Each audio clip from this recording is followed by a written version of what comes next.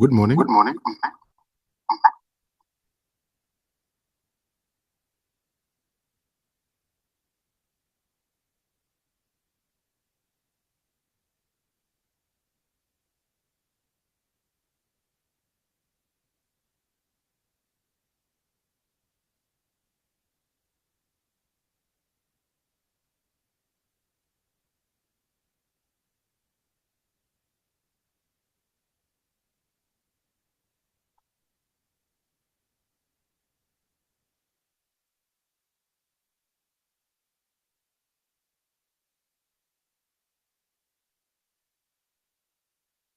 Good morning.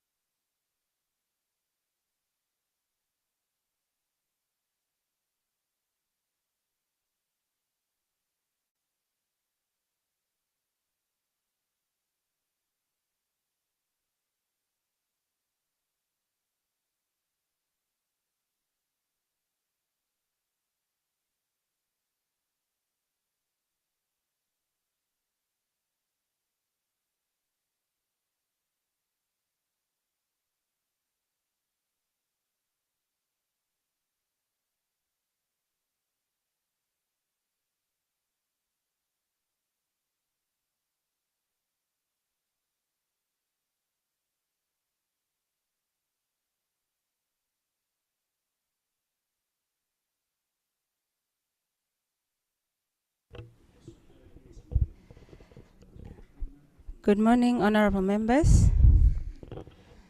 Our time now is 9 minutes after 10.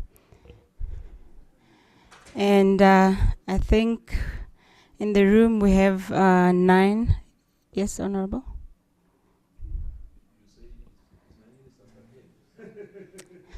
It's 10 minutes after 9. 7 minutes after 9. Thank you. And I think we can start. We have, according to our confirmed members, we have a quorum. We have 11 confirmed members, and in the room we have 8 honorable members. And I think we can start the meeting. And today, in the absence of a chairperson and in the absence of the vice chair, according to our rules of procedure, we can, honorable members can elect an interim chair for the meeting. And I would like to propose that honorable members forward a name for a chairperson to reside over this particular meeting until the afternoon, where we will do our formal elections for the chairperson of the TIFI committee. Thank you.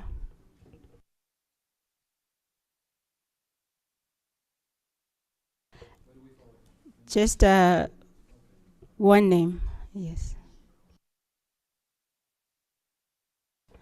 It's just for the purposes of this very meeting.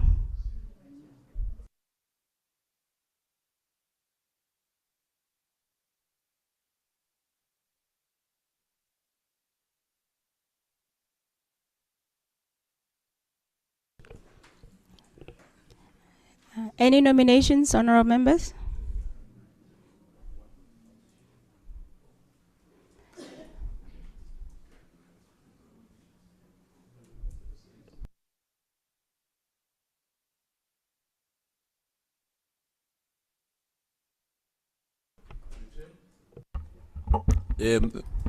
Chair?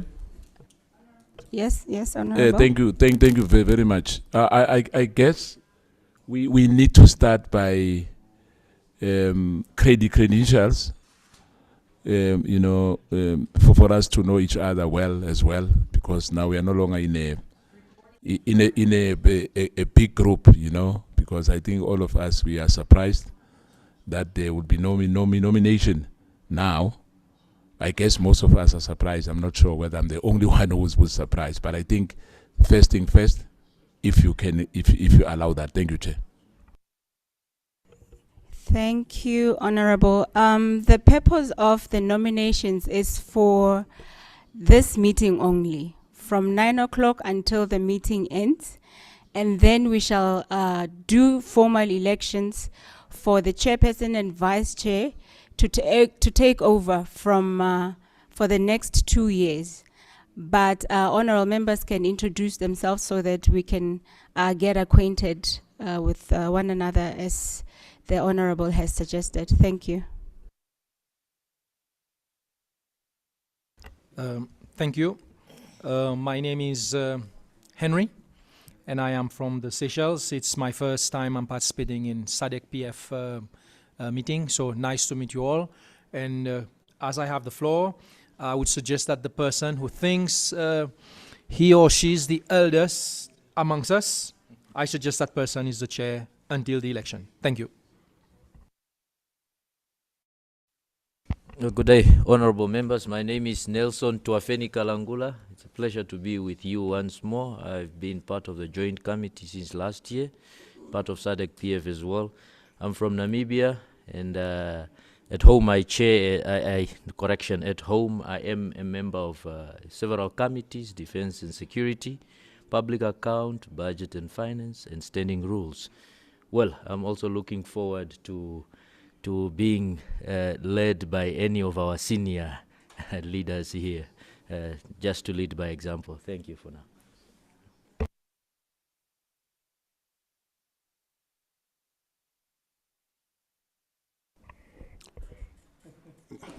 Bom dia a todos, bom dia. O meu nome ainda estou a se organizar. now is the time of Portuguese language.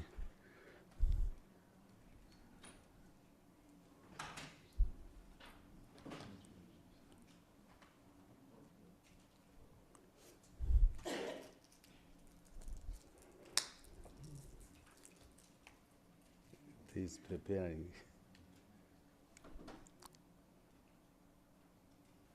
It's okay. Everybody's okay?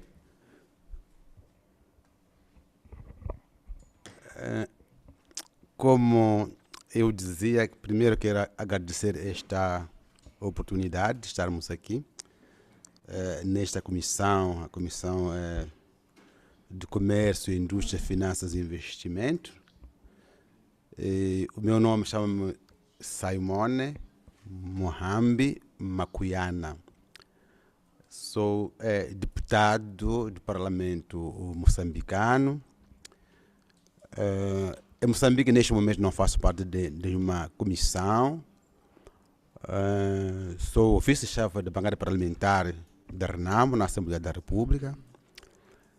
No passado, nos últimos 20 anos que fui deputado, participei em várias comissões, incluindo a comissão que aprovou a Constituição em vigor na República de Moçambique. Fui o relator da Constituição em vigor. E também fui relator da primeira comissão, que é a comissão que trata os assuntos constitucionais, direitos humanos e legalidade, durante 15 anos. Fui presidente do Gabinete do Combate HIV/SIDA, Prevenção e Combate. E, igualmente, fui, no meu primeiro mandato, membro da Comissão dos Assuntos Sociais, Gênero e Ambientais. Para não se esgotar tudo quanto fiz a nível da Assembleia. E termino dizendo que é com grande prazer que estou nesta comissão a trabalhar com os colegas provenientes de vários países da nossa região. E muito obrigado.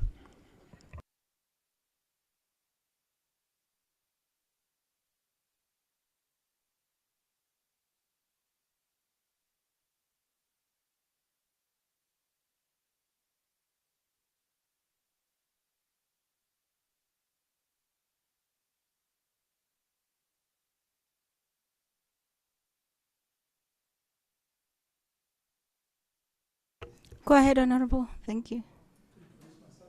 Yes. Okay. Thank you very much, honorable members. My name is Tito Cheba, representing Lesotho on behalf of Honorable Dr. Pinky Manamlela, who is the member of this committee. So I am here as her proxy, according to the rules and procedure of the SADC PF. Back at home, I'm a member of the Social Cluster Portfolio Committee.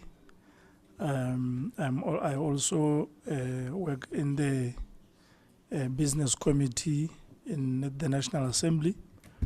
I'm also a member of the Standing Orders Committee, and it's my first time to attend SADC PF committee meetings, and first time to attend even this one, TV. Thank you so much.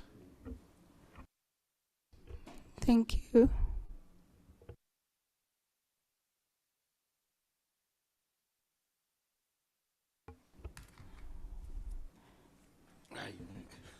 Next, Honorable Member. Good morning, honorable members. I am Michael Masilela from Eswatini Parliament. I'm a member of Parliament, and I also serve under the Minister of Justice and Constitutional Affairs, and hence here on the SADC side, I serve under this committee that we are in. Thank you, honorables.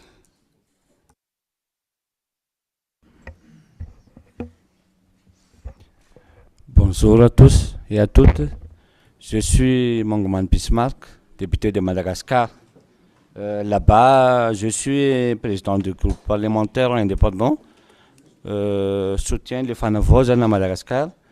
Et ici, je suis dans cette commission TIFI. Merci beaucoup.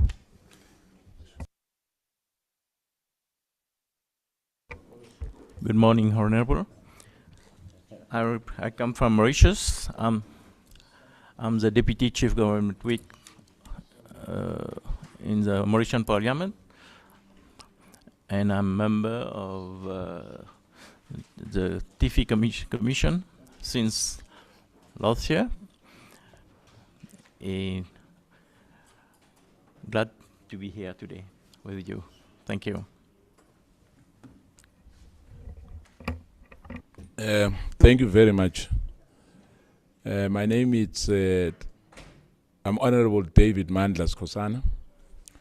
I'm a member of Parliament of the Republic of South Africa. I sit on the Police Portfolio Committee. I sit in the International Relations Portfolio Committee. I sit at the Public Accounts, we call it SCOPA, where we are holding all the government institutions responsible, all the state entities responsible. I sit at the ad hoc committee, the current dilemma which we have in this country. I guess most of you have watched that. And I sit here since last year at SADC, part and parcel of this TIF, and I'm glad to be here.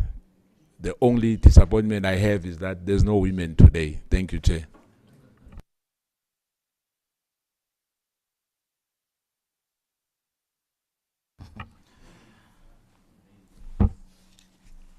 Bonjour tout le monde, moi c'est Monsieur Célestin Ekotololeke. Je viens du Parlement de la République démocratique du Congo. Dans mon pays, je suis professeur dans l'une des plus grandes universités de mon pays, l'université de Kinshasa, à la faculté des droits, où je suis enseignant. Au Parlement, je suis le vice-président d'un groupe parlementaire. Et en même temps, je suis le président de la commission infrastructure dans mon pays. Je suis président d'un institut de recherche, Institut pour la démocratie, la gouvernance, la paix et le développement en Afrique, dont nous avons un siège au Congo et un autre siège en Afrique du Sud. Merci beaucoup.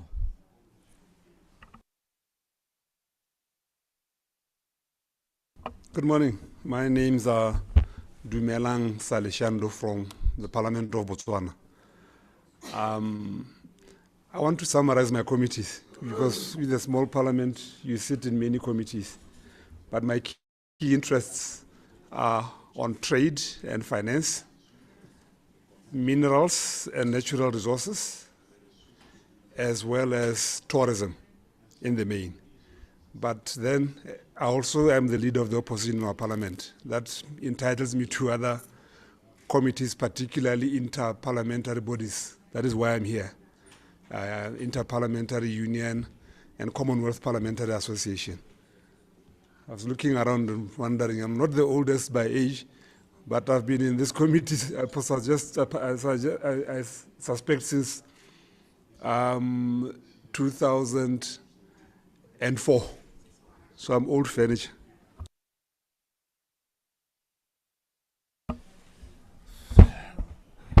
Good morning. My name is Mohammed Khalfan Issa from Tanzania, a member of Parliament of the United Republic of Tanzania. I am from Zanzibar Island. In my country, I serve as in the Committee of Trade, Industry, Agriculture and Livestock, as well as Parliamentary Privileges, Ethics and Powers Committee. Thanks. Thank you, honorable members, for the kind introductions. At this juncture, I would like nominations for a chair, interim chair for this meeting. If we have more than one name, that would mean we go into formal elections for that chairpersonship. But if we have one name, And that name is seconded, and that shall be our chair for the day. Thank you. Honorable member from South Africa.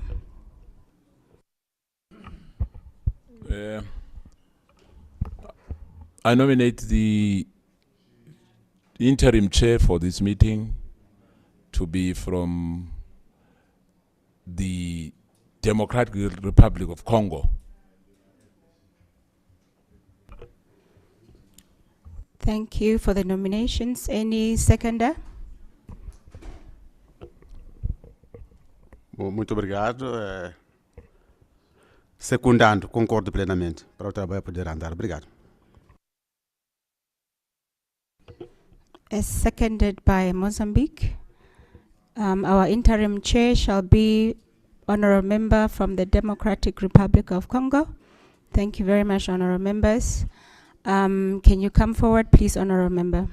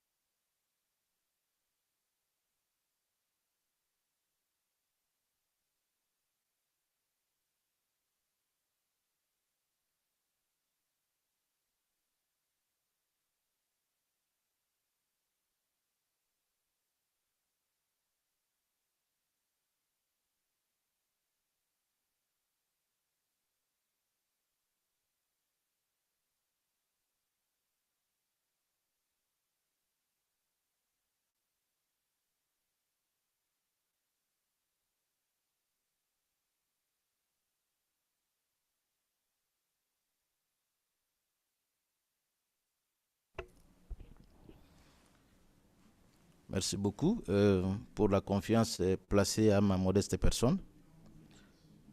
Je vais devoir vous donner le programme de ce jour. Nous commencerons par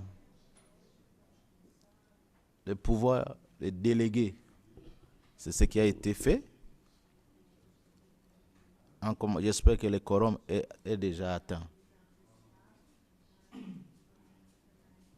Nous sommes au nombre de combien dans la salle, ce qui était prévu. On commence d'abord par vérifier le quorum.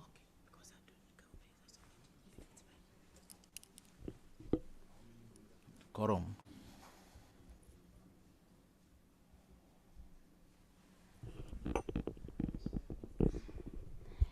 Thank you, Honorable Chair.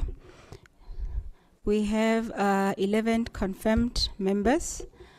We have Honorable Member from Tanzania, Honorable Member from Botswana, Honorable Member from DRC, Honorable Member from Eswatini, Honorable Member from Lesotho who holds a proxy from Honorable Manamlela, and Honorable Member from Madagascar, Honorable Member from Mauritius, Honorable Member from Mozambique, Honorable Member from Namibia, Honorable Member from the Seychelles, Honorable Member from South Africa, and we have apologies from Angola, Malawi, from Zambia, and from Zimbabwe.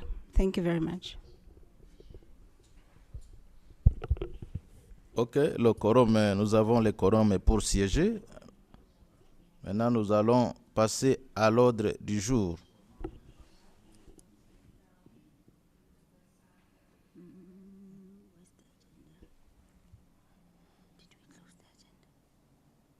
Toutes nos excuses parce qu'il y a un problème d'anglais et français, donc comprenez qu'on a des systèmes différents et qu'il faut s'adapter.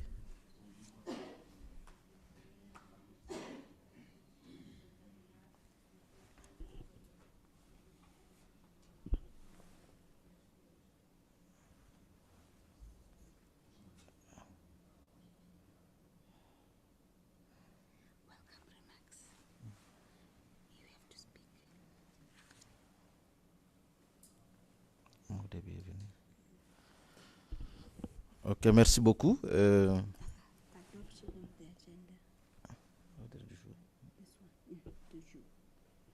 Nous allons d'abord commencer par adopter l'ordre du jour. Voici l'ordre du jour.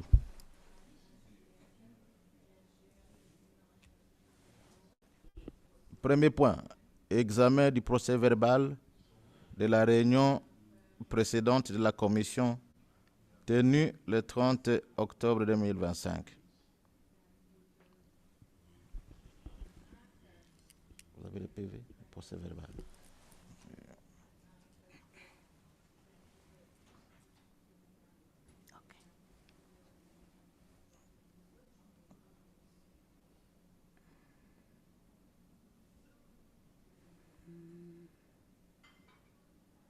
Minutes Portuguese.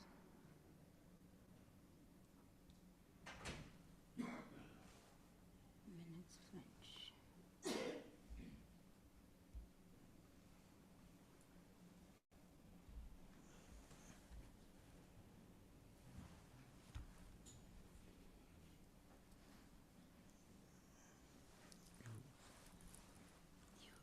We'll go through the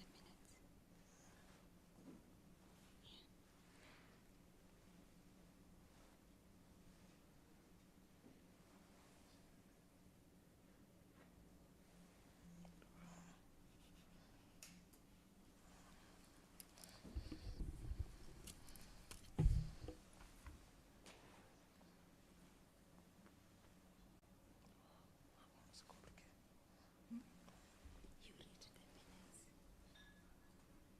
Use this one. On va passer.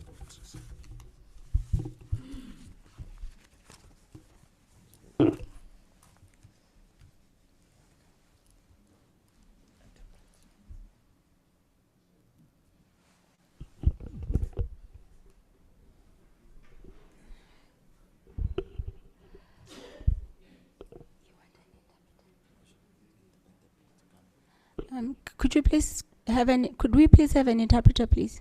Don't you have a copy of the program in French? He has it. Okay. Because the interpreter thought the way he was reading in English.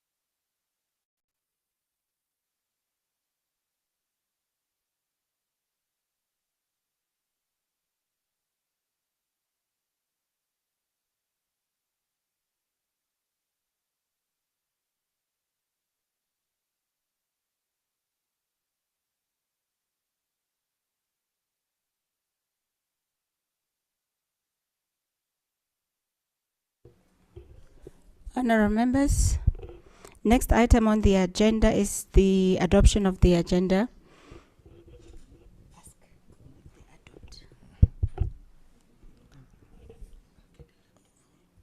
Nous allons maintenant procéder au vote. Qui sont pour l'ordre du jour tel que nous donné par Madame la secrétaire? Qui adopte l'ordre du jour? Veuillez vous manifester, s'il vous plaît.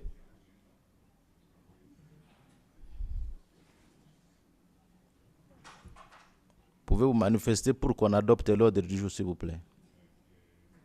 Qui sont pour l'ordre du jour?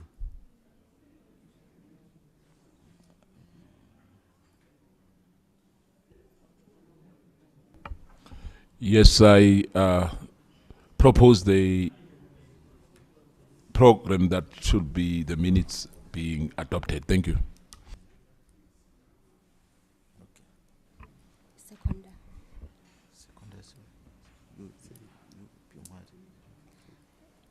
Do we have a seconder?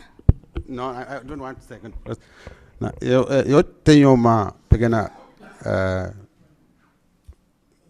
uma mini proposta, não é? Para tranquilizar.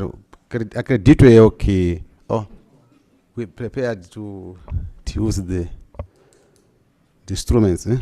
Ok. Eu tinha uma proposta. E quero aqui referir que o nosso presidente da mesa interino tinha iniciado muito bem. Embora tenhamos agenda nos telefones e nos computadores, era sempre bom ele anunciar a agenda como presidente da sessão. Os pontos da agenda são esses, adotados ou não. Íamos adotar. Isso também iria facilitar um pouco o nosso trabalho, né? Acho que temos tempo para fazer isso. Eu posso não ter, mas seria bom sempre que o presidente ou projetar ali, se for possível, também mais rápido. Sim. Os nossos telefones são fracos, às vezes nem tem qualidade para poder mostrar como deve ser. Então seria bom ou projetar essa agenda, ou ela anuncia que os pontos são estes e depois vamos adotar. Obrigado.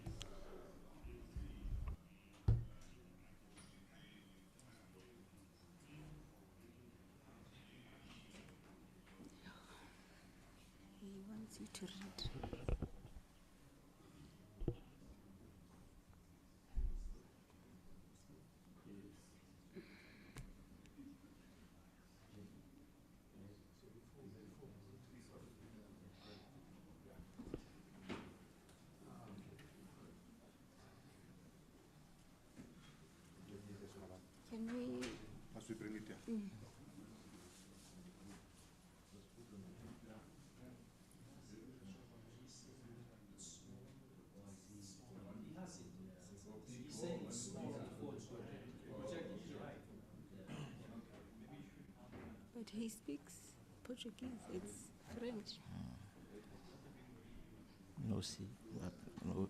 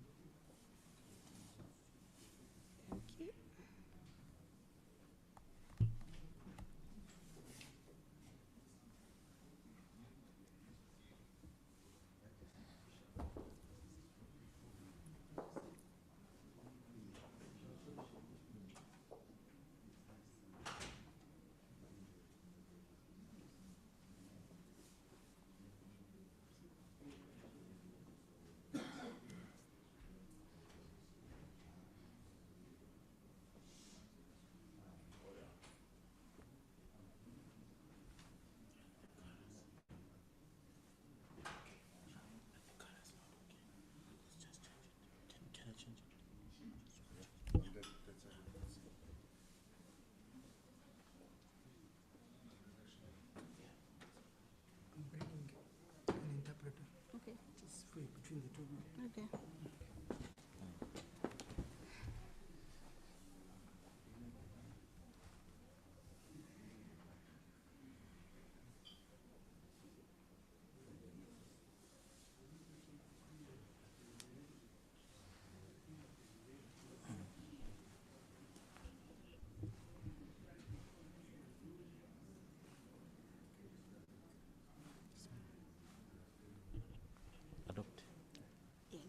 you to go through the program. J'espère que tout le monde est en train de regarder le programme de jour. Vous pouvez voir le programme s'il y aura des amendements comme ça. Vous pouvez toujours nous faire signaler.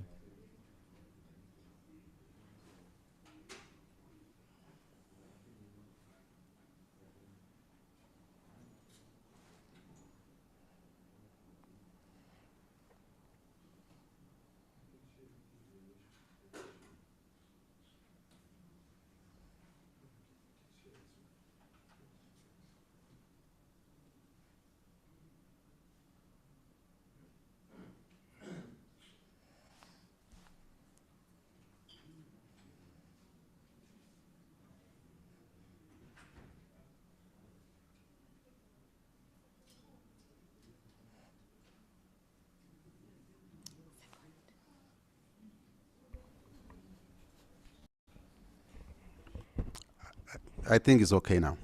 We proceed. Seconder? Speak, seconder.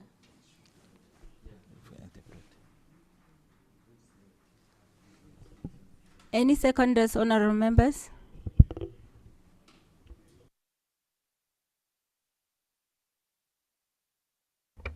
Oui, j'appuie. On peut continuer.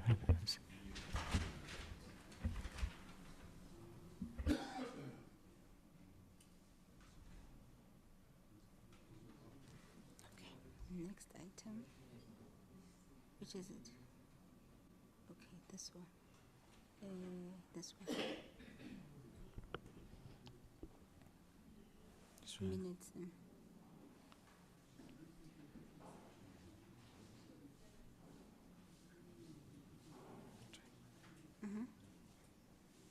Examen du procès verbal de la réunion précédente de la commission. Oui.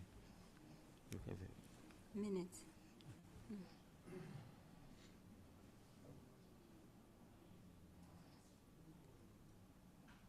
Yeah, the minutes.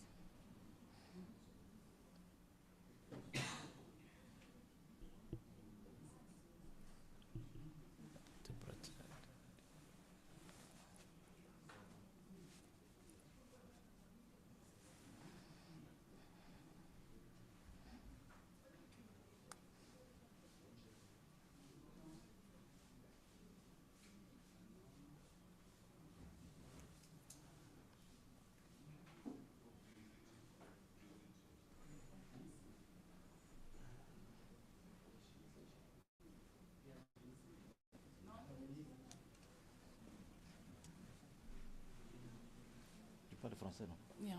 Bon. Tu vas commencer, tu lis, comme ça moi je procède à l'adoption. Je lis en français ou en anglais? français. Même en anglais, non? Tu lis en anglais, c'est mieux. Même en anglais. Je commence. Where do we start? Where do I start? English. The honorable chair has to go through the minutes so that the committee has to adopt. Stop overlapping, please. Let's leave the cable inside. Yes, but because there is interpretation, I think you can do it in French, and if you can just have the French slide. It was on.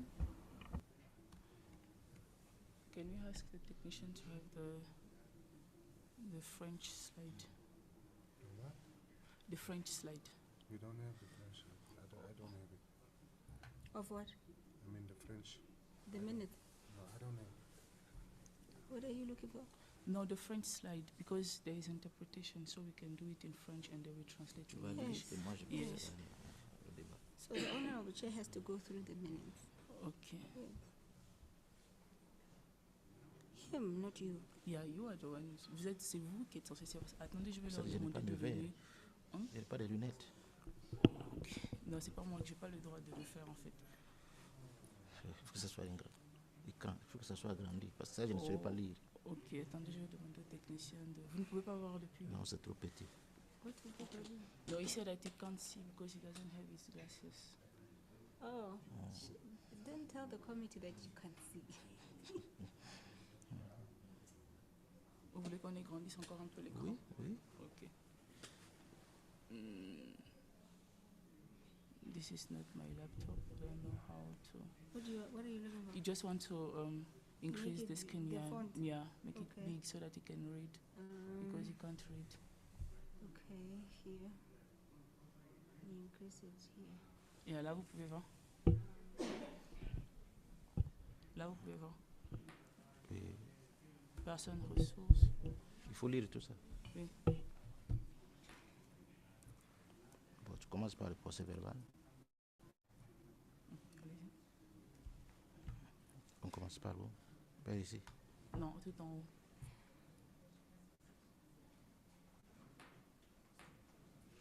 Yeah, sorry, you just want to increase the screen because he doesn't have his glasses, he can't see. It says it's increased. Donc vous dites bonjour, vous présentez, puis... Me présenter. Je me suis déjà présenté. Ok. Vous allez juste passer à l'ordre du jour. Il y a l'interprétation de toute façon, donc ils vont interpréter pour vous, ne vous inquiétez pas. Là, vous voyez. C'est trop petit. C'est ça. Non, je vais le demander d'augmenter. Yeah, please can you increase? I have increased it. Yeah, can you see now? Oui, maintenant ça va. Okay, it's fine now. Pourquoi il ne peut pas lire en anglais comme ça on interprète? Why would you not Oui, vous savez. read in English on his behalf? That would be to save time. Tu as tout ça. Oh, okay. Let her do it. Let her do it. Oui.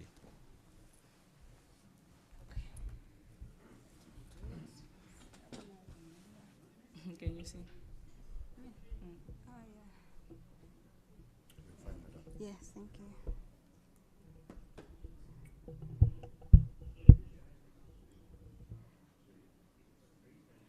This one is French. Let's look for...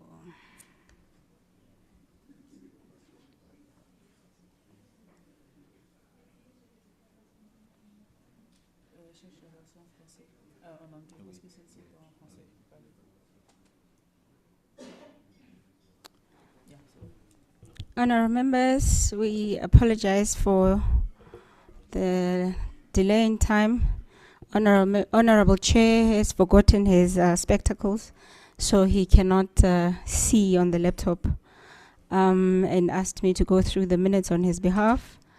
These are the minutes of the last meeting held in October, 31st October, at Premier Hotel, OR Tambo, under the theme Enhancing the Role of Parliamentarians in Advocating for the Signing, Ratification, Ascending, Domestication, and Implementation of SADC Protocols ahead of the 58th Plenary Ascension. Honourable members, I don't know if you'd like us to go with every item on in the minutes, or you have had the privilege of reading the minutes, and if there are no changes to the minutes, we go forward and adopt the minutes.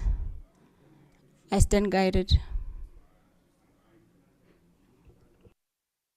I would propose that since the minutes were circulated in advance, we consider them as having been read, and those who were in the last meeting can propose or move adoption.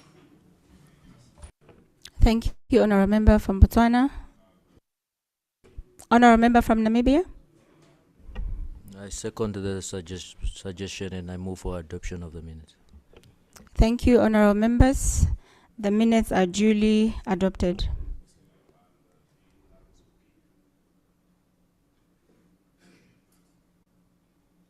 Next item on the agenda.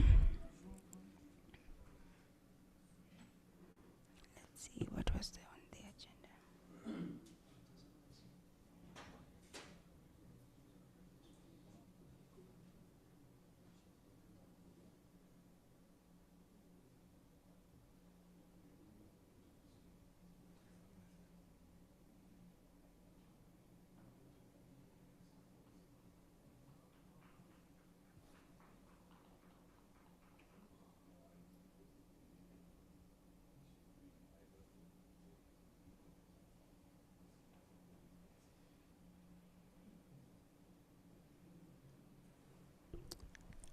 is consideration of matters arising and update on previous resolutions by the committee and plenary and action taken. Honorable members, as we all know, we are embarking on a journey on domestication of the SADC protocols. We have the SADC protocol on trade. We have the SADC protocol on investment and finance. We have the SADC protocol on industrialization. And we have the SADC protocol on the movement of persons. And we also have the SADC PF model law on public financial management. These are the instruments that the committee will be looking at for the next 2 years.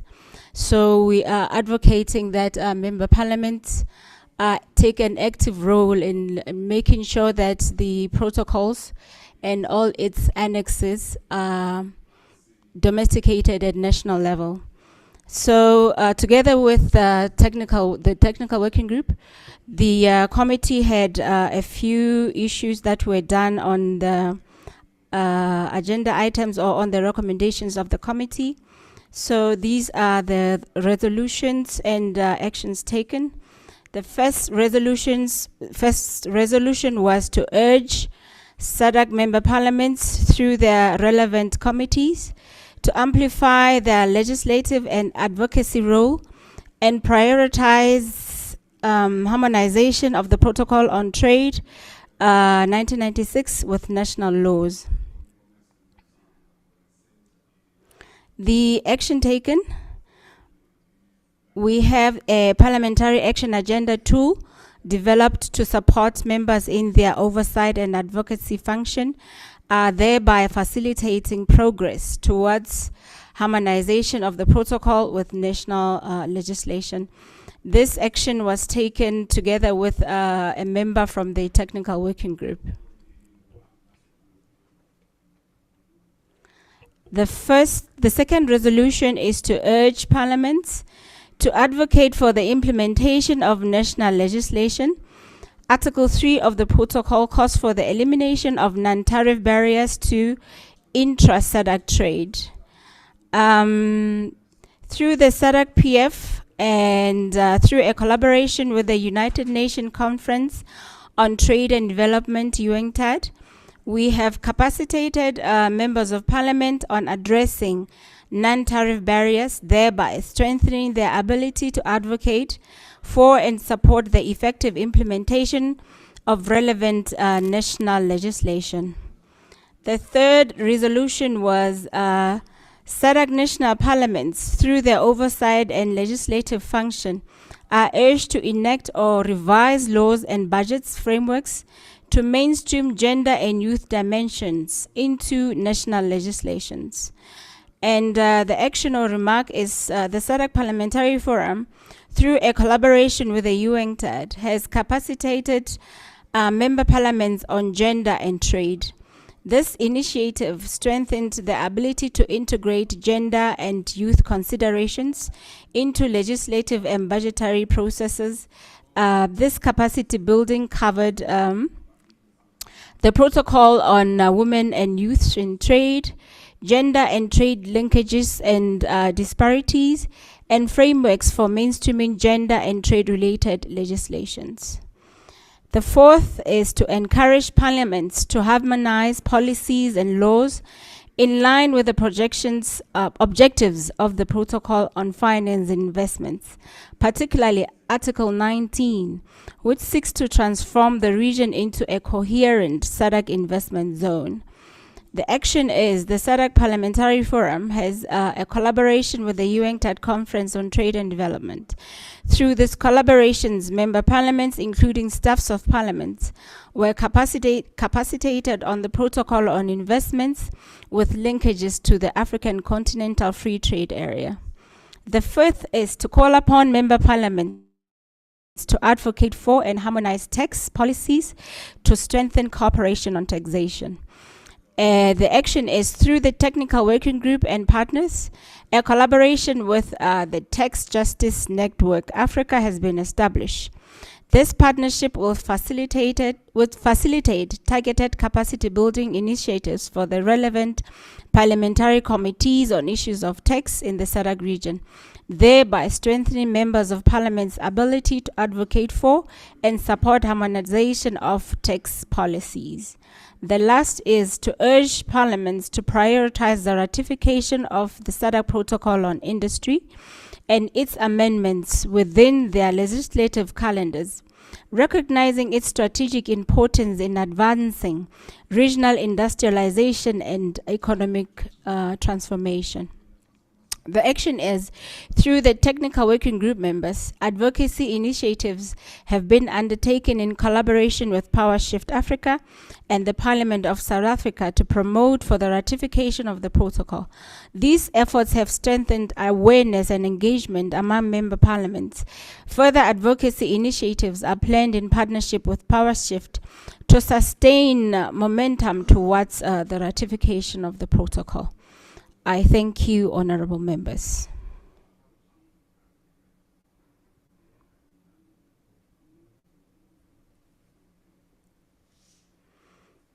The next item on the agenda would have been a tea break, but we will move ahead, honorable members, with our public hearing and hear from our first submission from Mr. Darlington, who will be doing an introduction of the model law on critical minerals.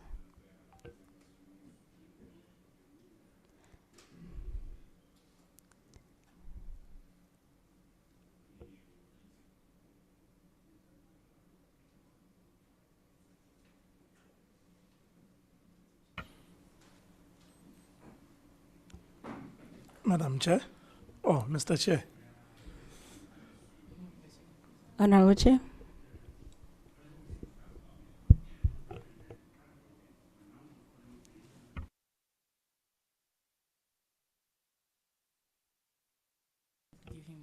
Vous avez la parole. Thank you very much, Honorable Chair and honorable members. I don't know if I'll be in order, but you will excuse me for that. I don't know. I have a concern with regard to the action taken on the assignments and resolutions to be addressed by our respective parliaments.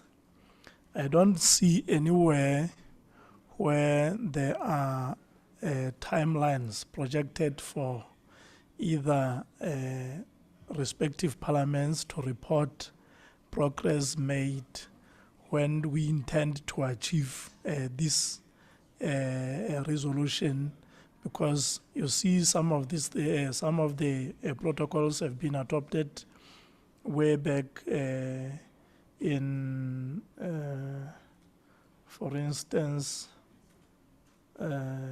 is it 2019? Then how long are we intending to go before all these things get implemented? Should we wait until 2035? Are there reasons why there are no timelines? And it's consistent throughout our matters arising. Thank you so much.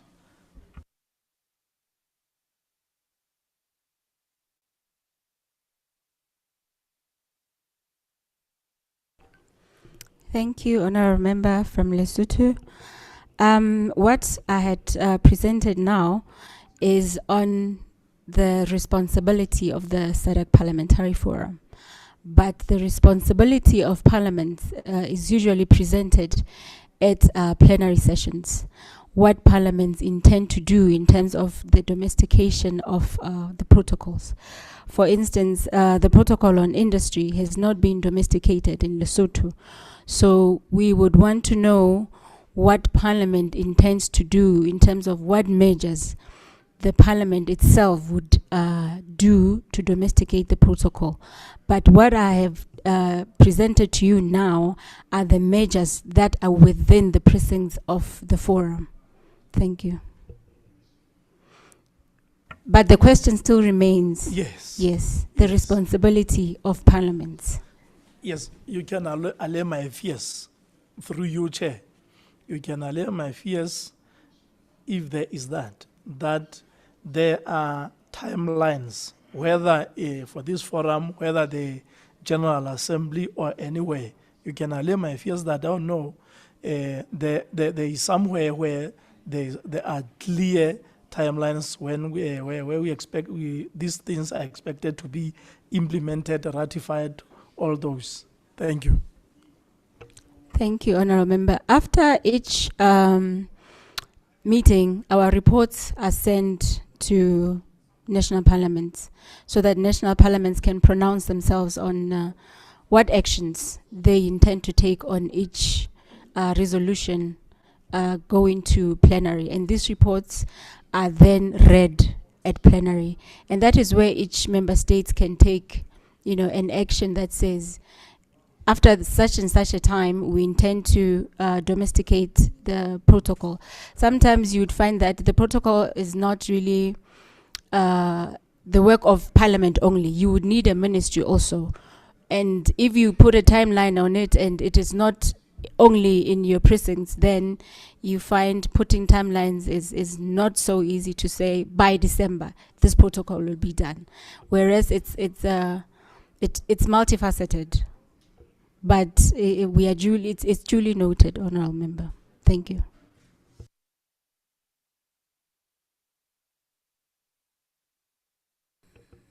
Any further submissions, Honourable Member, on the metrics? Thank you. Honourable Member from Seychelles. Thank you. Just to add on to what my friend from Lesotho has said, is there somewhere we can go to see the status of each of these protocol per country?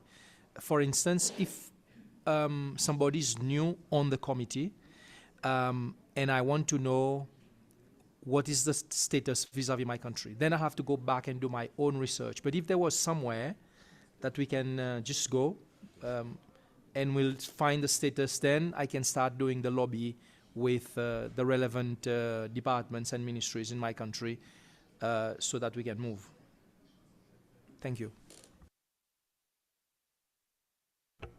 Thank you, Honourable Member. In our last committee session, actually, the SADC Secretariat was here to give us the status of the protocols. I can go through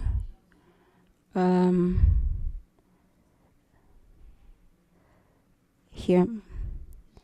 If we look at the protocol on trade, it says ratification, all member states except the Comoros and the DRC have ratified. So we have the status, and the status on the protocol on finance and investments. Ratification is by all member states except Tanzania, Madagascar, Seychelles, and the Comoros. And the SADC protocol on industry. The protocol on industry was signed and approved at the 39th SADC Summit and has been ratified it has been ratified by Angola, Botswana, Mauritius, Namibia, the Seychelles, Mozambique, Zimbabwe, and Zambia. So all the other countries have not ratified the protocol. But all these is in the past report of the committee. So we were working, we have to work with member parliaments to make sure that especially the protocol on industry, which is rests on the protocol on trade, because if we trade, then we have to industrialize. That means we are moving forward. How do we trade if we don't industrialize? We also have one on the movement of persons. So how do we trade if there are no movement of persons? So also that one, member states have signed, it has not been ratified, it has not been domesticated. So we have 2 years Also, the SADC PF has given us a timeline of 2 years to work with member parliaments to make sure that there's movement on the protocols. Also, we have to work together with the SADC Secretariat to make sure that they help us to unpack, especially seeing now that we have new members. They have to come back again to come unpack the protocols themselves so that members can appreciate the protocols, because each protocol has a lot of annexes in them. Even if the protocols, for instance, the protocol on trade, it has been ratified, but member states are still not trading within themselves in the SADC region. Why? We beg, the question is, why are we still not trading? Hence the meeting today where we came up with the theme of doing away with non-tariff barriers to see why the SADC region is not trading within themselves before we even venture out into the African markets. So that is the conversations that we are going to have for the next 2 years. Thank you. Honourable Member from Botswana. Yes, and I'm glad we are having this discussion coming out of the matters arising. Because I guess the concern is that it looks like we flew over it, and at the end of the day, that's really where the key discussions are. You've summarized it well. Why are we not having countries ratifying? Where they have ratified, why are we not seeing trade? Can this committee come up with deadlines for each member country to report back? What is the target? What is the timeline? And I think even as we move discussions to new areas, the point should be noted that we still need to go back and look at all these protocols and now have a program as a committee, not necessarily for plenary, but as a committee for each country to report back and say, this is what has happened since we last met. And I think that's what we will need to focus on going forward. Thank you, Honourable Member. Honourable Member from Namibia. Thank you. Through the chair, I'm also excited this came up, but if my memory serves me quite well, last time, I don't know if it was at the plenary or the joint session, there was talks and discussions of a dashboard pertaining domestication, ratification, and so forth on these protocols. How far is that dashboard? And perhaps it can serve as easier for us to have it at the beginning of each session, rather, or joint session to discuss this, how far we have come, so it can remind us on our progress, so to say. And so it can also be easily accessible to all of us in the committee, wherever we are, so it can guide us through domestication and ratification in our respective countries. Thank you. Thank you, Honourable Member. I think the recommendation was to liaise with the SADC Secretariat, because the protocols reside with the SADC Secretariat and not the SADC Parliamentary Forum. But I think we'll see where the progress is on that. We've not had any movement on that front, but I think it's an important avenue to explore further. Thank you. Honourable Member from Lesotho. Thank you very much, Mr. Honorable Chair, and your co-chair with the Secretary. I'm very glad now, because we cannot carry on like this, whereby we want to move towards a regional integration, and we need to. We have identified problems within the region. Restricted movements, no regional integration, we have restricted trade.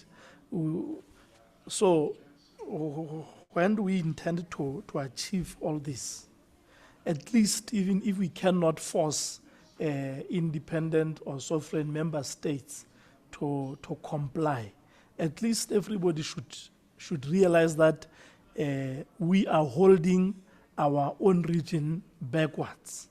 We are hindering a progress. So at least we have to flag when we intend to achieve this, even if we cannot force them. It's good that one country should realize when we go for the General Assembly that you are the only one holding us back. That will put pressure. We have to show intention, we have to show eager edge to achieve these things. Thank you very much. That issue of at least setting intended timelines to achieve these things, I think will be important. Thank you so much, Madam. Thank you, Honorable Member. Honorable Member from Mozambique. Muito obrigado à mesa, como o nosso presidente da Comissão Interino, caros colegas. Eu penso que esse assunto é de extrema importância para as nossas vidas como países, como região, mas, na verdade, a livre circulação de pessoas de bem é extremamente importante para o desenvolvimento da nossa região. Não obstante, é preciso que, ao nível mais alto dos Estados, a nível do chefe de Estados, a nível da nossa Assembleia Geral deste órgão, sejam tomadas decisões com vista a conduzirmos a uma harmonização no ponto de vista desses instrumentos, que todos possamos adotar. Porque mesmo que adotemos uma parte, os outros não adotam, não vai ser fácil, permitir o movimento de pessoas e bens de forma livre. E eu acredito que alguns países já têm sinais positivos sobre estas matérias, em particular de circulação de pessoas e bens. Por exemplo, entre Moçambique e o Zimbábue, se nota visivelmente circulação de pessoas e bens sem grandes dificuldades. Mesmo entre Moçambique e África do Sul, também já se avança com a circulação de bens, até incluindo de bens, porque a situação atual de Moçambique, se não houvesse este apoio, em particular a parte sul de Moçambique, se não houvesse essa circulação de pessoas e bens, Maputo talvez passaria fome, porque tomate, repolho e muitos outros produtos são exatamente produtos oriundos da África do Sul. Então poderíamos dar outro exemplo entre Moçambique e Malawi, por exemplo. Nós já temos uma, chamamos paragem única. Quando a pessoa sai do Malawi, entra a uma paragem única ali e carimba seus passaportes ao passar. E também no movimento contrário, também isso acontece. E além desta forma de movimento, temos, por exemplo, com a República do Zimbábue, as pessoas vivem nas zonas fronteiriças, basta só chegar na migração, apresentar o bilhete de identidade e dizer que tem algum assunto a tratar no Zimbábue, recebe uma credencial, vai e volta. Significa que aqui há uma vontade de nós, como população da região, de criarmos um mecanismo que possamos ter este espaço. O que podemos fazer é propor. Nós não podemos dar prazos aos nossos superiores, só podemos propor que gostaríamos que fosse o prazo mais ou menos até tempo X para a ratificação, como proposta, e levamos essa proposta eventualmente para a Assembleia Geral. Se passar na Assembleia Geral, essa proposta irá vincular. Nós não podemos determinar aqui que ou 2 anos ou 1 ano e meio, não. Nós vamos propor que há necessidade de acelerar a ratificação desses protocolos. Mas como proposta, nós não temos o poder aqui decisório. Isso eu queria referir. E também reconhecendo que este nosso órgão ainda não é um parlamento, e muitas decisões que tomamos aqui só são cumpridas tendo em conta a vontade própria dos Estados, que não tem caráter vinculativo. Qualquer decisão que não tenha caráter vinculativo, o seu cumprimento é precário. E a única maneira é sensibilizar que os Estados possam o fazer através da Assembleia. Como se diz que algumas decisões envolvem ministérios, nós como deputados teremos que ter essa capacidade de aproximação para poder ver se uma ou outra questão seja cumprida. Isso eu queria trazer como minha proposta, mas falei mais para dizer que há de fato uma necessidade urgente de podermos termos esses protocolos ratificados por todos os países. Obrigado, silêncio. Thank you, Honorable Member from Mozambique, for your submissions.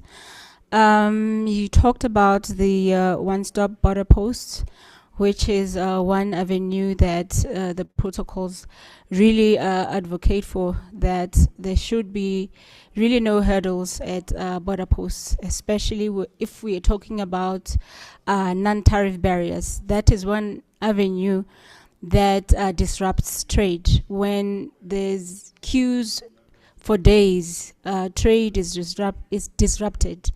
And I think other countries can learn from other countries if we sit down and have conversations as a committee. But I implore you, honorable members, that our sessions that are online, may we please join.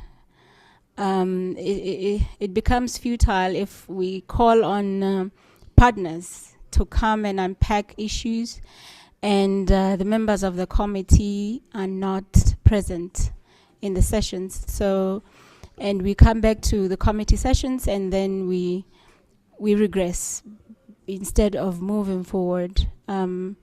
Please, your participation is important and imperative in online sessions. Thank you. Honorable Member from South Africa. Thank you, Chair. I'm seeing the presenter has been waiting for some time. I wanted to say something, but I think I will reserve it.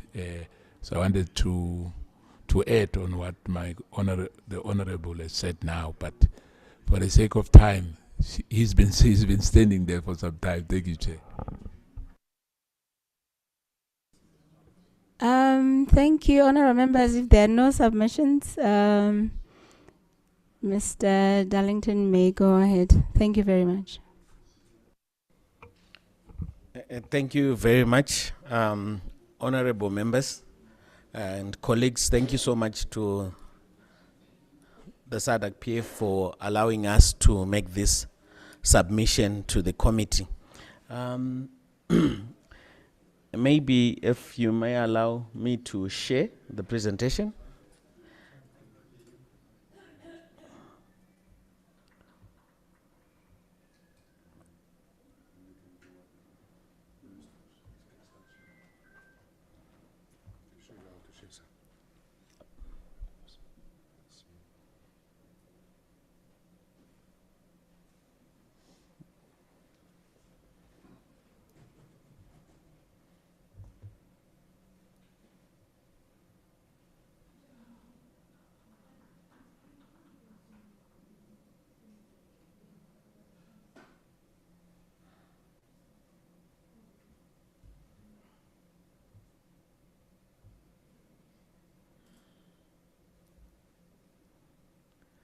All right.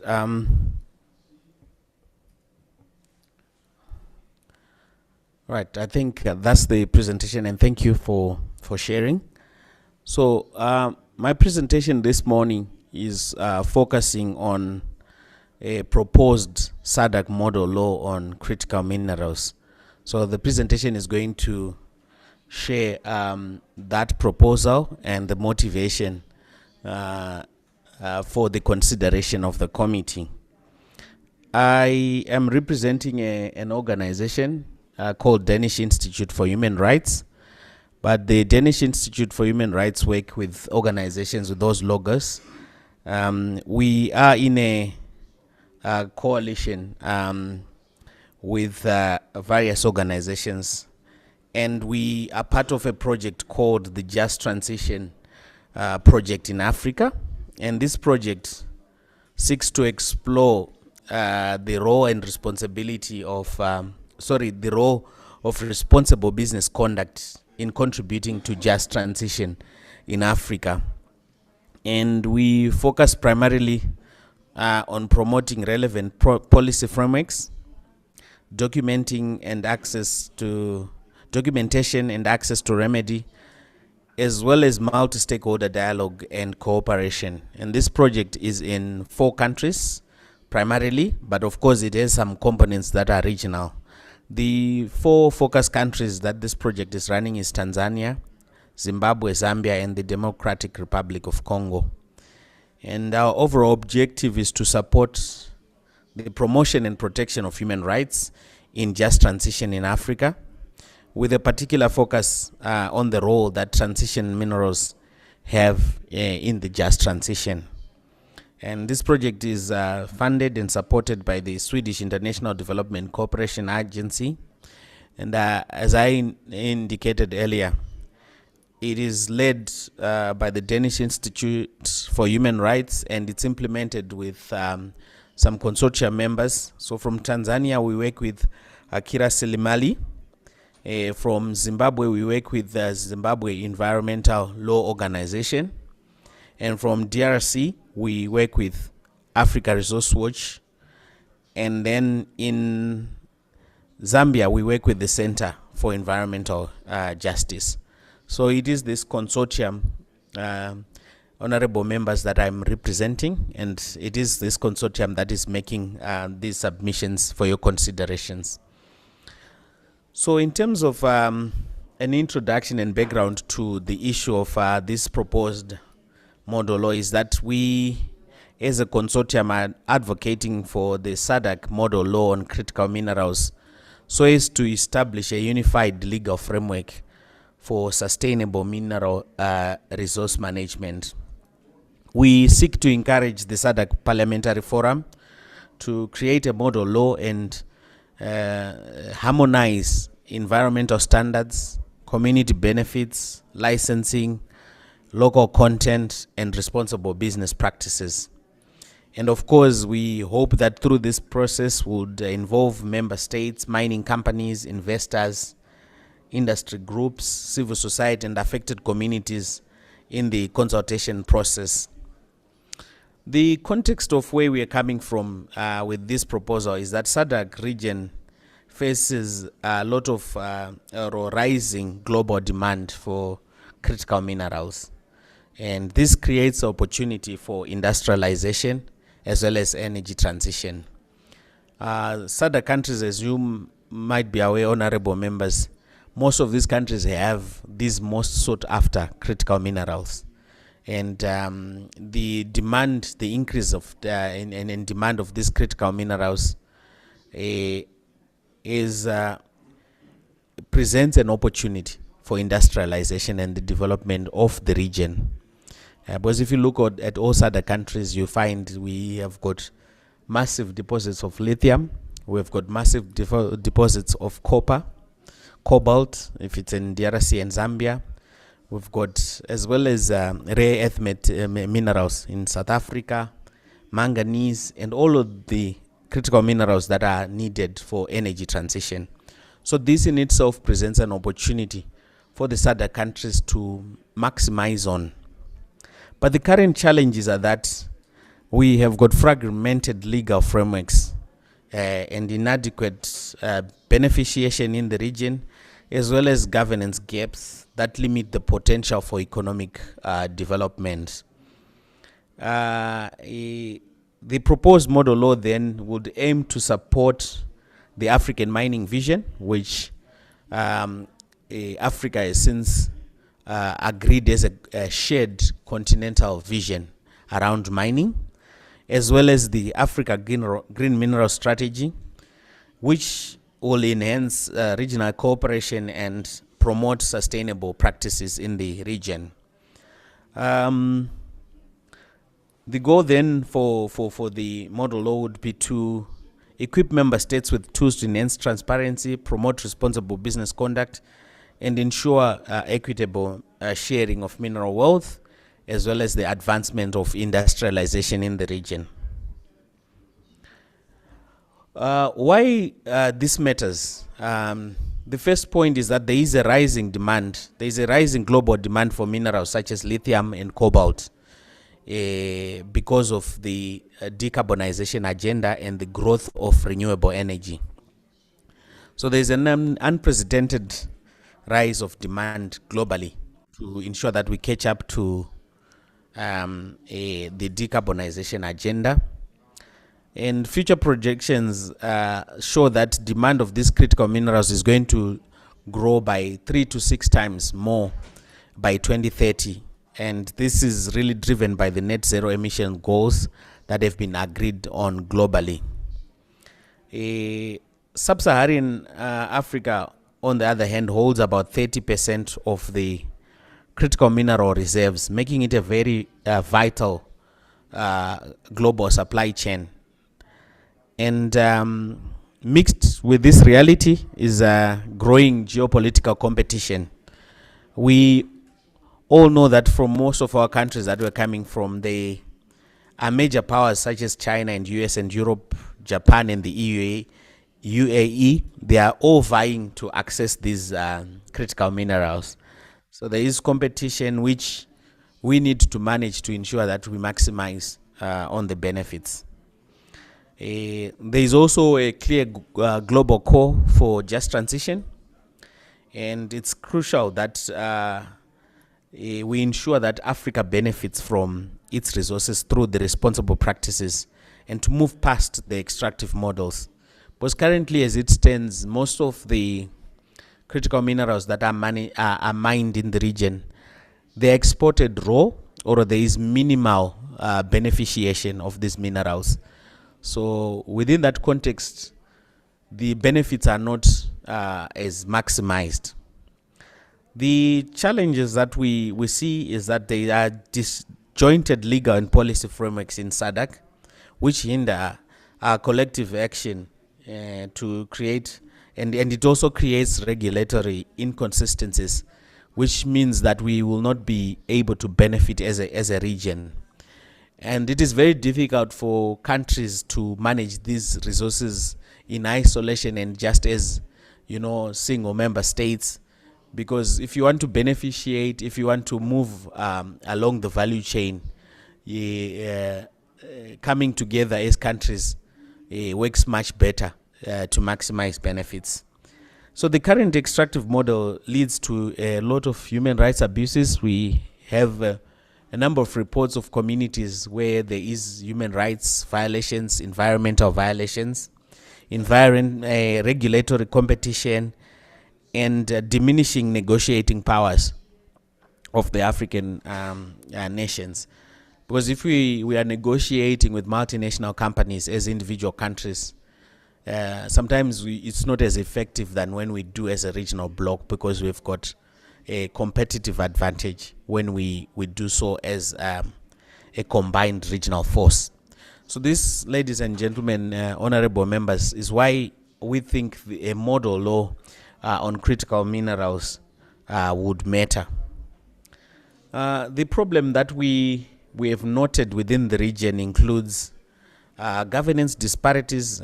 Most member states exhibit uneven critical mineral governance despite harmonization commitments.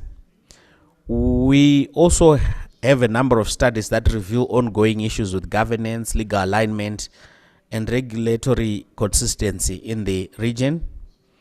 And at continental level, there are challenges in translating frameworks such as the African Mining Vision into enforceable national policies, and this is widespread across Africa. So we have got a very good continental vision in the African Mining Vision, but it has not been domesticated, and most African states have not been able to domesticate, and the same goes for the Africa Green Mineral Strategy as well. And there is slow progress around mineral beneficiation. There are a few countries that are managing to beneficiate the critical minerals that they are mining. Like I stated earlier, most of these minerals are exported in their raw form or with very minimal to no beneficiation. There is also a neo-colonial dependence, where SADC countries also export low-value minerals while importing high-value goods, and by itself, this will not benefit our countries economically. Most of the policies that we also find in the region favor mostly the investor rather than the country itself, and this is combined with opaque practices as well as weak governance of our mineral resource sectors. However, there is a rising demand, and opportunities with the increased global demand for critical minerals, and this could be very beneficial for SADC, but it requires us to have a unified strategy so that we have got a collective and unified voice around the critical minerals and how we manage them. There are also continued environmental and social risks, where mining growth risks environmental damage. Like I said, there's anticipation that demand for critical minerals is going to grow by 3 to 6 times more than it is currently. And with this, we are likely to have environmental and social risks that need to be managed well to ensure that we minimize the human rights violations. There's also need for justice-centered governance, and as we might know that the whole issue of transition needs to be just. We need to ensure that there's just transition by shifting to equitable, rights-based practices in the way that we manage our transition minerals or our critical minerals. So basically, this is the problem where we think a model law on critical minerals would address these challenges. So the core objectives of the model law are these. Number one, we want through the model law to harmonize SADC legal principles to enhance regional cooperation. We also think the model law would ensure critical minerals drive industrialization, job creation, and diversification in the region. We anticipate that the model law would also promote sustainable extraction and avoid harmful practices. It will also protect communities, ecosystems, and future generations from mining impacts.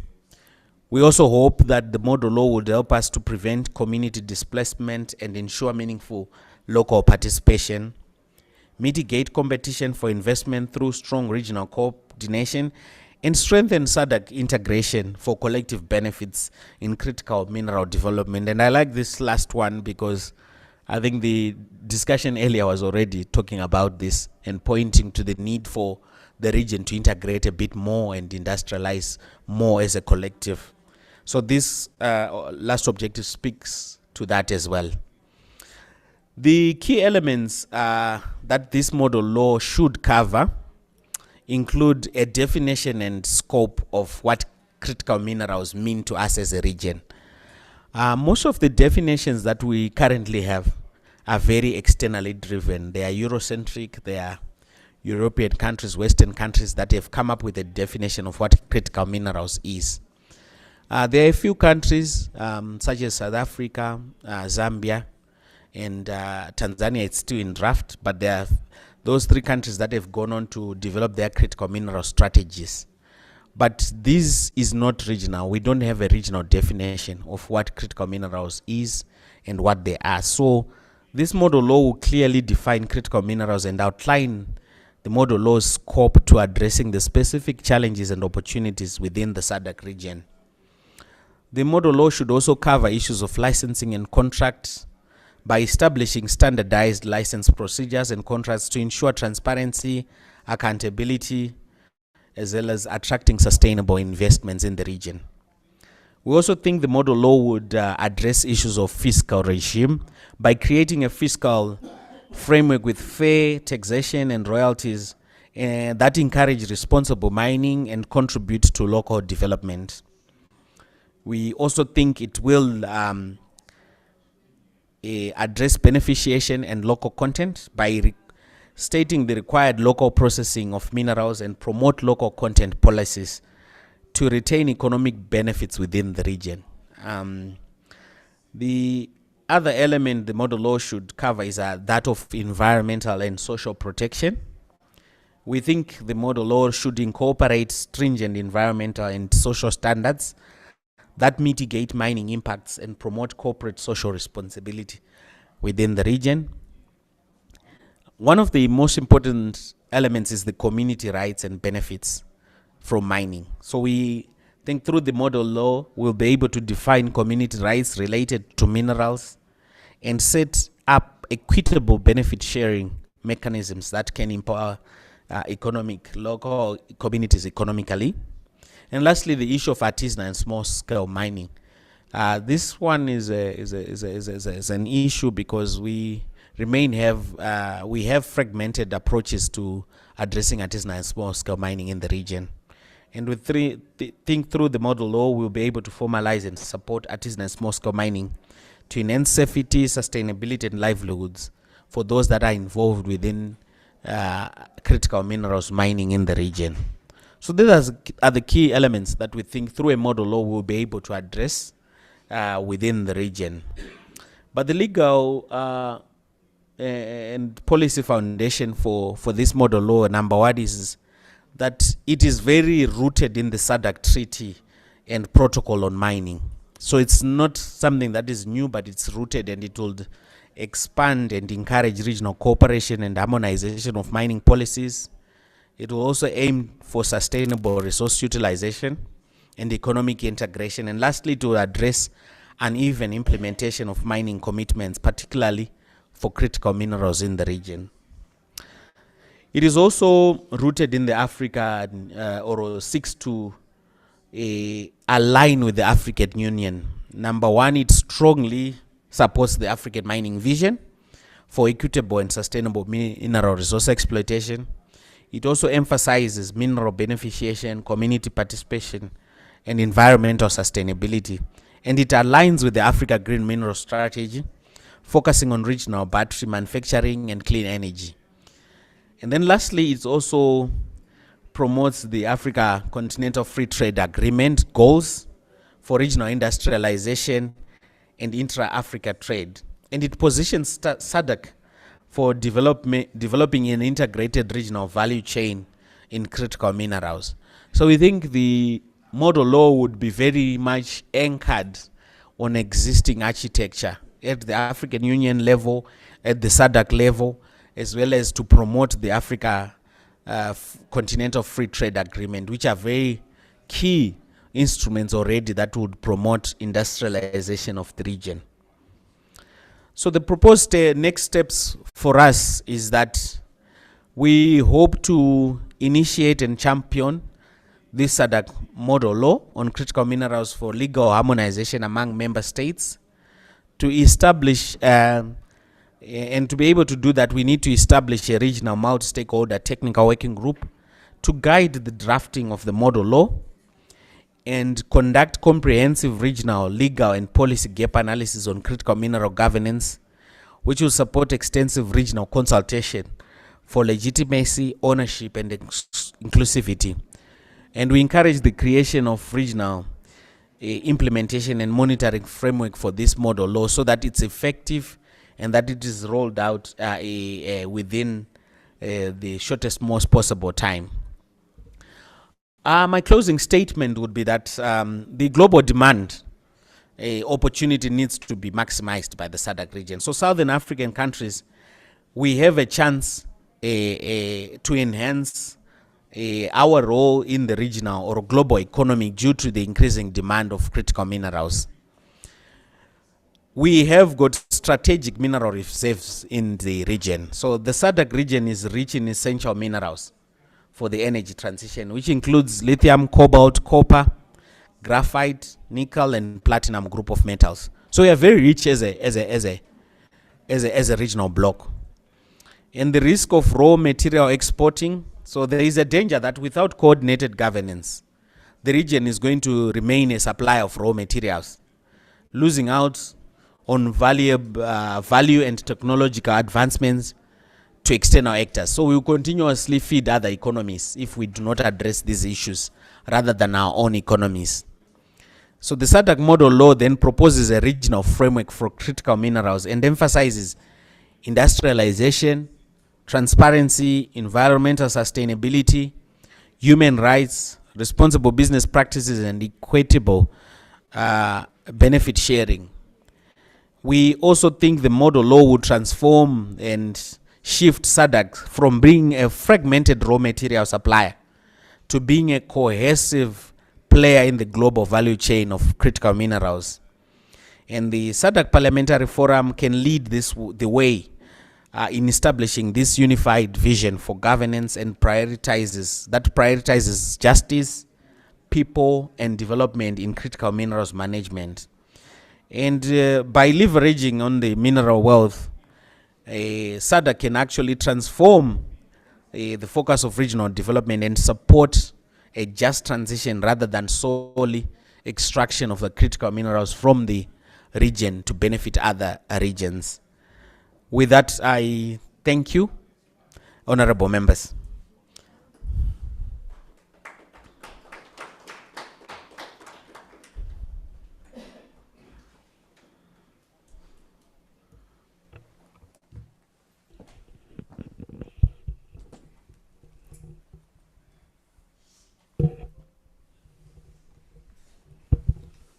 Merci beaucoup à notre présentateur. Tu as fait un bon travail.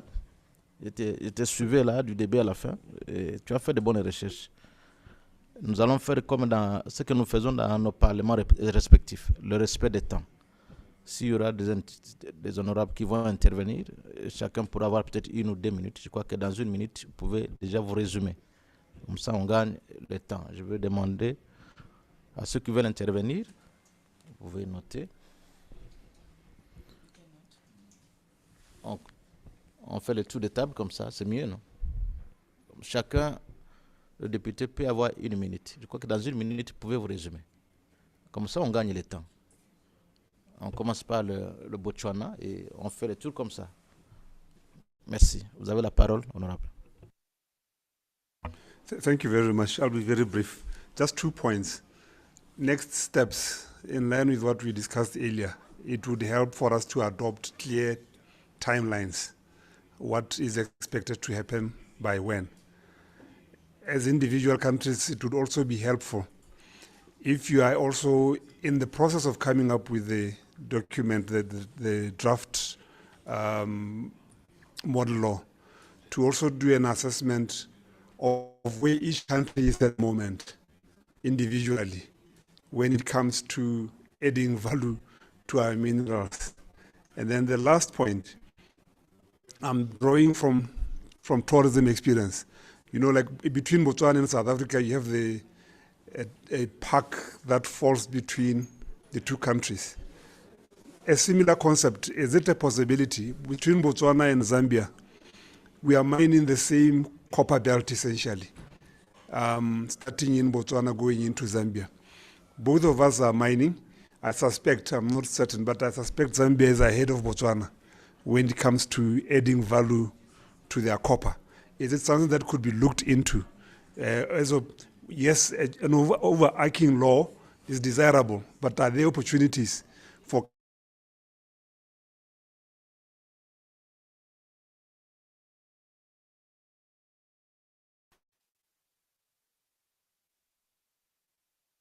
Merci pour le respect de temps. L'honorable de l'Afrique du Sud.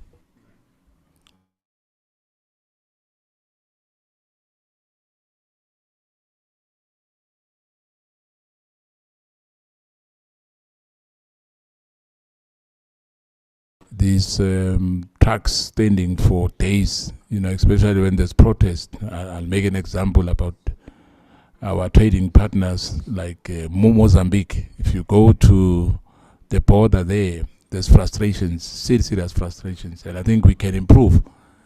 But for us to have minerals in Africa, at the end of the day, we are still the poorest continent in the world. Doesn't argue well with me. I mean, you know what exactly happened in Burkina Faso when Traore took guns to say, I'm taking over this government because the government is not delivering to the people. And we might be, you know, take those things for granted. We've seen the Arab Spring. And I think as SADC, we have to be mindful that if we don't deliver, we always brag about having minerals in this country, raw minerals. But at the end of the day, we still have imperialists, you know, colonizers are still colonizing us at this day and age, which for me is a disgrace. I mean, our grandchildren would be spiting on us when they'll spit on us when we are on our graves if we don't change the status quo. For me, Chair, I think our leaders, you know, the executive, if they can not only focus, you know, on maintaining the status quo or the position which they occupy, and change this continent. In particular, I'm talking about SADC. You know, that these countries as well, we need to change our mindset. You know, let these minerals benefit our people. Because as we speak now, we are the poorest in the world. Thank you. Merci pour le respect du temps. Honorable. Eswatini. Thank you, Honorable Chairperson. I think this model law will translate to adding value to ordinary citizens. My one is there's a sabotage here. Okay, yep. I was just saying this model law, if it is castrated well, it is probably adding value to the ordinary citizens. But then now my question will be, what assessment in terms of employment that will, maybe if we domesticate this, that each country, maybe according to you guys, the assessment that you have gone through, that will totally benefit each and every country. So I just need the assessment there, because as members of parliament seated here, what we have got a backlog at home. They want us to provide jobs. So as soon as you talk about minerals, they ask you about jobs. It's all about employment. So I wanted to know what assessment have you done that, so that at least when you castrate this or castigate it, when you will lobby around, we know exactly this is what we're going to benefit. Thank you.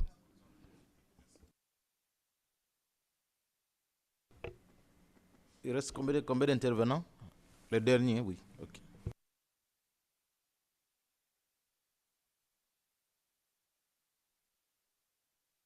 Honorable de Mozambique, vous avez la parole.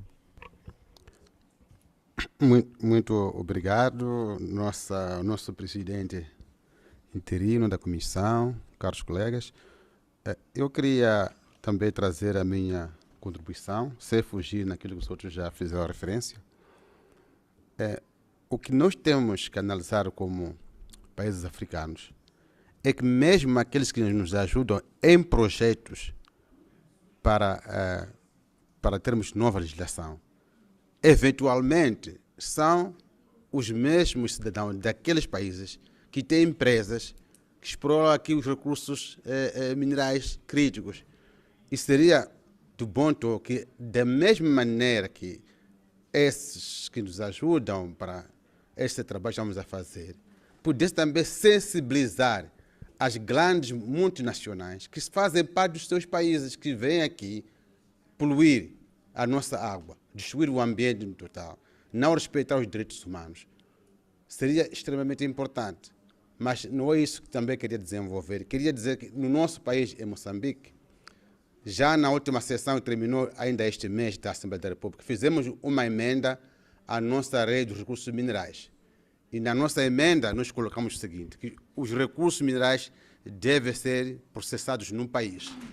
E tivemos uma inovação, aprovamos ainda nessa sessão que terminou no decurso deste mês de maio, a lei do conteúdo local. Quer dizer, nós estamos a avançar em relação a esta matéria. Não obstante, é fundamental que possamos adotar o protocolo da SADC sobre a matéria. Mas, mais do que adotar, também a questão de fundo é do cumprimento. Que podemos ter lei bonita, lei boa, mas se não haver um cumprimento consequente, continuamos a ter os mesmos problemas. E já foi referenciado aqui com o nosso orador, que quero felicitar, que o que acontece nos países, que cada um atua sozinho de forma isolada.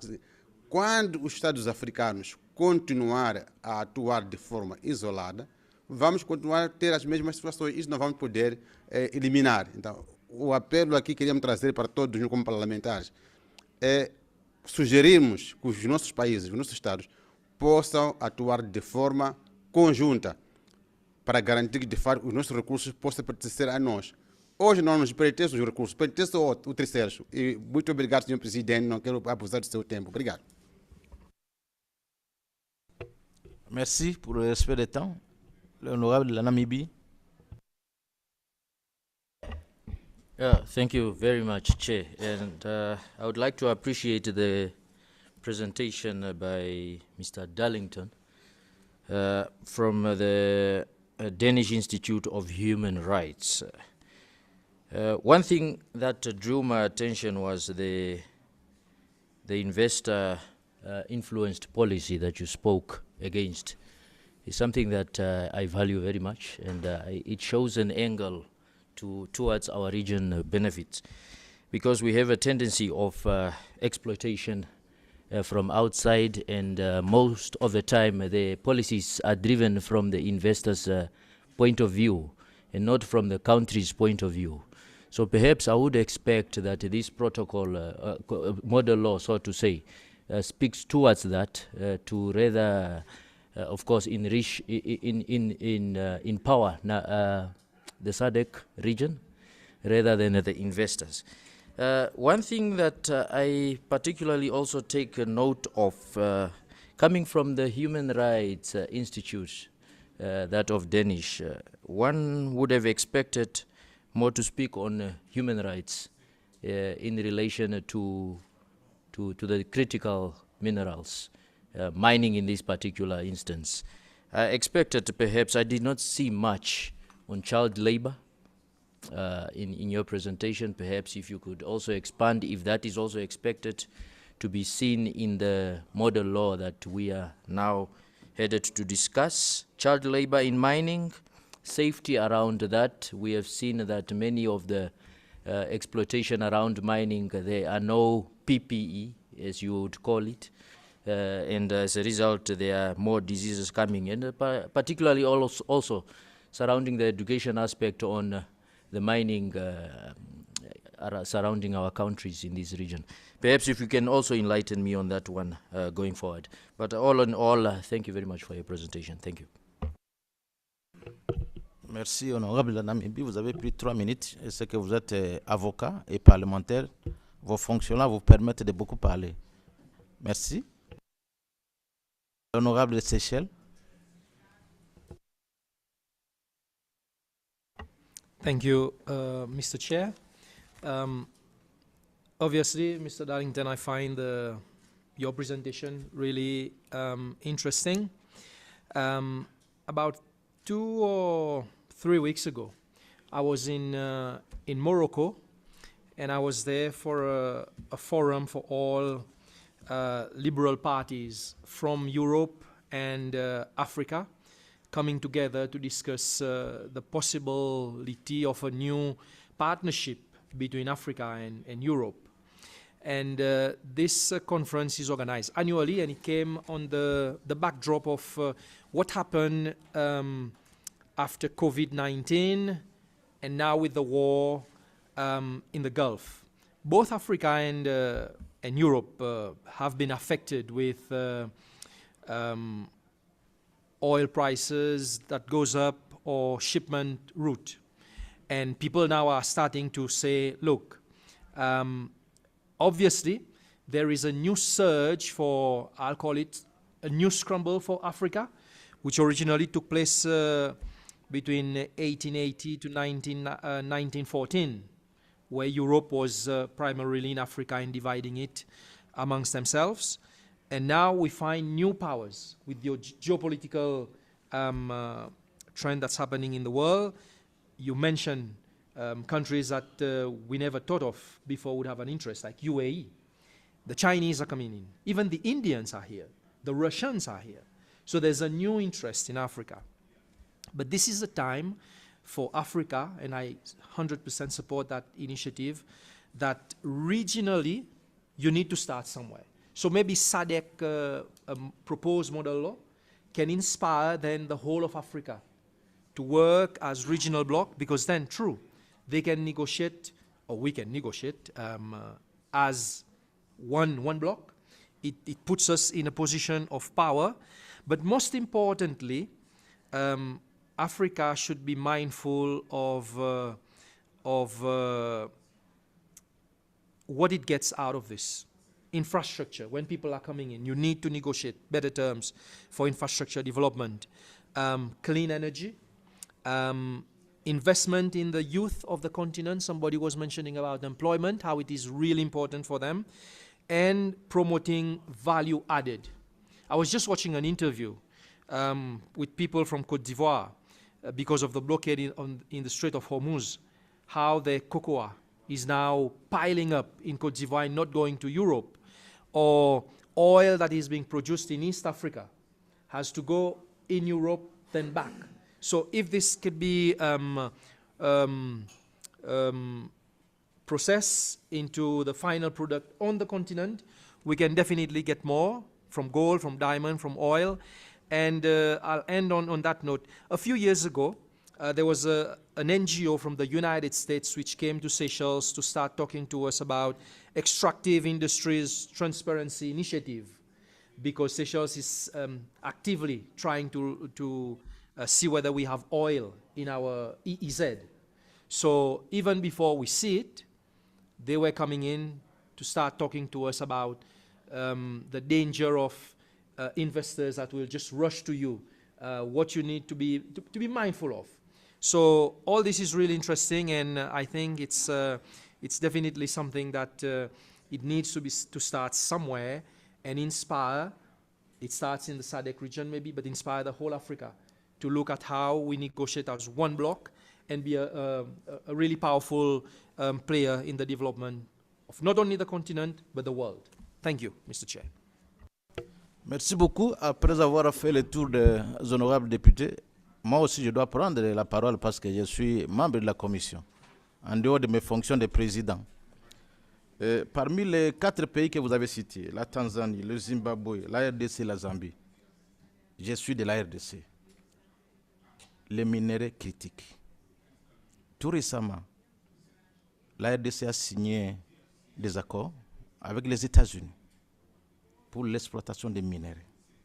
Parce que ça fait des milliers d'années où nous avons perdu des vies humaines à cause de ces minéraux. Et à RDC, nous, on appelle les minéraux de sang. Regardez, des milliers, les femmes et les enfants violés, les tueries. Même au moment où nous sommes ici, les gens sont en train de mourir à l'Est à cause des minéraux. Mais où était l'Afrique? Où était l'Union africaine? Je suis d'accord pour que, comme on dit en français, mieux vaut tard que jamais. La nécessité d'une loi type. Et comme ça, avec cette loi-là, nos frères africains, surtout les Sud-Africains qui ont assez d'expérience, ils pouvaient un peu conclure des accords avec eux pour venir exploiter les minéraux. Mais voilà comment nous sommes allés chercher les Américains. C'est pour qu'on ait la paix. C'est pour que les Américains nous amènent la paix. Et au moment où je vous parle, par rapport à la situation d'antan, le climat est en train de revenir. On a perdu assez de gens, des morts, des vies humaines. Et cet accord est passé par le Parlement. Le jour où on a ratifié cet accord, aucun député n'a dit non. Même les députés de l'opposition, à l'unanimité. Nous avons ratifié cet accord-là parce que cet accord nous ramène la paix. Voilà, là où vous dites que les minéraux critiques, là, chez nous, on appelle minéraux de sang. Parce que beaucoup de gens sont morts à cause de ces minéraux. Donc, la nécessité d'avoir une loi type sur les minéraux, elle est vraiment importante. Merci beaucoup. C'est un commentaire. Merci. Vous avez la parole. Yeah, thank you so much, honorable members, for all the submissions. But I want to acknowledge one of our partners as well, Zelo, Obet, if you have any quick submissions, especially to respond to the contributions so that you also add your voice. I don't know, please. Thank you so much for the floor. As mentioned, my name is Obet Bore. I work at Zimbabwe Environmental Law Organization, one of the partners that are trying to motivate for the development of this model law. I think my submissions will be very brief, just to, I think, respond to some of the questions that have been, I think, posed. The question around Botswana and Zambia that has been raised by the honorable member from Botswana, in terms of whether we have done any analysis to look at where individually each country is at for value addition and beneficiation of the minerals. I think the countries, obviously, because of our different economies, are at different levels. you'll find that DRC, for instance, is advanced in terms of copper and cobalt, in terms of processing. Zambia as well is advanced quite significantly. Zimbabwe, I think largely we might all know that is the largest exporter of lithium from the continent. And as of just last month, the country is exporting what is known as lithium sulfate, which is much more value added. When you look again at South Africa in the PGM industry, which is the platinum group of metals, manganese as well, you see that there is a lot of activities in terms of processing. So all the countries are at different levels. Why? I think that is because obviously the interest of the investors, I think the honorable member from Seychelles also mentioned that each investor is trying to scramble for particular minerals, right? So one might be interested in lithium, the other is interested in cobalt. But we have also seen from the executive that there is a move from our governments to ban export of raw minerals. Zimbabwe, Malawi has done this. I think to some extent as well as DRC when it was trying to respond to the commodity fluctuations for cobalt, because the price of cobalt went down and they were trying to respond to that, and they banned export of the cobalt so that the market could respond and the price would make sense for the country. So I think in our analysis we see that countries are at different level, but for purposes of this model law, we will definitely I think bring out more information as to which country is where for each particular mineral that they produce. I also want to maybe make a comment in relation to the submissions by honorable member from Eswatini in terms of the opportunities for job creation, opportunities for employment, especially young people. As you might all know, I think as a region we have not yet really economically integrated to such an extent that if we want to produce a particular product, so for instance, the rush for these critical minerals is to produce renewable energies, to respond to climate change concerns, to produce things like electric vehicles, lithium-ion batteries, solar panels, which are the outputs, the products that are made out of these critical minerals. All these products are made out of the resources that we have, but we have not yet industrialized to such an extent that we have the skills. So we need to invest in research and development within our tertiary institutions, our universities. We should invest in research. We have enough budgets so that we have graduates that have the skills to produce the things we are importing, which are made of minerals that we are exporting. So that's very important as well. Then lastly, I think in terms of the negotiations, negotiating as a bloc, I think the two honorable members from Seychelles and Namibia mentioned this. This is very important. As individual member states, our economies are very small, right? This is a reality that we are faced with. And obviously, if you are negotiating with big economies that have large economies of scale, that have got the resources, the finance, we obviously cannot do it alone. So I believe that as a region, we need to ensure that whenever there is any offer for a partnership, for any agreement, we need to consult and go into these negotiations, I think, as a block, because when you are going in individually, you do not get the best terms. And we are already seeing that in many parts of the continent. I think, Honorable Chair, you mentioned the agreement between DRC and the US to try and restore peace. But if you are thinking as a region, as a bloc, and we all support the continent, the Republic of the Congo, I think we would achieve much more. And I just want to conclude by saying the world needs us more than we need them. I think this is very important in this era of critical minerals. When you look at what happened to the global market after DRC banned the export of cobalt, everyone was scrambling, right? When we all take a same stance as a region, I tell you the negotiating power that we have collectively is massive if only we exercise it and adopt a resolution to develop this model law and get it implemented. Thank you. Merci beaucoup. Vraiment, avant que vous ne preniez la parole, je voudrais demander dans la salle, parmi les personnels non députés, si quelqu'un veut faire un commentaire comme celui qui vient de prendre la parole là, et je crois qu'on a besoin que vous puissiez éclairer la commission, c'est très important. Qui voudrait encore faire un commentaire dans la salle parmi les personnels non députés? Il n'y a personne? Ok. Vous avez la parole. Ok, monsieur. Vous avez la parole. Thank you, Honorable Chair. My name is Tefeto Gele from the Kingdom of Lesotho.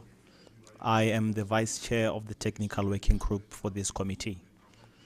Let me start by congratulating you, sir, on the wonderful presentation which you've made. And I really just wish to echo the sentiments made by the honorable member from South Africa regarding the state of young people on the continent.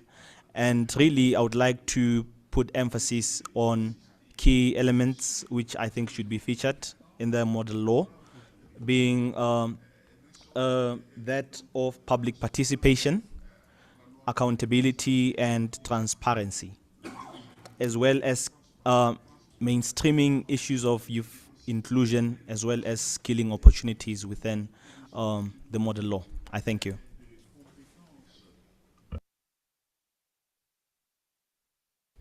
Merci pour votre commentaire. Je crois que ça enrichit le débat. Vous avez peut-être 5 ou 10 minutes. Soyez aussi bref comme tous les autres. Même s'il y a eu plusieurs questions, mais on a intérêt de jouer sur le temps aussi. Merci.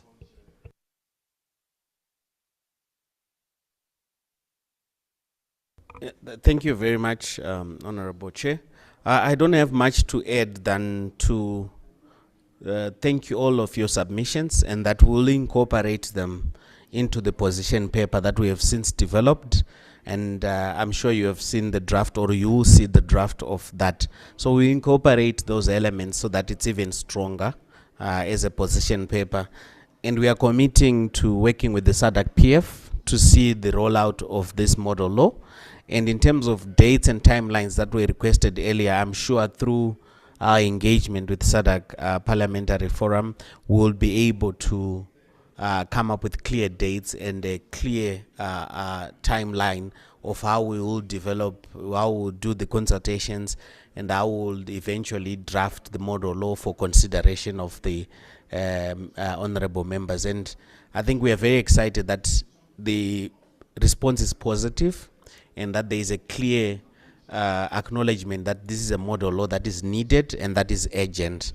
And with your support, we are sure we'll be able to push through this model law, and it will help our region. And I like what was mentioned by an honorable member from Seychelles, that it can actually inspire possibly other regional blocks, other economic blocks to also emulate the same. And I think that in itself should be one that we should drive for as a region, and ensure that we do something that can be exemplary to other regions around how we can better manage our critical minerals. With that, I would like to thank you and take back the time to the Honorable Chair. Thank you.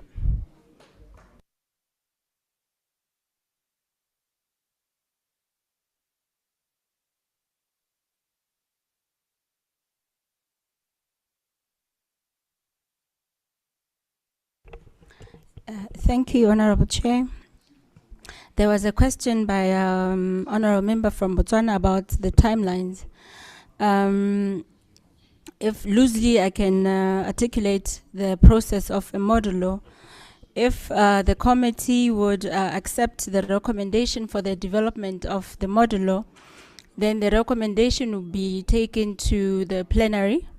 And if the plenary accepts the recommendation, then the next step would be to form a technical working group for the modulo, because we need the modulo to have peers and technical persons who are knowledgeable in the field of mining. And the next step would be to find the drafter and rapporteurs for the modulo. And then the next step would be consultative meetings. That would mean consultative meetings across all 15 member parliaments, not parliaments, 15 member states, sorry. And after that, we would have then to come back to the committee sessions to come and tell the honorable members on the draft of the modulo, which is the process that was happening yesterday when we were doing the draft of the modulo on prisons. And if the draft is accepted, then the draft is taken to plenary for adoption. So in a nutshell, that is the process and timelines on the process of formulation of a model law according to the SADC Parliamentary Forum. Thank you.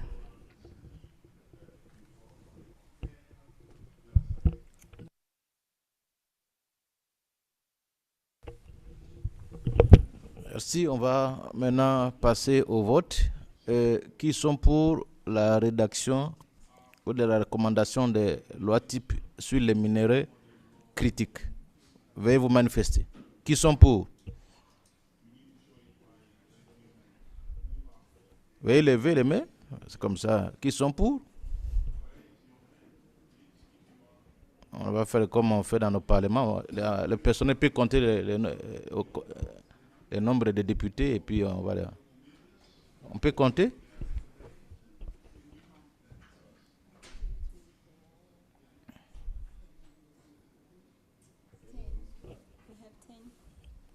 Nous avons 10.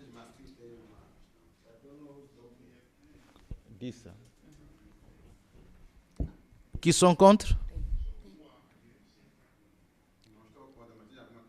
Qui sont contre? Qui s'abstiennent? Donc, la commission adopte la recommandation.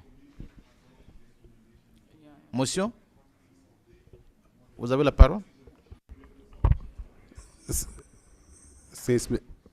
Primeiro começar que concordo com o projeto, temos que avançar, mas eu queria, se me permitir, excelência, presidente desta sessão e caros colegas, esta lei, esta proposta, recebemos à noite, são 34 páginas. Penso que não foi o tempo razoável para ler, mas para uma questão de viabilizar o nosso trabalho da comissão, adotamos esta proposta para avançar. Tinha que deixar estas palavras. Adotamos sim para podermos avançar, mas o pedido que no futuro, quando trata de matéria de grande importância, é sempre bom 2 dias antes, eventualmente, até se possível, mandar para as assembleias, para nós tenhamos tempo para poder ler e analisar. Porque adotar é bom, mas dominar o conteúdo é outra coisa. Aqui adotamos para facilitar o nosso trabalho. Eu apoio a adoção para fazer o nosso trabalho, mas aqui penso que não tivemos tempo suficiente para ler com rigor e fazer devidas consultas. Nem todos somos juristas, nem economistas, nem geólogos. Precisamos de perceber alguns conceitos de uma lei. Então temos que ter esse lapso de tempo para poder o fazer. Essa posição eu queria deixar, mas adotando integralmente a proposta apresentada. Obrigado. Honorable Mozambique, excusez parce que nous sommes passés déjà au vote. Lorsque dans nos plénières, une question est passée au vote, on ne revient plus. Je crois que c'est ce que nous vivons dans nos parlements respectifs. Lorsqu'on est passé au vote, qui sont contre, qui sont pour, lorsqu'il y a une majorité qui est dégagée, on ne revient plus. À moins qu'on passe sur autre chose, sur la procédure. L'honorable de l'Afrique du Sud, vous avez quelque chose à dire?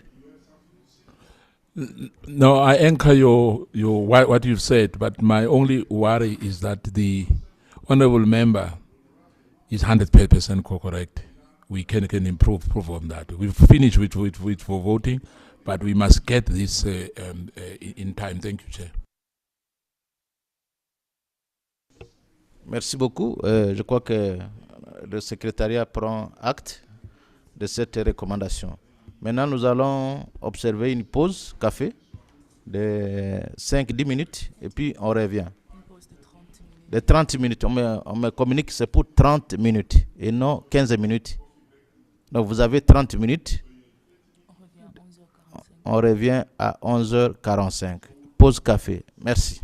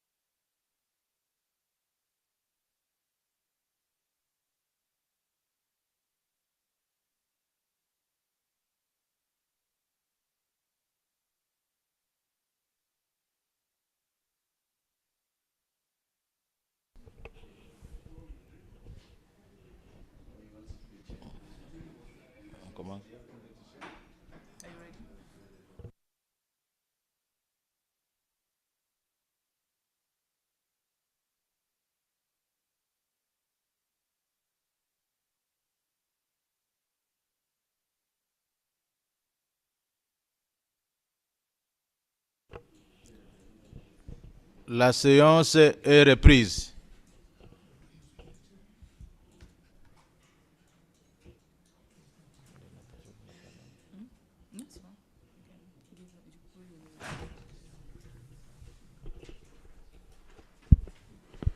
Thank you, Honorable Chair. The next presentation is by Ms. Zodwa Mabuza from UNECA. Ms. Zodwa, you have the floor, please.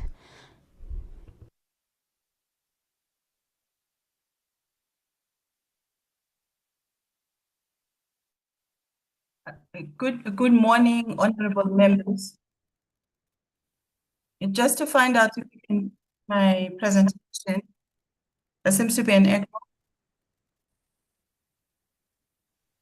We can hear you. But can you see my presentation?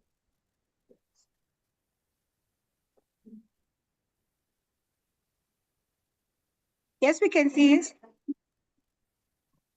Okay, thank you very much. Let me start thanking Sada Secretary for inviting me to the presentation, which is mainly on non-tariff areas. I'm Zoto Mabuz with the Economic Information for Africa, the sub-regional based in Lusaka. So I am going to presentation which is based on our intergovernmental meeting in October.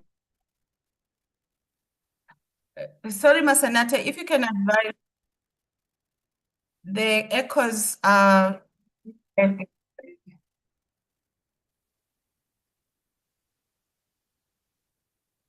Thank you, Zodwa. We are trying to attend to it. Okay.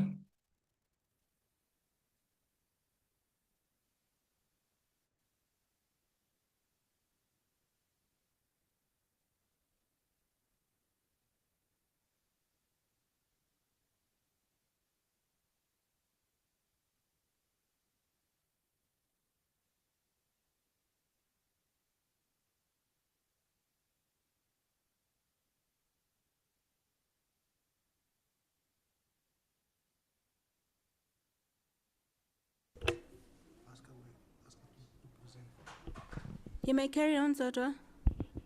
Okay, thank you very much. So in terms of, but this side is still echoing.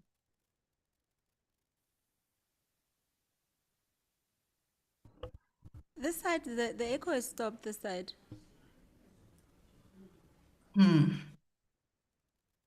Okay, let me. Oh no, it's now. So my presentation now starts with the importance of regional integration in the region and define what barriers are and their impact on trade, and most prevalent ones in the region as per the current F, and highlight on the tripartite non-tariff barrier monitoring and reporting mechanism. I will then talk about the role of parliamentarian in ensuring the implementation of agreements, including the resolution of NTB, and then maybe a bit on the role of the private sector in regional ends. I will then conclude by, sorry? Through you, Chair. I think she is breaking, and it's. I'm not sure whether I'm the only person who's hearing that, but maybe if she can get a nice place, because she's breaking a lot. Well, I think it's the echoes, because I can hear you, but in terms from my side, just a lot of echoes.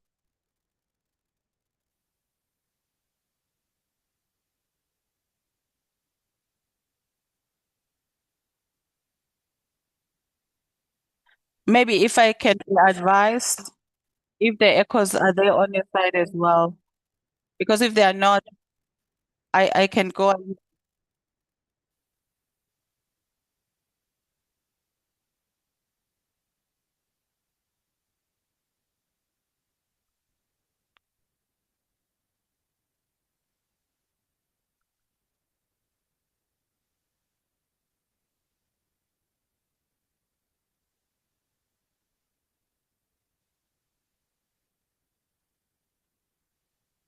hello. The echo on this side is we don't have an echo this side, Zoto. Can you share your presentation? The suggestion is I project and you talk to it. Okay. Okay. Okay. Thanks. So I send it to you now. Yes. Okay. Thanks. I'll do that.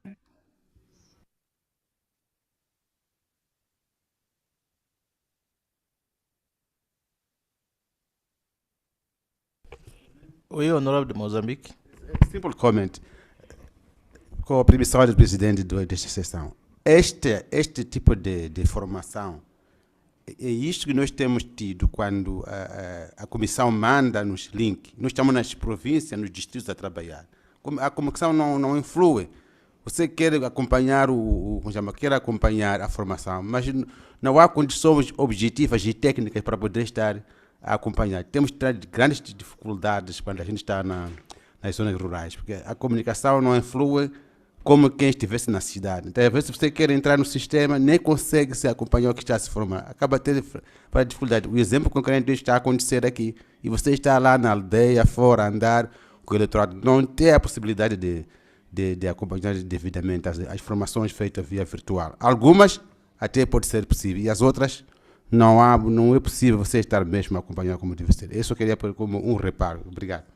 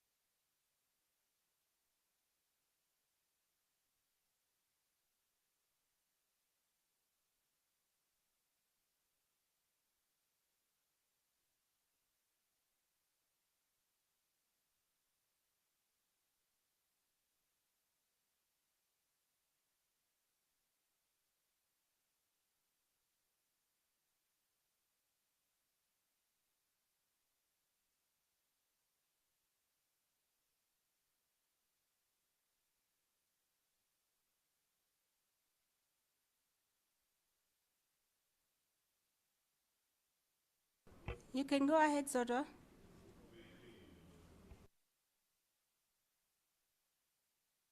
Okay, good morning. So I'm going to presentation on non-tariff barriers. Let's move to the next slide, Masanat.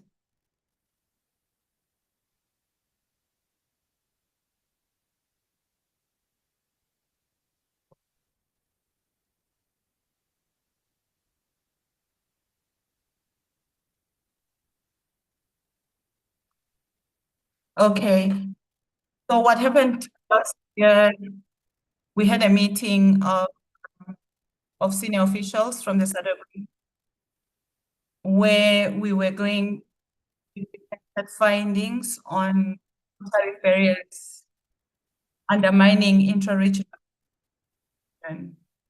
So I'm going to base the findings of that meeting that we had in October last year. So the information.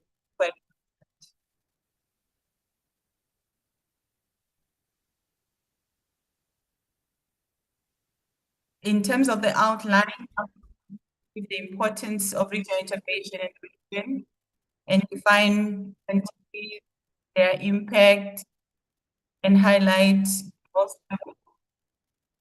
And then I will talk about the NTP monitoring and reporting mechanism that is administered by the SADC, COMESA, and EAC, and the role of parliamentary implementation of trade agreement.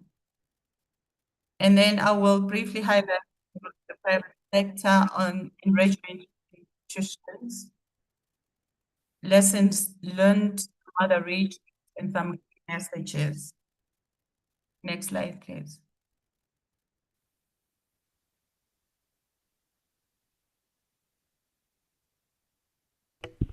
So, Honorable de Swatini, vous avez un mot à dire?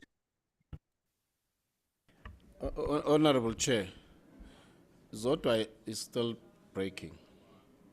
So for us, it's out to have a presentation where we pick up some words, then we miss others, unless we read it through. So unfortunately now she's breaking.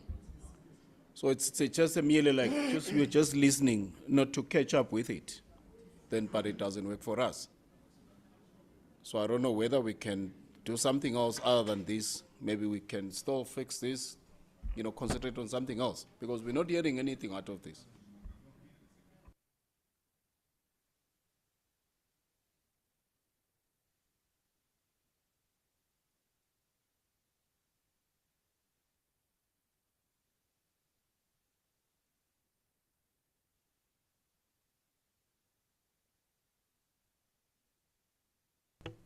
Honorable de Mozambique, vous avez trop d'émotions aujourd'hui. Vous avez la parole. Eu tinha a seguinte sugestão. Às vezes o problema técnico pode continuar. Seria bom que a apresentadora, se pudesse, com o apresentador ou a apresentadora, não sei se é uma senhora apresentadora, pudesse ter um colega aqui que domina essas matérias, ser ele apresentar, porque esse sistema pode não dar certo. Se conhecesse alguém aqui, que ou pode ser deste grupo, que entende bem essa matéria, pudesse endossar essa pessoa para poder apresentar. Podíamos ter uma apresentação melhor do que insistir de longe quando não está a dar resultado. Essa é a minha proposta. Tem o documento e vai se apresentar. Ele vai lendo, vamos acompanhar, depois podemos discutir do que insistir no sistema que não está a ser levado. Pelo menos a tecnologia hoje aqui não está valendo. Então, essa seria uma sugestão. A outra é concordar com aquilo, avançar para outros pontos, se for o caso. São duas sugestões possíveis. Obrigado.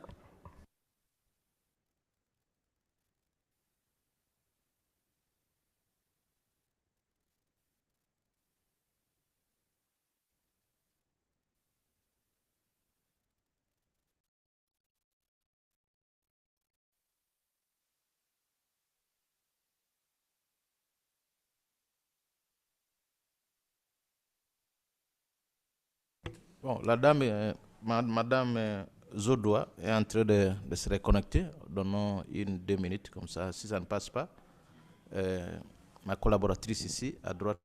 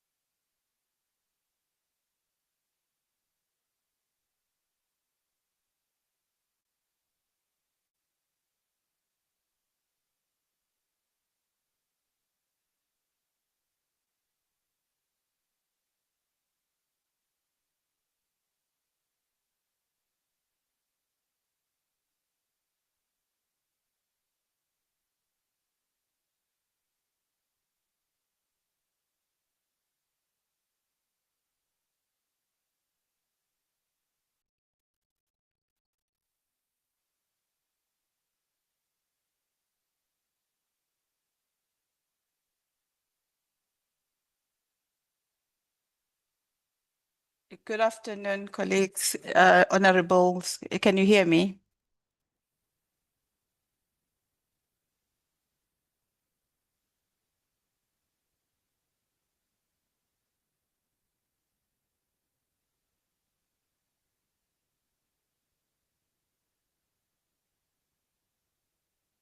Hello, can you hear me? Yes, we can hear you. Okay, thank you very much. And apologies to the honorable minister, honorable MPs. Technology sometimes can do that. But let me proceed with my presentation. So I was going to talk about the importance of regional integration in our region, in the SADC region. It derives from the size of individual economies because we have small and fragmented markets. And our region, the SADC region, is home to 6 of Africa's landlocked countries and 3 small island states, which basically means connectivity to ports and market is very important. Regional trade is facilitated through various trade agreements. We have the SADC Trade Protocol. For those members of SADC who are still members of COMESA, we have the COMESA Common Market and the African Continental Free Trade Area. On top of that, we do have some bilateral agreements. Different countries have bilateral agreements with various countries. So in terms of the concentration of trade, it is concentrated in raw materials, mainly minerals. I joined when the colleague was presenting on critical minerals. So we have a lot of countries that are trading mainly in platinum, gold, diamond, and energy commodities. But when you look at the direction of trade, we are trading mainly with markets such as China, India, and the US, and very much little among ourselves. The next slide. So in terms of the trade flows in Southern Africa, in 2024, in terms of aggregated and individual countries, we recorded a positive trade balance of $192 billion in terms of exports. And in terms of imports, we imported about $175 billion. Overall, the trade structure remains narrow and it's driven largely by semi-finished products rather than value-added products, which emphasizes the importance of adding value to our minerals and whatever we sell with the rest of the world. Intra-SADC exports reached about 47 billion in 2024, and with South Africa accounting for about 60% of that total. Other countries contributed less than 7% individually, which then shows again the polarization in terms of the distribution of trade among SADC countries. Top importers within the region are South Africa, which accounts for 17.7%, followed by Botswana with 14.7% and Zimbabwe 12.8%, while Zambia is at 11.6%. So in terms of non-tariff barriers, what are these? Non-tariff barriers, honorable members, refer to the policy measures other than tariffs that restrict or distort international trade. As a person that is in the sector, I know the amount of money that our member states have spent in negotiating trade agreements, in fact, to lower tariffs. We've spent quite a lot, but when you consider the impact of tariffs vis-a-vis NTBs, there are more costs in the region that you can that are attributable to non-tariff barriers than the tariffs themselves, which basically means we really need to address the issue of non-tariff barriers. They arise from laws, regulations, administrative procedures, and practices that affect the movement of goods and services across borders. We do have what we call in international trade non-tariff measures, which may be introduced for legitimate public policy objectives. And this could be to address health and safety measures, environmental protection, and consumer protection. However, what we are seeing is that they are becomingly used more as barriers because of the way they are implemented, non-transparent, discriminatory, and inconsistent, and sometimes unnecessary and burdensome. So in terms of the most prevalent NTPs in the region, can we move to the next slide, Mosanat? In terms of the most prevalent, I would start with the customs and burdensome procedures at the border posts, and which then cause some delays. And then we have sanitary and phytosanitary measures, which are basically to protect humans and animals, but sometimes the discriminate use of them can be a trade barrier. Then we have technical barriers to trade, which relate to standards and quality. Much as we have tried as a region to harmonize this, but they still arise when you trade. And then import and export procedures. And then the other one, sorry, it's a bit small. Masanat, is there a way of increasing the font? Because I can't see from my end, yeah. Perhaps you can close the other window.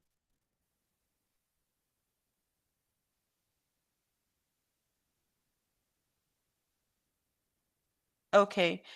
So what are the impact of NTPs? They significantly increase trade costs and uncertainty across borders, which basically explains why there is low intra-African trade, especially in Africa. So we are not trading much among ourselves, and the main reason are the NTPs. They also reduce volumes and competitiveness in the region. Unfortunately, when these are prevalent, you find that the bigger corporations, the companies, they are able to pay for the inconvenience, but ultimately the cost is transferred to the consumer, which then means we cannot, as a region, use trade as a poverty alleviating measures because the consumer, our people, have to pay the high cost. It disrupts regional supply and value chains, as we know that some production processes will require some inputs from the region. So by the time these reach the companies, the cost is high, such that it impacts on competitiveness. It also discourages investment in productive sectors. It weakens intra-regional trade and limits effectiveness of regional trade agreements. We may have these agreements, but because of NTPs, they may not actually give us the benefits that are intended.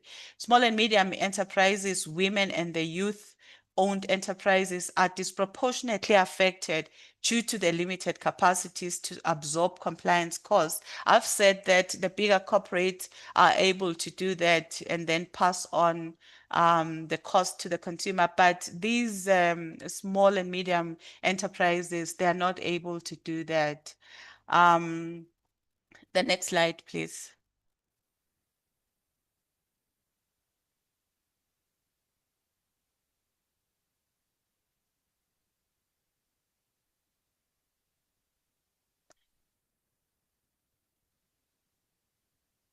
Well, when we consider the practical examples of NTPs in the SADC, and this is what was reported by member states, the one that came up frequently, one is delayed VAT refunds, and this relates to South Africa. This is between South Africa and Botswana.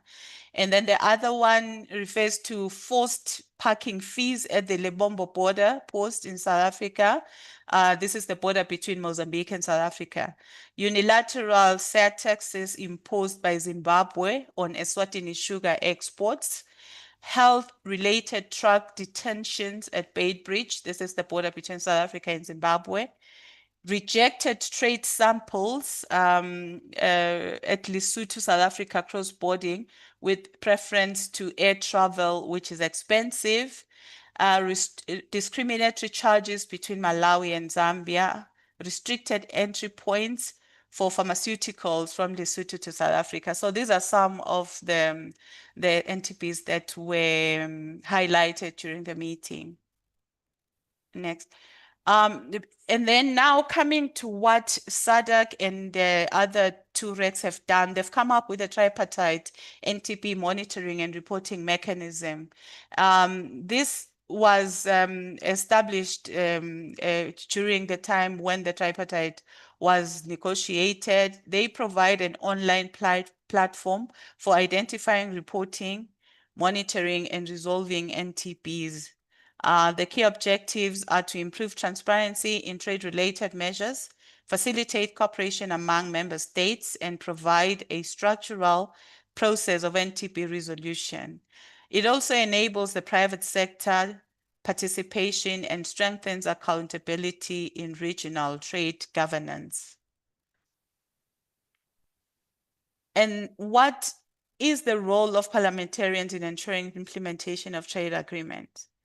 So the report highlights the importance of a strong national level implementation of regional and continental trade agreements. The parliamentarians play a very critical role, and among this include the following: overseeing the domestication and implementation of AFTA and other SADC trade protocols, ensuring that national laws, regulations, and administrative practices are aligned with the regional obligations. Parliamentary oversight is critical in addressing regulatory inconsistencies. For instance, if you have agreed at the regional level how you treat goods passing through, if there are inconsistencies, it is the role of the parliamentary of the parliament to see that those inconsistencies are addressed. Overlapping or outdated trade-related legislation, they have to see to it that a country doesn't have, at national level at least, a country doesn't have a legislation that is not aligned with a regional one. Institutional bottlenecks that contribute to NTPs. So those are some of the roles of members of parliament. Also, in terms of the NTP reduction, the non-tariff barriers, parliamentarians can promote coordination among customs standards authorities and border agencies. They can support the effective use of NTP monitoring and reporting mechanisms. They can facilitate dialogue between governments, the private sector, and regional institutions.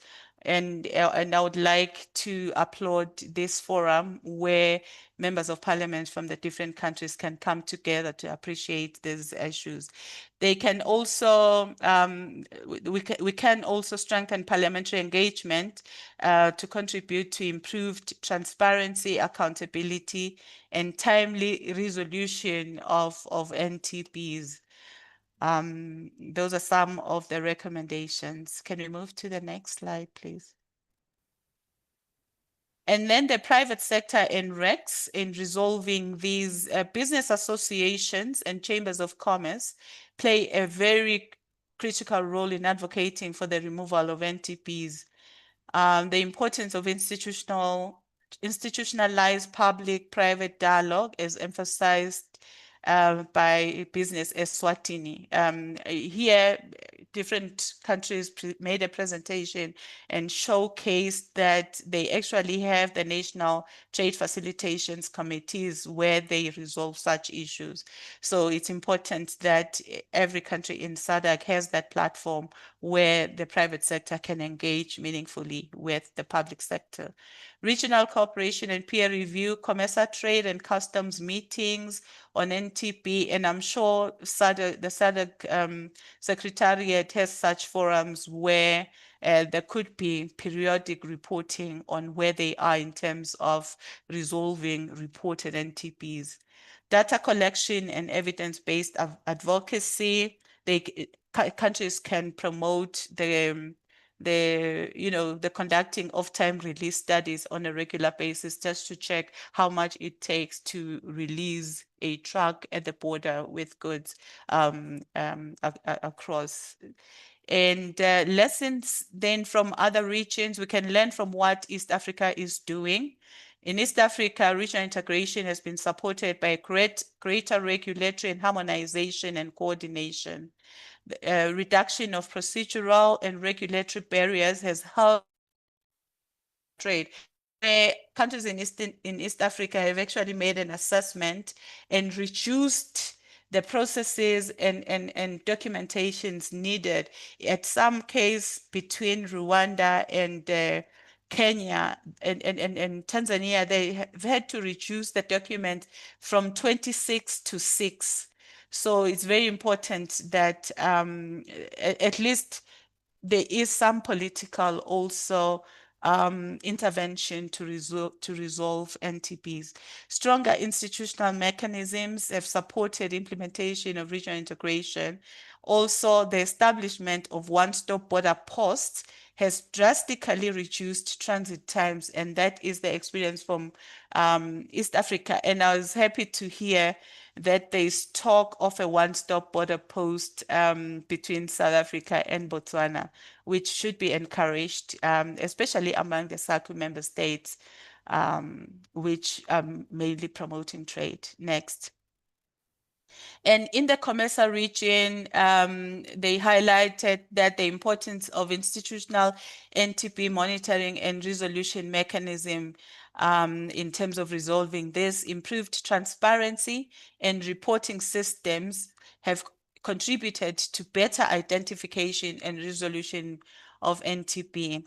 But what is mostly important is an effective trade dispute resolution mechanism.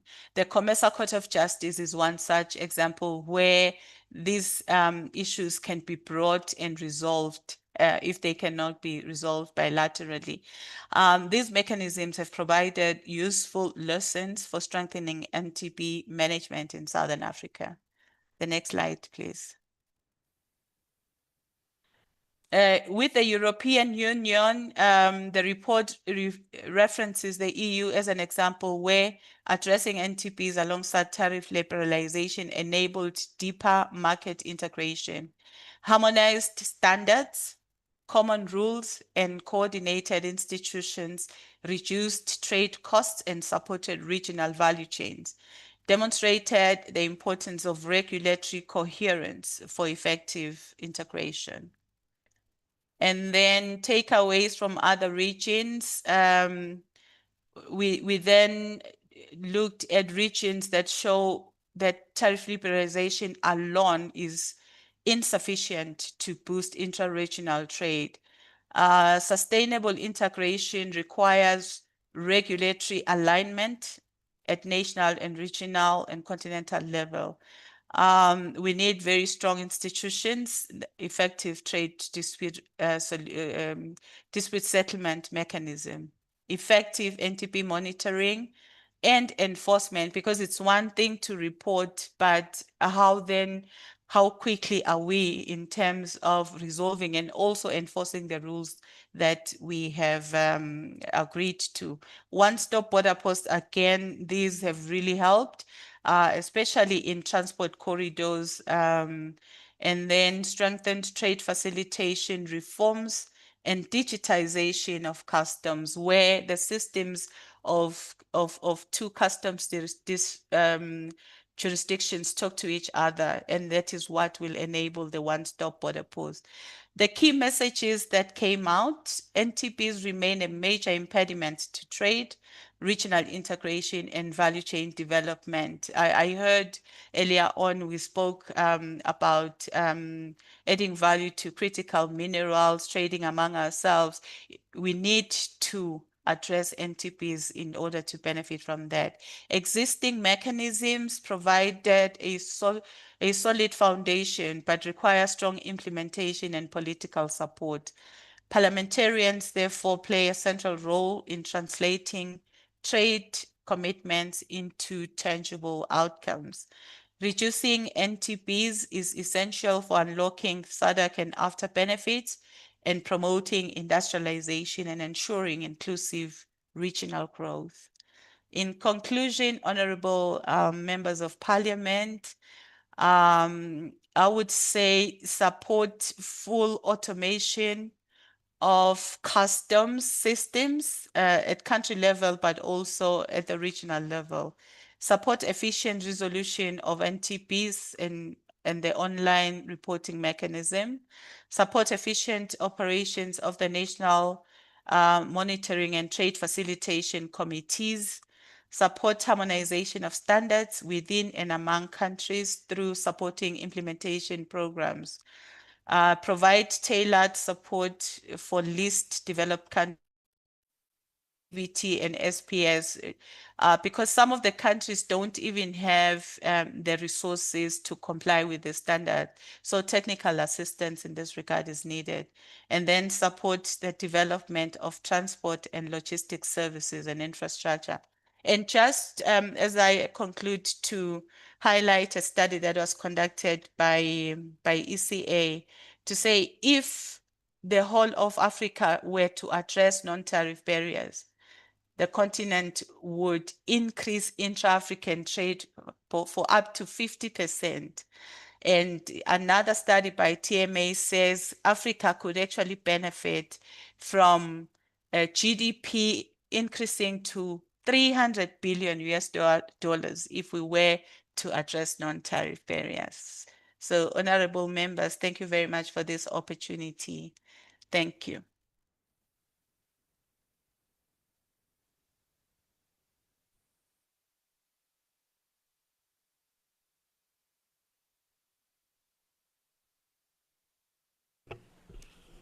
Merci beaucoup, Madame Zodoa. J'espère que j'ai bien prononcé votre nom. Et soyez en ligne pour que vous puissiez répondre aux questions et commentaires des députés membres de la commission. Je vais devoir demander aux députés qui veulent prendre la parole de se faire manifester.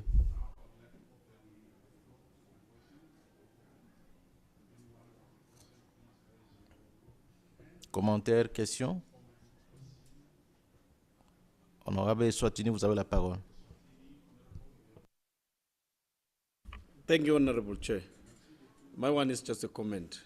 I think she's loud and clear, because before I had questions on how to address these non-barriers issues, but then she gave us solution at the end of the day. So I think according to me, she's loud and clear. It's all about implementation, which is, I know it's always the case for SADC region. It's always difficult, but surely we must push to get there, because we can see the trade that is happening between Botswana and South Africa.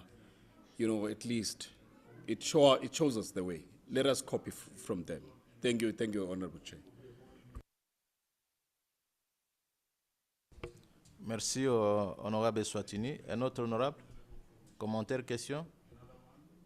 Honorable Botswana, vous avez à dire? Un autre honorable? Oui, monsieur, vous avez la parole. Thank you, Honorable Chair. I will once again speak from the perspective of young people. Thank you, ma'am, for the wonderful presentation that you've made. Excusez, votre nom, on doit quand même, on doit avoir votre nom, monsieur. Oh, sorry about that, Honorable Chair. My name is Tefetso Nicholas Kele. I am the Vice Chair of the committee's technical working group, rather Vice Secretary. As I was saying, it is very important to take cognizance of the fact that in terms of trade, language is one key barrier. especially when it comes to young people, MSMEs, and women. Often, the language which is used in framing trade-related activities is very technical and beyond reach of scores or rather millions of young people and women, thereby disenfranchising them and relegating them to the margins of trade-related activities. It is therefore important as well to note the fact that the measures of distribution of this trade-related instruments, like the protocols themselves, the jargon itself, should be first and foremost, it should be simplified and should be considerate of the rising spheres of influence for young people and women. It is highly unlikely for a young person to read trade-related matters, yet trade-related reports, yet they are actively engaging in business. But it would be very likely for them to use AI or social media.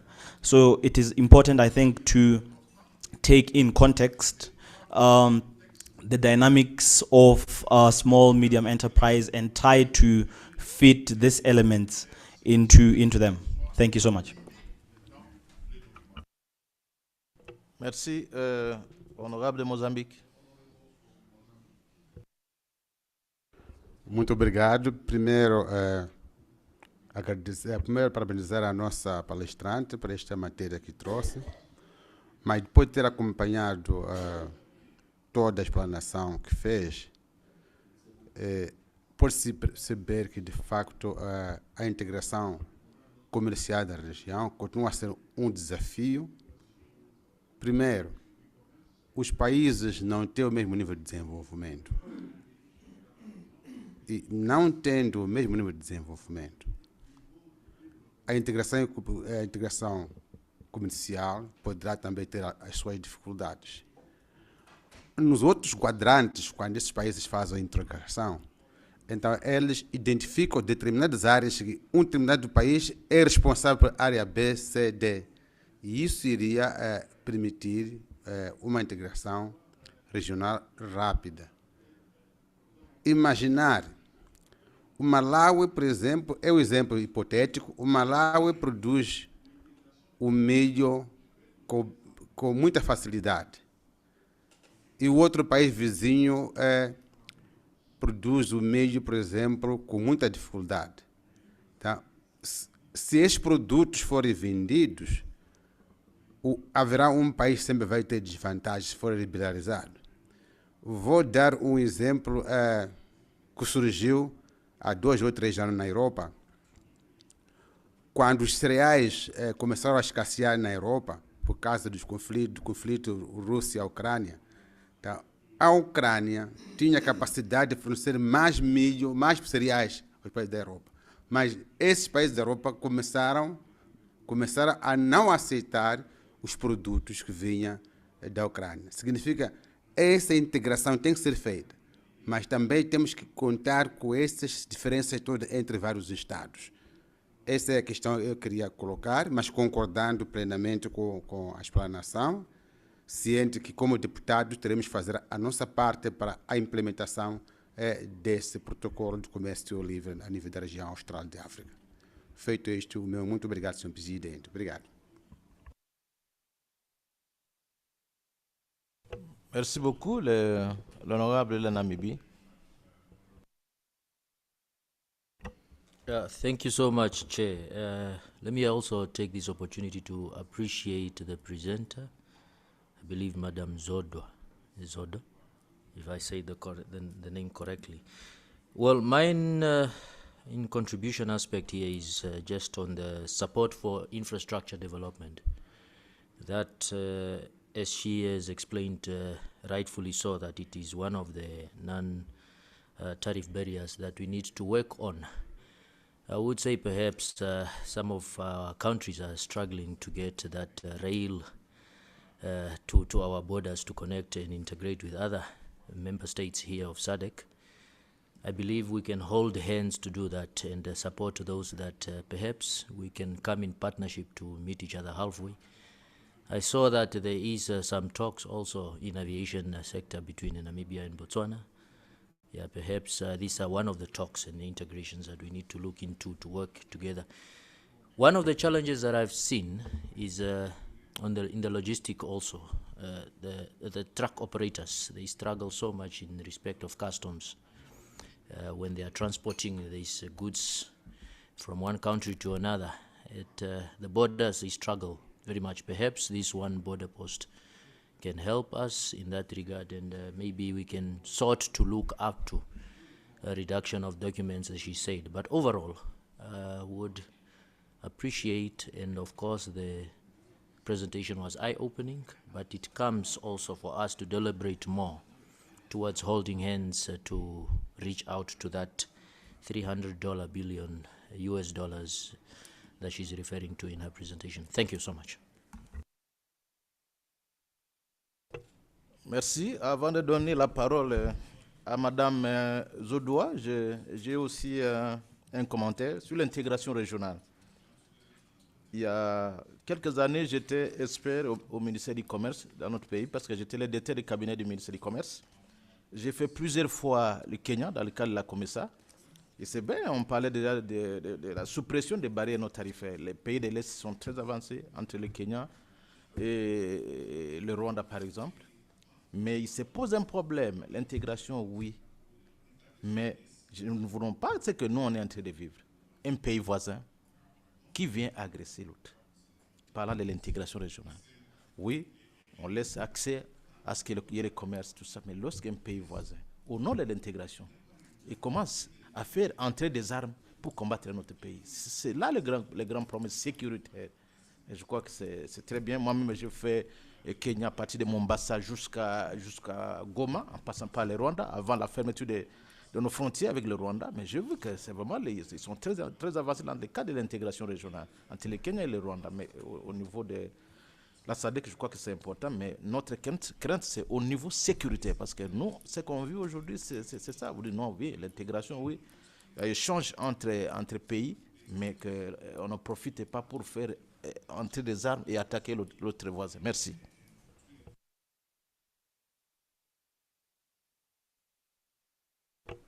Maintenant, je crois que nous pouvons donner la parole à Madame Zodoua pour répondre à certaines questions et observations. Merci. À vous, Madame Zodoua. Thank you much, honorable members. Sorry, the echo, but I will try to. Mr. Masidi, thank you very much, honorable members. I remember my days at the Chamber of Commerce. So your comment is to the young who represent the youth. You are very correct. We try to standardize the language. In terms of what TIFI is doing in the sub-regional office, we have worked with young people, building their capacity to trade across borders, and we try to neutralize the language so that it's understood by somebody Honorable who's Chair. expert. And then on Please. Connectivity, I wouldn't agree more with the Honorable Namibia. Connectivity is Honorable Soto, vous avez un mot à dire?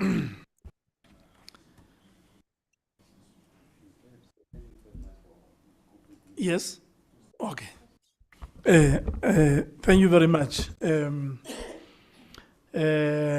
Madam Sodoa had a proper positioning when she was presenting, but for now, we can't hear anything from what she's saying. So I think it's wise and proper for our chair to notify her that a message is not going through.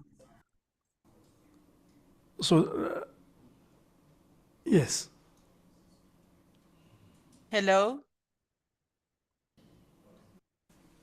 Good afternoon. Just checking if Honorable. Honorable Afrique du Sud. Chair, I'm sorry to say this, but I guess we are hearing the same thing here. This is just not on. At this level, that we're gonna have what we are hearing now, she's breaking, literally breaking. When I was listening outside from the link, yes, it was okay. But now we are back to where we were. And it's not productive. In fact, we look like a circus now. I think if you can say thank you, let's move to another session, please. Good afternoon.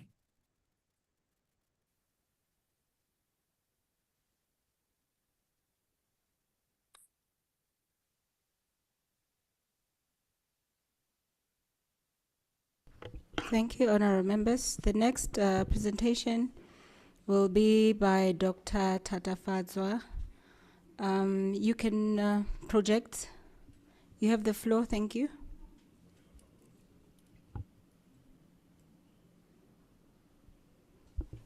Thank you very much. I don't know if you can hear me. We can hear you. All right, thank you. I'd shared the slides. Would someone be willing to project from the end, or I must do it from this side? I can project for you. I would appreciate.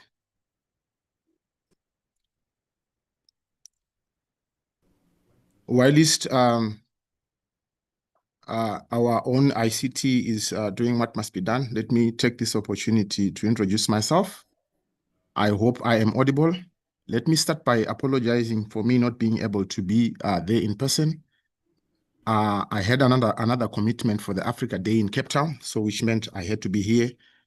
If we were that moneyed in terms of the family, I could have been able to then come and then come back. But be as it may, let me just do the justice from this end. And thank you for the opportunity. My name is Dr. Tafadzwa Luke Mpinga Shato. I serve as a postdoctoral fellow at the Thabo Mbeki African School of Public and International Affairs at UNISA. And in this, I just want to be as honest as I can and no reservations.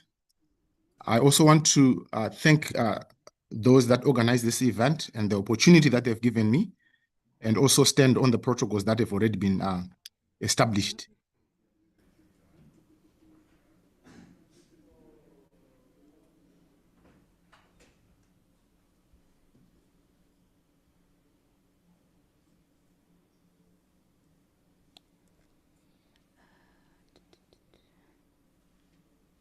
IT are winning. Yes. Thank you.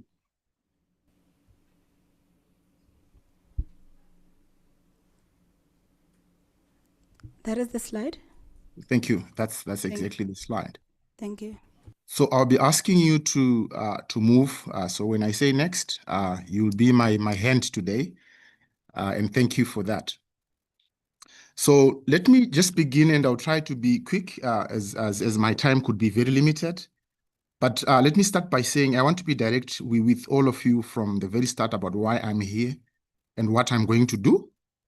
Let me just close off the camera such that I just wanted you to see that you're not speaking to an AI or something that is made by Elon Musk. So allow me to just close off the camera such that our bandwidth is not disturbed.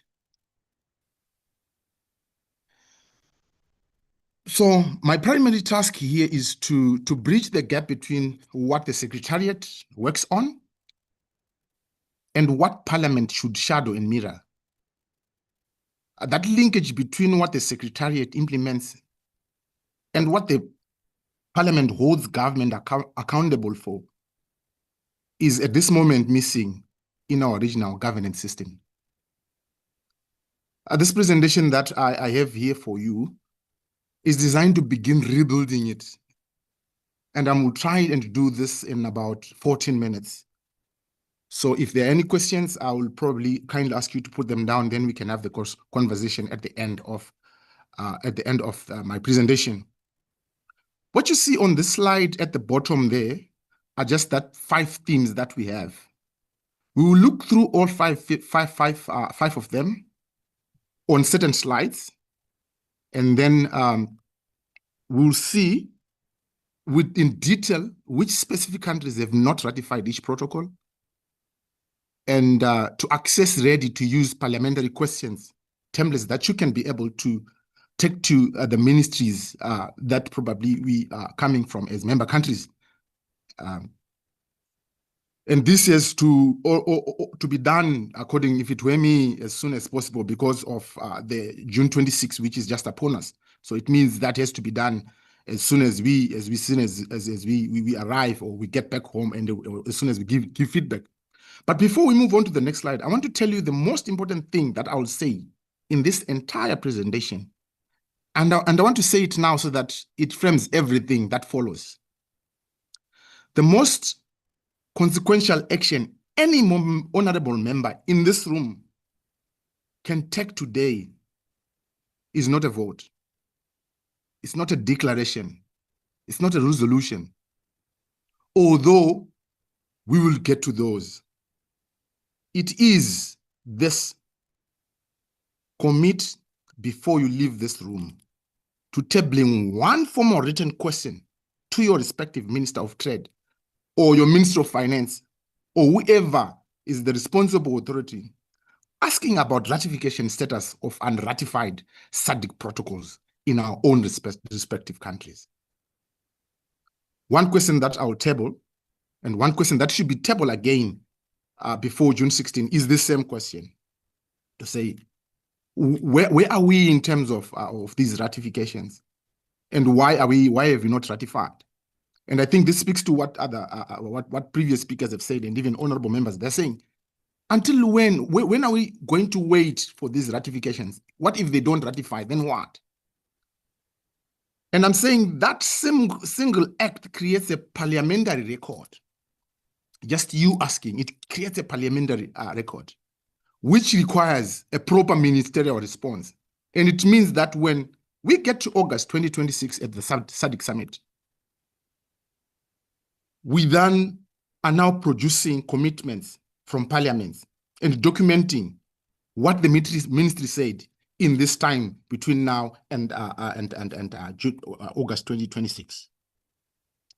That act is accountability.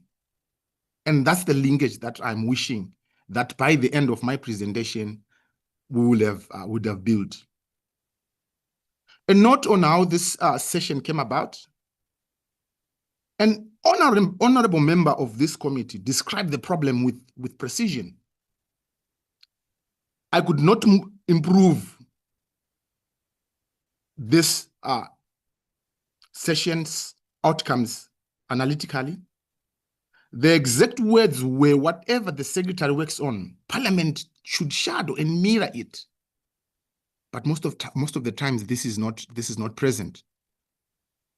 These words were said by one of us in this room, and I don't want to pinpoint, but what they said is we must then take it upon us to link what we've structured at regional level with what should be done from the member countries that we come from.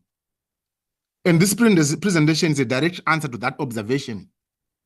Everything I'm going to show you in the next 13 minutes is just structured around making that linkage real and making it actionable, at least if before we leave today. I'd want us to move to the next slide, which is more like a diagnostic. These are the 4 numbers as you see them. On this slide, you've got 4 numbers. I'm going to take you about 30 seconds on each so that we can tell a story that will be able to sustain or substantiate what I'm trying to say here. Because each tells a different part of the same story. And I want them to land before I tell you what they mean. I'll start with the first one, 18.3%. That is the share of intra-SADC trade in this region, after 30 years of integration, we're still at 18.3. The SADC free trade area has been operational since 2000. After all of it, every protocol, every summit, every framework, we've moved trade from roughly 16% to 18%. Less than 1 percentage point per decade. So in the whole decade, 10 years, as a region, we could only just move 1 percentage point. 12%? This is the value that we are able to turn into value from the raw that we have. This is our level of how we turn our resources into commodities in SADC. The target for 2030 is 30%. We are producing less than half of what we committed to produce by the end of this decade. And forgive me, I said I'm going to try to be as honest as I can. It seems we are very good at producing frameworks, more than efficiently what we should be doing in terms of producing factories. 82%. This one looks good, 82%. It is the proportion of the RISTIP outputs due by 2025 that have been delivered on time. I want you to hold that thought of a good pass mark there, because the next number changes how you would read it entirely.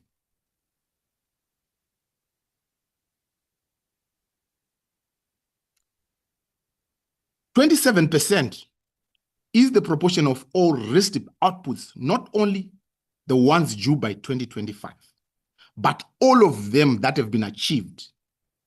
We have delivered 82% of the easy things on time, and we have delivered 27% of everything we promised. The most demanding part, the 73% of our commitments, are backlogged into 2026 to 2030.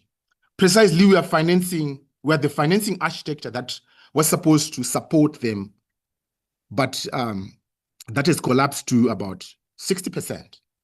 The region does not suffer from shortage of frameworks. It suffers from constraints in execution. And the primary execution constraint I'm so about to show you is no longer tariffs, is what I was supposed to work on or present on or let you be aware of, is the non-tariff barriers. So this is probably what we are going to try again and add value to say, let's look at ourselves and what we've done and what documents exist and what is it that is stopping us, that is not documented, which speaks now to the non-tariff barriers. Can you please move to the next slide? So what I did there was for you to have the 6 barriers costing the region more than the tariffs they've ever done. The SADC free trade area has eliminated tariffs on approximately 85% of goods traded amongst member countries. Tariffs, which means tariffs are no longer the primary constraint on regional trade. I would say someone who focuses oversight on tariff schedules in 2026 is looking at the wrong instrument. Let me name the 6 categories of non-tariff barriers that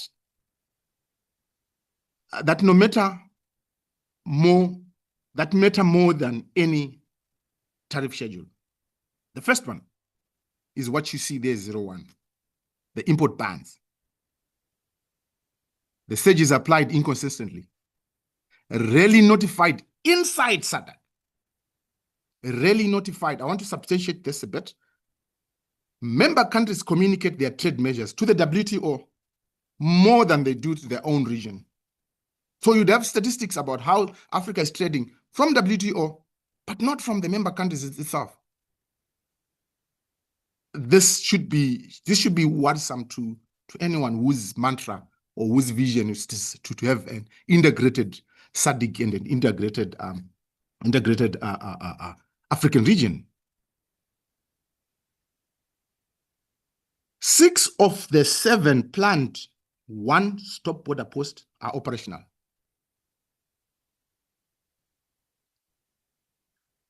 With average dwelling twice or 4 to 7 days, dwelling about 4 to 7 days in major SADC crossings. This is not a custom problem. That is an infrastructure and a political will problem. I'll move on to transit bond. Transit board requirements are prohibitive for small traders, especially women traders. A large corporation absorbs this as a cash flow matter. For a small trader, moving produce across 2 or 3 borders, this requirement makes even the trade itself or the transaction even uneconomical. The sanitary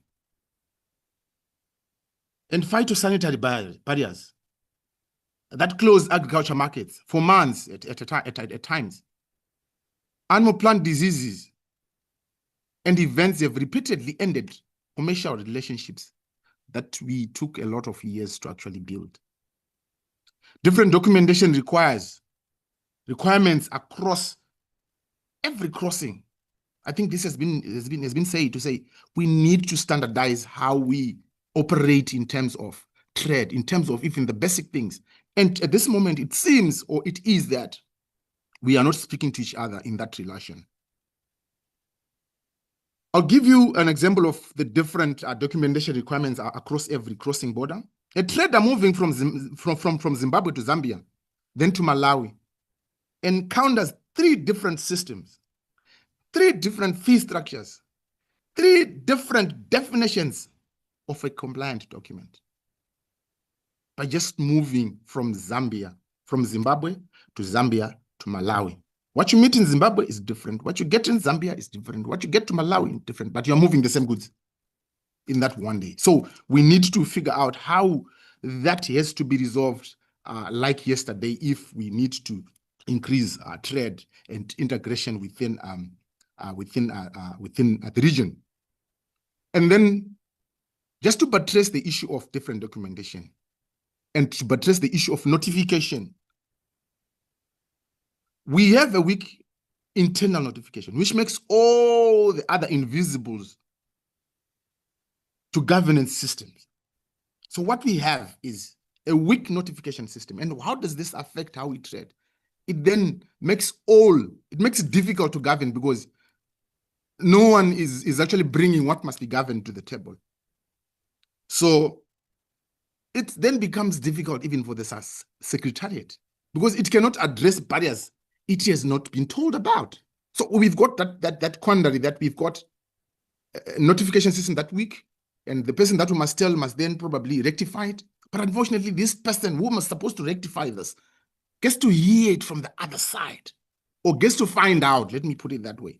So our notification system, if at all we need to move at a faster pace that goes beyond the 1% in a decade, we need to improve how we notify the secretariat, such that if there are issues, they are the people that that should be able to work on that. But I want to flag one thing before we go.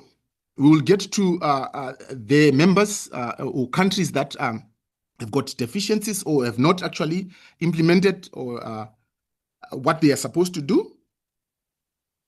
But for now, I just wanted to give an example that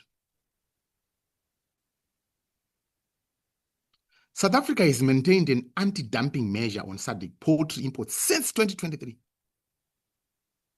Formal notifications have been submitted. The measures remain in place. South Africa is asking other countries to remove their barriers while maintaining its own. That is the chairmanship paradox. And we'll come back to it. Next slide. This slide was just me trying to give detail to the 6 NTBs, now speaking directly to the countries so that we can all see, we can all pick our trophies if they are trophies, but the whole idea was just to give a reality of what we have as NTBs. I've documented 6. And this is what you see on the screen. And I'm going to read through all of them. I want to draw your attention to 2 to all of this, and I think it will be more instructive it will be the most instructive for this room, because I know at this point in time we're asking ourselves who has not ratified, what are the NTBs in this, who has not ratified. But also this is also quite important over and above the ratification. Tanzania. The Tanzania case concerns goods in transit, goods that are not even destined for Tanzania. They're simply passing through. Yet the documentation requirements imposed on transit goods and add an estimated 3 additional days to the routine times for operators using the north to south corridor. This is a barrier imposed on transit flow that generates no competition threat to any domestic industry. That is precisely what the NTB annexure of protocol on trade was designed to actually stop. So we have this case in Tanzania, and it's happening, and we're saying goods are crossing Tanzania, and there's some form of NTBs that exist that makes it even uneconomical to even trade or use that trade route. The DRC is another interesting case. The case is structurally different. Traders report multiple informal and formal charges at the border post. Formal NTB notifications are underutilized because traders fear that filing a complaint will attract retribution from the border officials. The most severe barriers are the least likely to be reported, and therefore the least is likely to be addressed. I'll go to Zimbabwe and Zambia. Members from Zambia and Zimbabwe will recognize that South Africa's port requests that I've indicated before, anti-dumping measures have been maintained since 2023. Formal NTB notifications have been submitted. These measures remain. And like I said, this is the chairmanship's paradox, which is made very visible. The country leading the SADC trade facilitation agenda maintains a barrier that other member states have formally notified as an obstacle to regional trade. So we've got a quandary. We've got a situation that we must bring our heads together and say, this is the situation and how do we deal with it? Can we please move to slide number 5? This slide speaks to the protocol implementation. The protocol implementation status. 5 protocols, 5 different implementation stories. The pattern emerges across all the 5 meters, more than any single number. The protocol on trade is the foundation instrument and is broadly enforced at approximately 72% implementation. But the NTB annexure within it is enforced. So we've got an annexure in that is not enforced. The protocol functions as a tariff removal instrument. It does not yet function as a non-tariff barrier removal instrument. I don't know if that makes sense to say we've got it, but it's not working. It's not used as it should be. It should be working. The legal obligation actually exists. But it's amazing that the enforcement mechanism does not exist. The finance on protocol investment is in force, but the regional transit bond guarantee that would remove the cash bond requirement across border trade has been proposed, discussed, and designed. It has not been established. A protocol in force whose most results are just pragmatic and provide practical provision for trade remains unimplemented. I'll go to the protocol on trade and services signed in 2022. 5 member states have not ratified services and protocol. 5 countries, trade members, 5 member countries have not actually ratified this. But the service trade accounts for less than 5% of intra flows. This is the most underdeveloped dimension of regional integration in direct proportion to the incompleteness of ratification. The protocol on industrialization, ratification is critically low and very low across region. South Africa is currently championing this instrument. at every level of chairpersonship. It's amazing. I'm saying this not to try and look down on anyone, but I want to leave this observation with you before we see the country by country picture, which is the next slide. The protocol on statistics has several ratifications across all 16 members. And we're saying, we want to move with big data. We want to have data centers. To move which data when the imported data is not even part of the system? Only 43% of the risk indicators have baseline data, 43. We cannot monitor what we have not agreed to report. We go back to the issue that started this discussion to say, we don't see timelines there.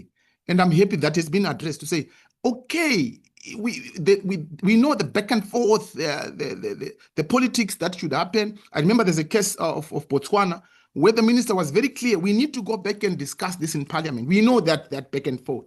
But at least let's just probably have the timelines, even if they're not met, let's have them.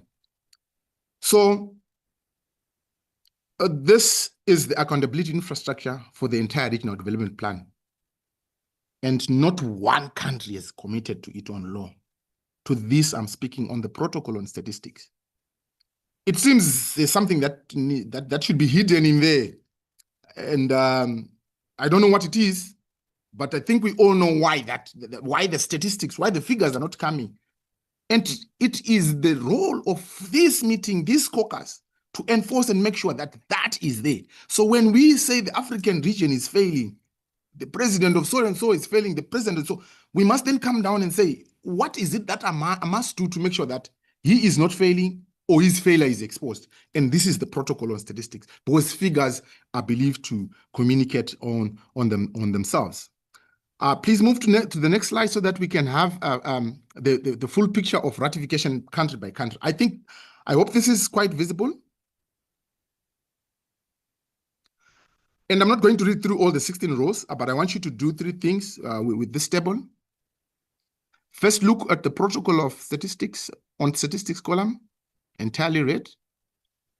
And I think I've buttressed that. And I'm saying if this committee does only one thing from this presentation, let it be a joint resolution committing each member parliament to table the protocol on statistics for ratification before we get to the end of 2026. Let's look at the protocol in the industrialization column. There's something that took my heart to say we are building. I've always asked this, forgive me for a little divergence. I've always asked this even to my professors, to my mentors.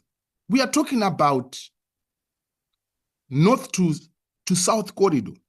We must make sure that infrastructure within this corridor is intact. What are we intending to move? Is it not an extension of the system that's there? Because if we're making sure that this corridor is intact, such that we can move the rows that we've been moving, I think we could be having a very, very dark future in the future. Why I'm saying that is because right now with this, I would say the state of what it is now probably has slowed down the extraction of these raw materials such that we could not be having them anymore, yet those roads been okay. So what I'm trying to buttress is, yes, we need the corridors, but the corridors without an industry, with an industry of 20% value addition of our raw materials, is just an extension of moving out the commodities out of Africa. And I don't think this is anything, or this is what anyone in this room would want. So what am I saying? I am saying we need to make sure that the key pillars of even the critical minerals, I understand the approach, and I think I raised it some time to say the only way we can be able to start value addition and beneficiation, if there's anyone with literature that says something different, I'll be glad to read it. It's radicalism. And I don't mean radicalism of uprising. A change of policy to say we are banning lithium, we are banning this, but the banning has to be substantiated by a good power system. There are layers and layers of stuff that has to be there. Why am I saying this? I'm only trying to say, to give the cost of what we're trying to do. Yes, there are a lot of benefits to it. That I won't take away. But we must also put an eye on the cost that comes with a lot of these. And it's this meeting that will also try and close that to say, okay, we want to do this, but this is what will happen. So that's what I was raised on this. Lastly, I'll just say, just look at your country's role, find the gaps. The orange cells mean signed, but pending ratification. The red cells mean commitment has not been made at all. Each gap has a specific action for your ministry. I want to say this clearly. I raise South Africa's ratification status not to embarrass anyone in this room. I raise it because this committee, precisely this committee, is the exact institution that can resolve it.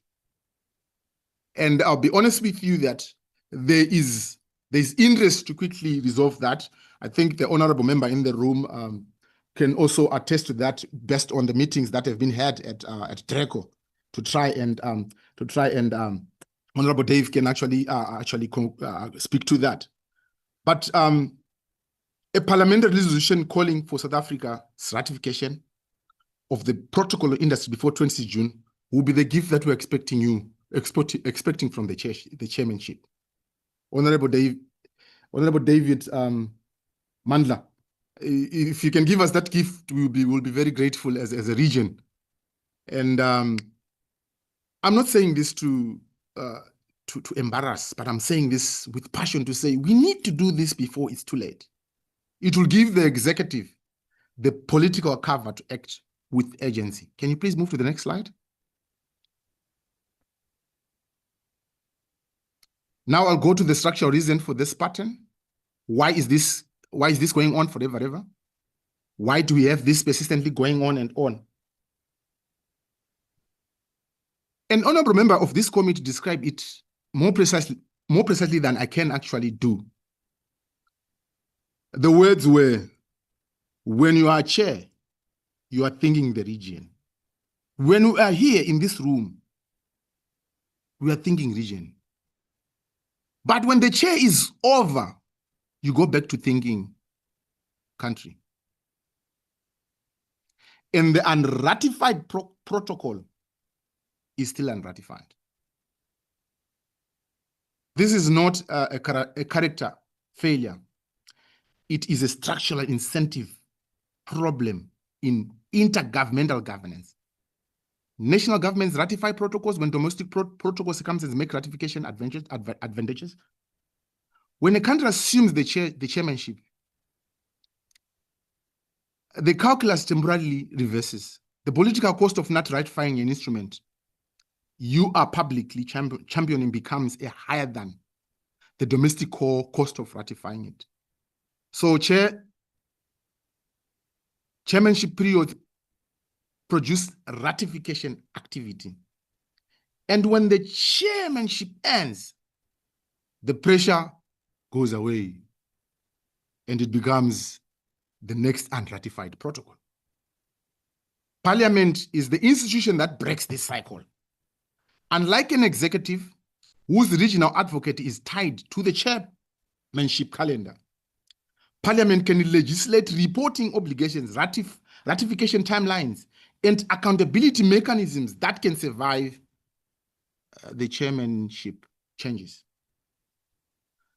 3 boxes on the slide show the anatomy of the problem and the remedy, why it happens, domestic political incentives, consistently favoring deferral.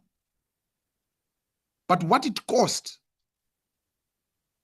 the voluntary commitments in SADC that have a documented implementation rate that the MTR puts at approximately 27%.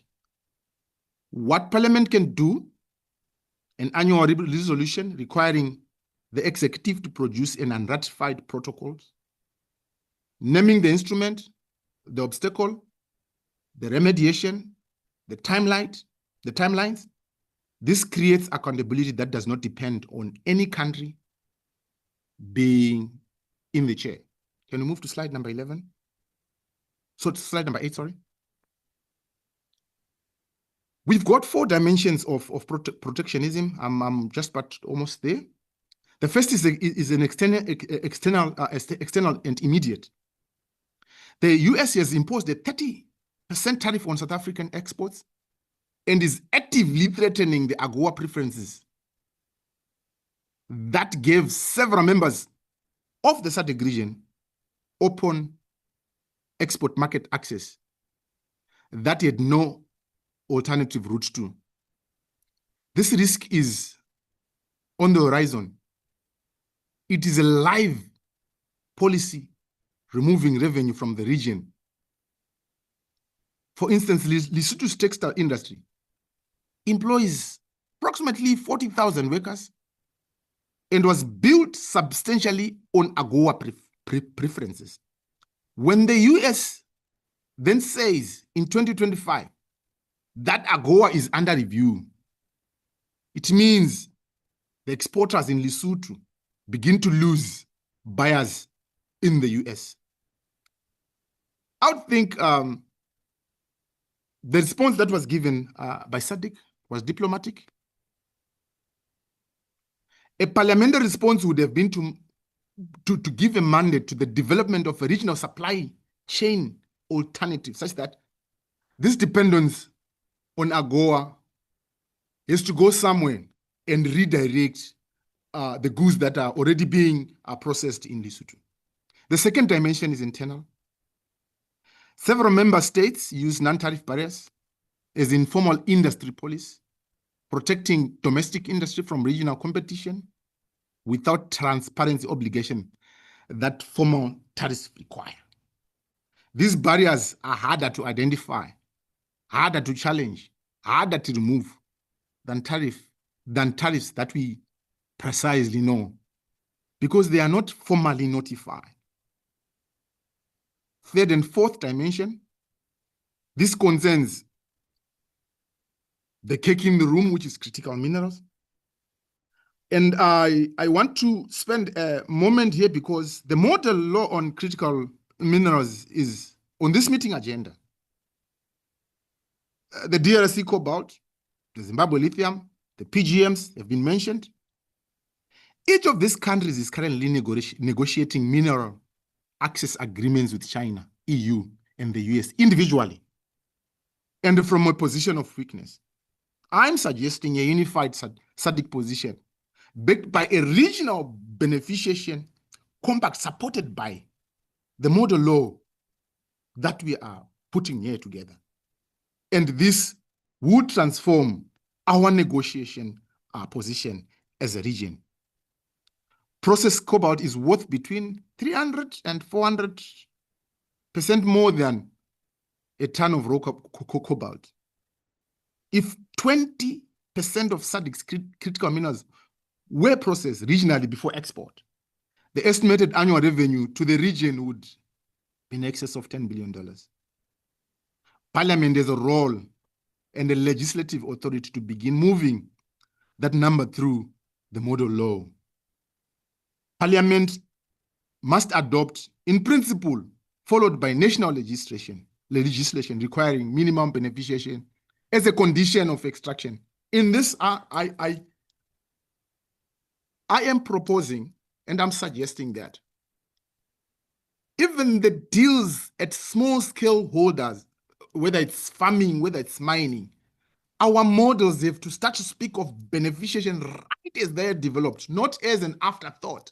Now, after the chrome is out of the ground, we want to start talk about beneficiation to this person who mined the chrome without us having told them, hey, my guy, if this is what you want to do in Africa, be rest assured that after the ore is out of the ground, you must at least beneficiate this by 10%, 30%. That will change depending on the arrangement and the negotiation. But what I'm saying is, we cannot then start talking about value addition and beneficiation when the mineral is already out. Why don't we talk about it from the onset? If it's a cost, let's it be a cost that is shared right from the start of the project to the end of it. Slide number 9.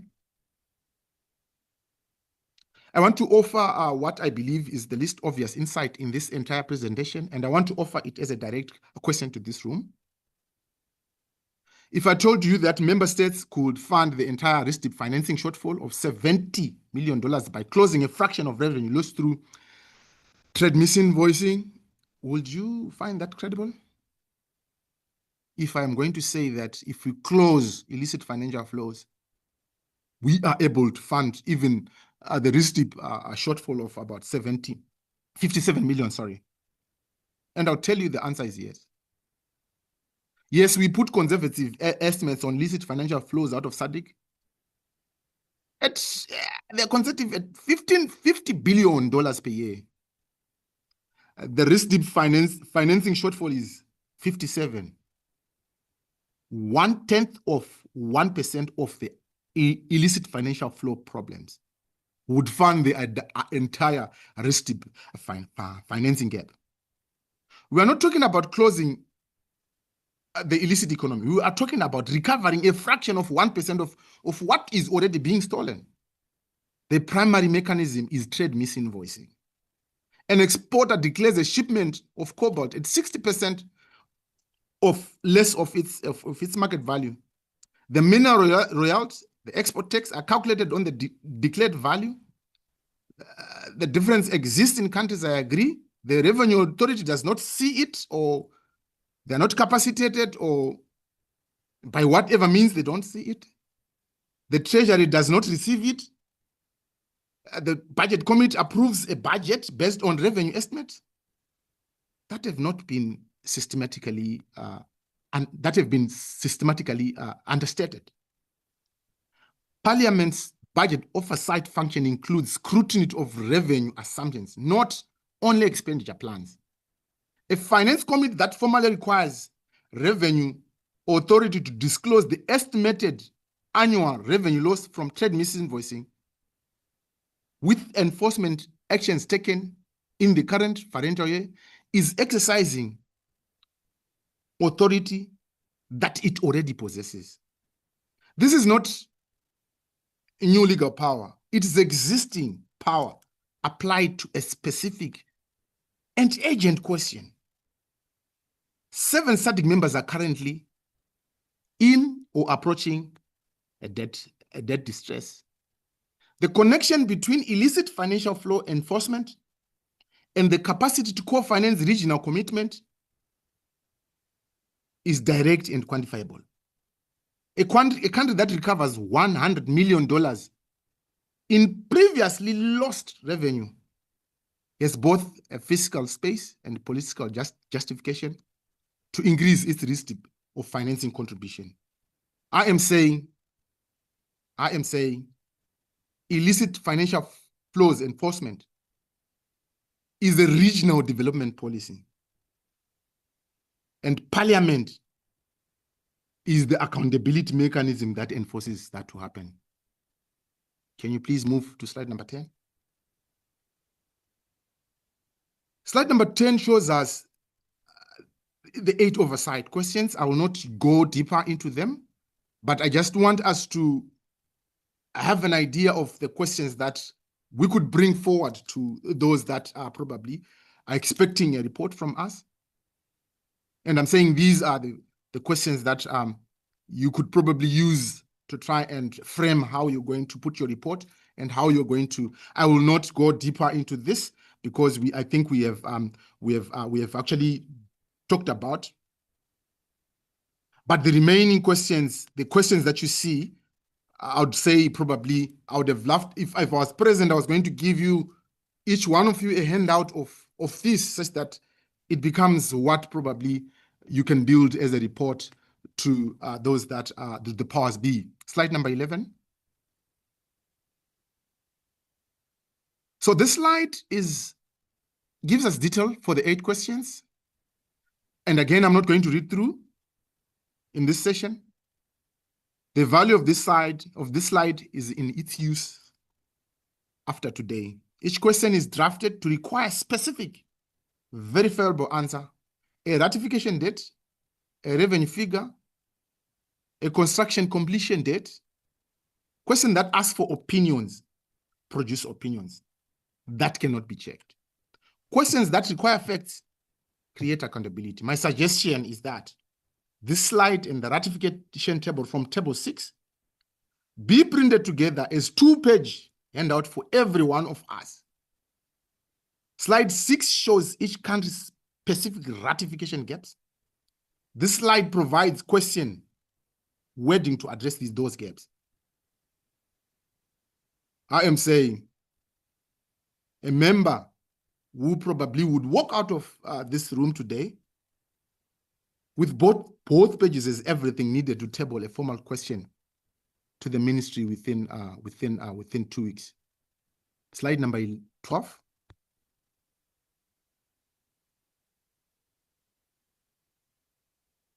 Three instruments. Every parliamentarian in this room is all three. The question is whether they are being directed at SADC issues with the same intensity they are directed to domestic one. The first instrument is the legislation acceleration. Parliament can fast track the enabling legislation required to domestically implement protocols that have been ratified, but whose previous provisions are not yet operative in national law. Parliament can amend customs and trade legislation to incorporate the EO manual, mutual recognition provisions. It can pass the legislation requiring the executive to table an annual SADC protocol compliance report to Parliament. None of this requires a new treaty. It requires Parliament to exercise existing legislative authority on the regional agenda. The second instrument is an oversight and accountability. As Parliament, we can summon the Minister of Trade and Finance to account for the ratification status of unratified protocols. It requires the NTP inventory, the removal of timeline to be tabled before the SADC committee. It demands transparent on the receipt, co-financing contributions, holding our ministers accountable when contributions have not been made in full or in time. These are the functions of every parliamentarian in this room. And this room performs one domestic policy every week. The question is whether the same standards is applied to regional commitment made in the name of the same citizenry. The third instrument is the regional parliamentary cooperation. That is precisely what this committee is. A joint resolution from TIFI, from this committee, carries a significant more political weight than any individual motion by a parliamentarian. It demonstrates regional consensus. It creates mutual accountability between members and parliamentarians. It gives each member the political standing to act domestically on a regional agenda. Slide number 13.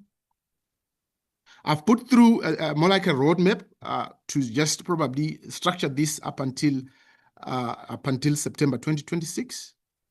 This is a roadmap structured around August, the summit in August, SADC. Every column to the left is preparation. Every column to the right is monitoring and accountability. I would want to draw your attention to the first row because it says May 2026. And it says this meeting. If this committee does not produce a concrete named time-bound commitment before we leave today, this presentation would have not changed anything. The research will have to be done. The analysis will have to be presented. The question will have to be named. A gap between the Secretariat works on what the Parliament mirrors and will remain exactly as it was when we sat down. The starting point of this roadmap in this room this morning was that. Let's have this in that order so that we can be able to move forward. The June 2026 row calls for South Africa to ratify the protocol on industrialization and for each member of Parliament to table formal oversight questions to our relevant authorities. If, as South Africa ratifies in June, the chairmanship has an institutional credibility to lead ratification advocacy at summit. If South Africa is not ratified by June, every conversation about protocol ratification, if at August summit we meet and this has not been done, it would be, if you ask me, an undermining by the chairman's own non-compliance. The September 2026 role is now more of a monitoring role.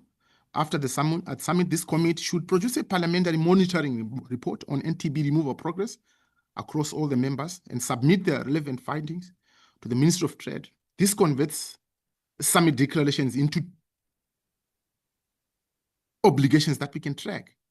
That is the parliamentary accountability function at its most direct. I'll move to the last slide, which is slide number 14. I'm going to read the last part of the slide, and I'm going to do it quite very slow, so that it's what we take away. One of my mentors would say, "So what's the takeaway? We have heard everything that you said. So what's the takeaway?" So I'm slowly going to try and give you the takeaway, so that as you walk out of this meeting, at least I'm happy that we've got what. So the first one is, number one, Parliament cannot ratify a protocol it is not understood. And this speaks to notification.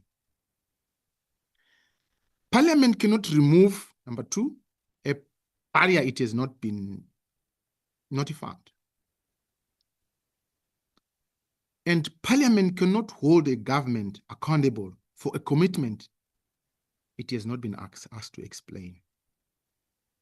These are the three things that I feel this meeting must resolve. Understanding that non-tariff barriers are the primary constraint on regional trade, not tariffs, is one of the things that I want to emphasize in this meeting. Every one of us in this room should leave today being able to name at least one specific tariff barrier that their country is currently imposing, and at least one protocol that creates a legal obligation to remove it. So we've got a problem on the left, and what is and the solution on the right. Commit to tabling one formal written question to the ministry relevant for ratification and to the relevant ministry for protocol ratification, at least before June, before the end of June 2026. Not a verbal question, a formal written question that requires a written ministerial response before a specified deadline. That is the minimum accountability action available to this room right now. And we should act by adopting a joint resolution at the very end of this meeting that names specific protocols, timelines, and a parliamentary monitoring mechanism. Declarations without mechanism are not commitments. We have enough intentions in SADC. We now need commitments. The frontline states built this organization not because they had a perfect framework. They built it because they had a shared diagnosis and the collective discipline to act from it. We have the same opportunity today. I'm grateful for your attention, and I think I've said a lot of things that would need a lot of time to actually look into. And I'm honored to be here, and I'm honored to serve.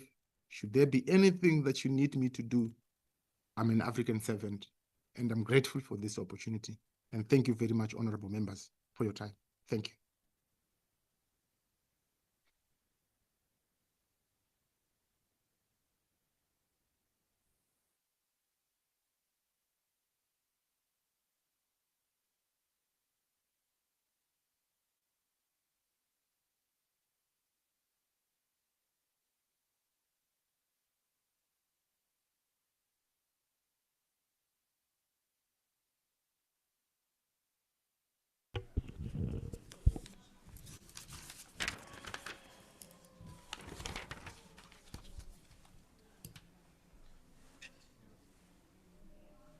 Merci beaucoup au docteur. Nous ouvrons maintenant le débat. Si parmi les honorables présents dans la salle, quelqu'un a un commentaire, une question à poser directement parce qu'il va se déconnecter.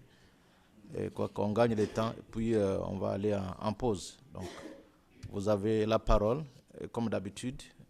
dans nos us et coutumes parlementaires. Vous avez 1 minute ou 2. Soyez le plus bref possible. On va commencer toujours par la droite. Ne soyez pas pressés. On commence par la droite. Non, la fois passée, on a commencé par la droite. Cette fois-ci, on commence par la gauche. Pour que ça ne soit pas toujours les mêmes qui commencent. Donc, l'honorable, monsieur l'avocat, vous n'avez pas. Qui doit prendre la parole? L'honorable Mozambique? On va faire le tour de la table. Qui prend la parole? No, it's first one. Ok, thank you. Muito obrigado, nosso presidente desta sessão.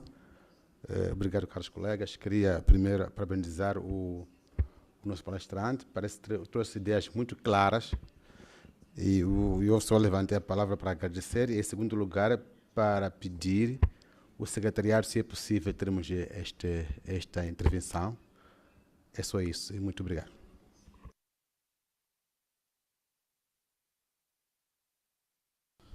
Merci pour avoir été trop bref, honorable Mozambique. Maintenant, c'est votre voisin de Swatini. Honorable de Swatini, vous n'avez pas un commentaire? Côté gauche, qui prend la parole?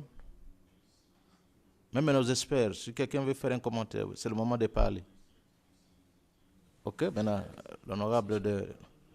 Non, mais on est passé par là, chez vous là. Mais à qui la faute? Ok, vous avez 1 minute alors.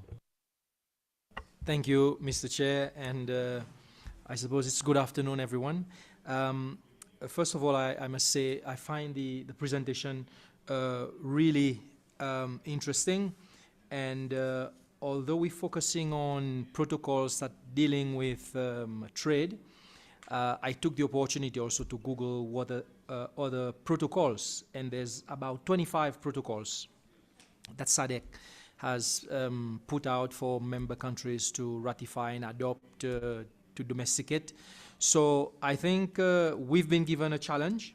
I'm taking those challenge really seriously, and I will do my part to table question, to move motions, because like we said in the plenary, we have to make these things become alive. We can't just debate about it, but it must be seen to take action to make it work. So I give my commitment, and I hope that in our group we can give updates on what individually we are doing, so that our respective country can commit to commitments made to SADC. Thank you very much. Merci beaucoup. Maintenant, on commence par la droite, l'honorable du Botswana.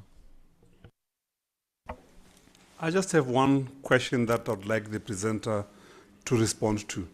The banning of imports by countries as a form of a non-tariff barrier. Botswana falls in that category, I must admit. And in the main, the most common banning of imports relates to agricultural products, vegetables, which are seasonal.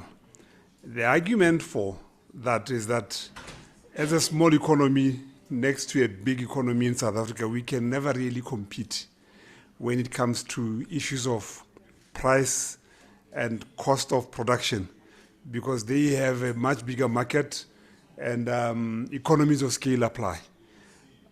Is this a fair argument by a small economy like Botswana?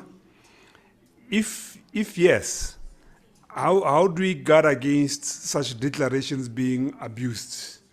What measures are in place to make sure that it then doesn't become a permanent thing, such that even when there is no justification, if a farmer in South Africa is unable to get their goods into Botswana? And then lastly, it's not a question, it's just that I think it will be good for us to challenge ourselves on delivering on these ones. Because the tendency is that when we have these meetings, we instead get briefed by the executive in our countries. And we come here and read updates. And the updates that we give versus the reality of the numbers when it comes to trade never match up.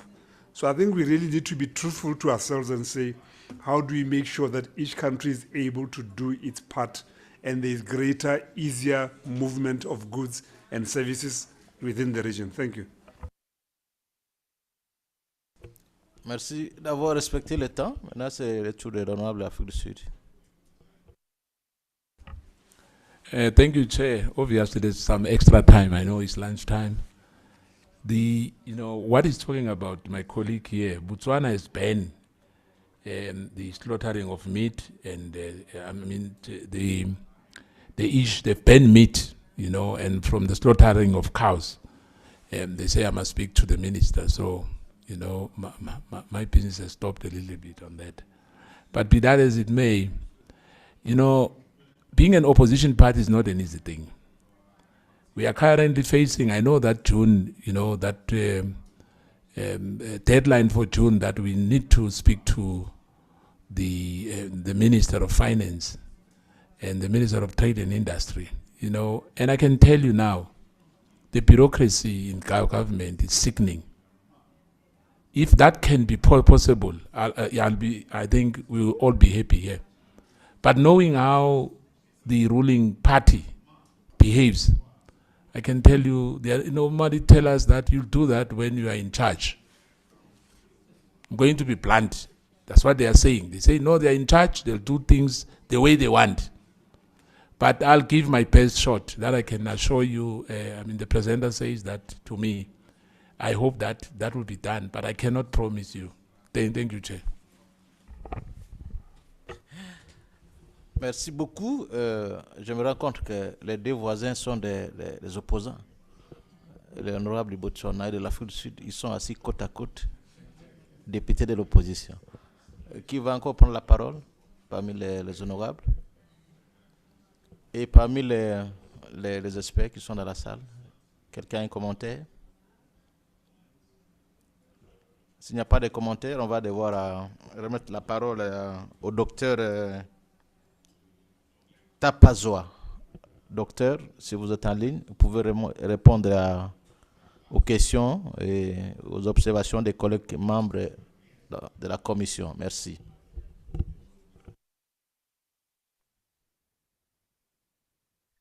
Oh, thank you. I'm still learning the language, but somehow in the language I figured out there is my name somewhere.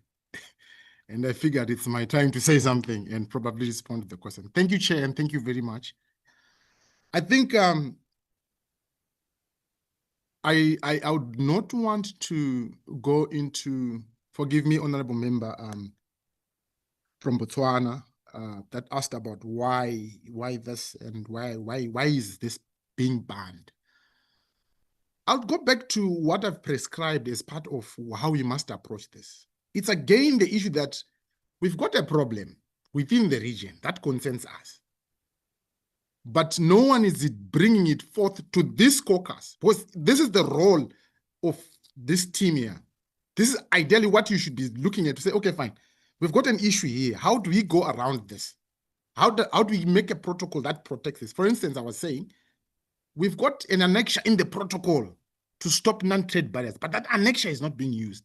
So it all rests on communication. So if we don't raise this to SADC, if we don't raise it to the Secretariat, there's no way the Secretariat is going to respond to it, because they can't respond to something that has not been tabled on them. I think we've got a preference of wanting to lodge our issues in the other bodies that are so far away from us, that don't really understand how we live and how we coexist. So I also get the feeling of big players big member players in the region, and there is infrastructure and there is protocols to make sure that happens. So what we just need to do is to go back into our inventory. I'm happy that we've got one of our honorable member who has been there with the system for some time. That is I would think that would be his role to be the repository. To say when people are talking about, they say, no, don't worry, the protocol to handle that is this. But the primary is, has it been reported to the Secretariat such that the Secretariat can come back? So to me, the issue of banning of all this is just a lack of a lack of use of the systems that are there and a lack of proper communication. But well, the issue of quotas, tariffs is always on the argument that is to protect infant industry. And that's why probably the Botswanan government is actually doing that. And that's what I would say of here to say we need to also try, because there's also an element of national interest. And I think we also need to go back and also try and align how our national interest cascade into the regional vision. Because that's the other thing to say, how do you push through your national interest into the regional interest without muscling out the other members within the region? So I think we have got frameworks that I'm so sure that if we sit down and put all of them, the 25 and the many that have not been said, and say, we've got this problem, how do we resolve it? I'm so sure that the solution to this is there. So that will be my answer. And once again, thank you for the opportunity. Docteur Tapazwa, au nom de la Commission, nous vous disons merci parce que vous avez fait une intervention très, très importante. Et j'ai senti la chaleur de la recherche en vous. Nous vous disons merci et bonne soirée pour le reste. Maintenant, c'est l'heure de la pause, si je ne me trompe pas, comme le disait un philosophe, Primo Mandukare, de philosophare. Bon, nous sommes de la famille romano-germanique, différent de beaucoup de systèmes. Nous arrivons au moment de la pause et va durer combien de temps?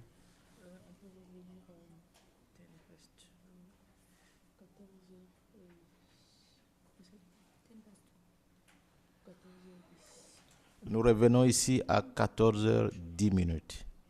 Merci et bon appétit à tout le monde.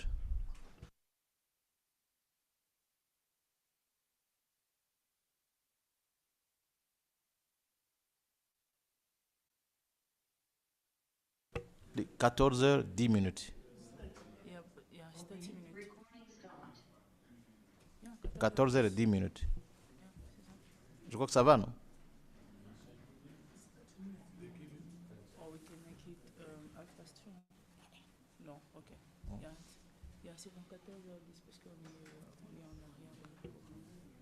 Nous sommes en retard, je crois que par rapport au programme. Nous revenons ici à 14h10. Donc, vous pouvez déjà aller vite, vous servir et rentrer vite aussi. Merci.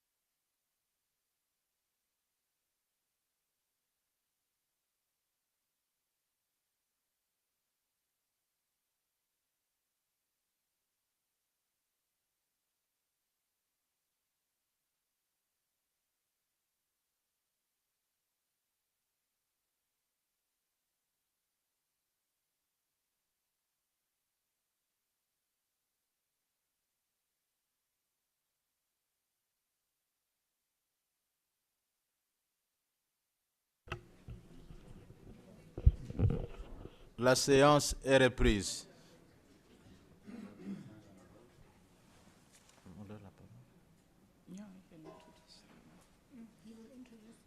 Ok, vous pouvez juste donner la parole à l'orateur, il va se présenter lui-même. Bon, quand il va revenir.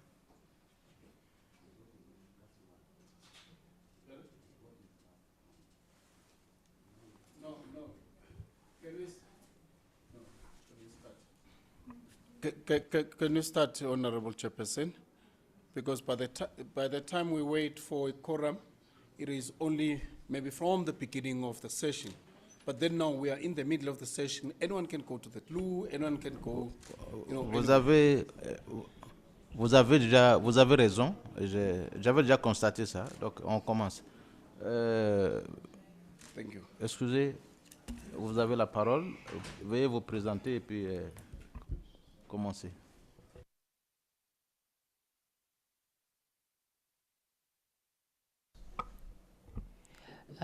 Good afternoon. Thank you, honorable members. Thank you, Chair. And thank you, the Secretariat, for giving me this opportunity to do a presentation before the committee. My name is Thomi John. I'm a policy officer with the Tax Justice Network Africa. And probably just to introduce what Tax Justice Network Africa is, because we've not been appearing before the committee so often. So the Tax Justice Africa is a Pan-African organization, currently with a 53 membership of civil societies organizations across 26 African countries. Current thematic areas of areas of interest has been on tax and international financial architecture, tax and investment, tax and natural resources governance, and lastly, fair and equitable taxation. We've been involved in a number of work, but our core founding was on the illicit financial flows report, or the high panel report by the President Mbeki, which saw that Africa loses about 80 billion through illicit financial flows.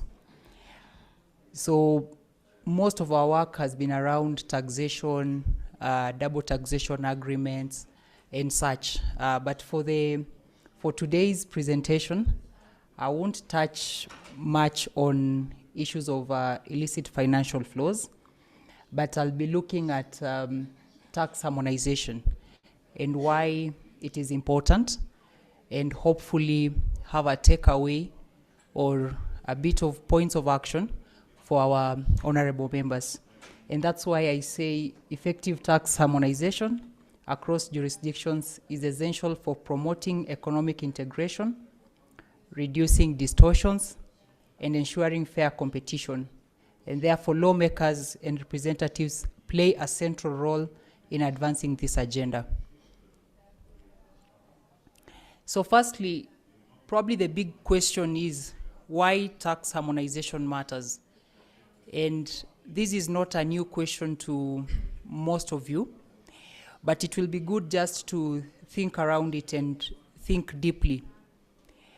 It reduces tax distortion in trade and investment. By having a harmonized tax regime, it will mean that it is easier to do business across different jurisdictions, and it will be easier for the member states to move around. And we know that endowment in terms of resources, be it human capital, be it natural resources, is totally different. And therefore, when business establishments and trade is being financed or it's being carried out, there is need for you to find where there is easier policies for you to operate in. The other issue is harmful tax competition. We appreciate that the SADC region, as compared to the rest of Africa, is well endowed with natural resources. And sometimes it becomes very hard for you to attract what is perceived as investors. And it is even more disturbing that when investors come and negotiate, they do what we call tax shopping. So they'll come negotiate with one government, move to the other government, and the kind of incentives that they ask from government, be it through tax holidays, are harmful. And therefore, in order for you to secure those investments, we tend to lower and lower our taxes to the extent that the agreements that we get into are a bit harmful and are not beneficial to us. So harmonization in this case, if the membership and the countries are able to agree and set some minimum standards that they can operate within, then it becomes helpful to them. Then the other issue is in terms of limiting tax evasion and avoidance. So when tax harmonization is put into place and you have clear guidelines and clear engagement within the member countries, the cooperation in terms of sharing information, the previous presenter noted that the sharing of information across member states is less as compared to the kind of information that we give to the likes of WTO. You can imagine what would happen if at all we had a bureau or we had a database whereby member states shared information, and it will be easier whether the countries that are in the northern side or the southern side of SADC easily access information and they are aware of what is happening within the SADC region. The other issue is in terms of support to regional economic integration, movement of goods. If we are able to harmonize taxation, then it will be easier to collect taxes, it will be easier to enforce policies that guide taxation, it will be easier for the players to easily operate within the area, the SADC region. Lastly is avoiding double taxation. One question that you might be asking yourself, why would you pay more taxes when you operate within the same region? What will be the issue for you to be subjected to paying tax across border within the same region?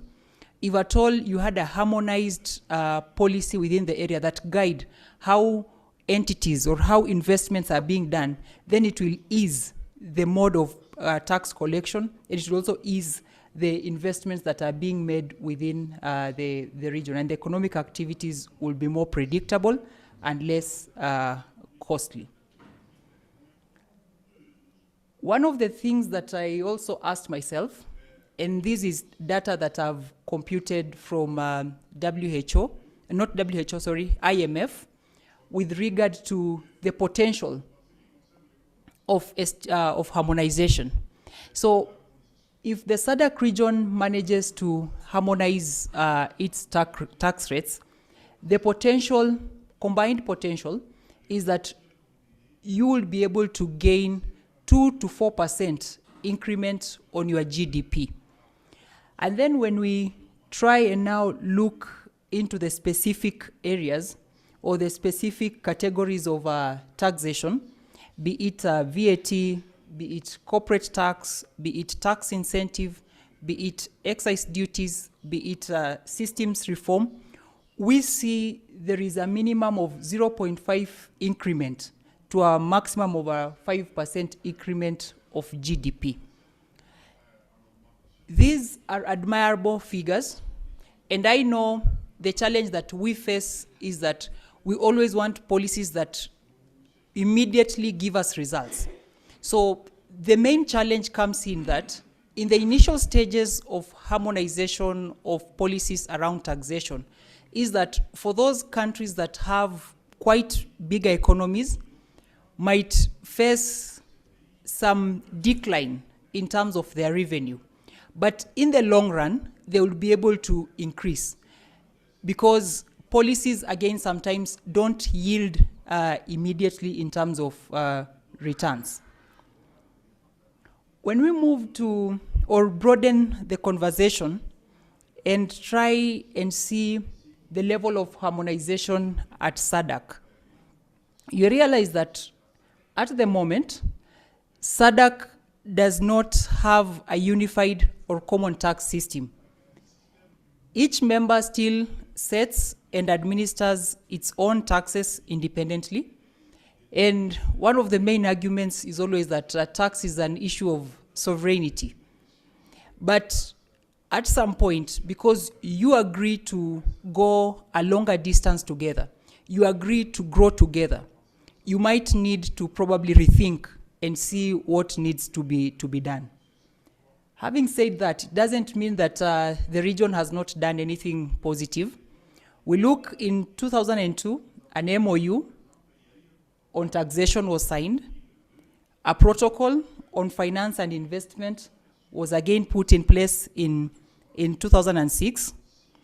But there is still more need on political commitment in order to ensure that you see this gradual development yields.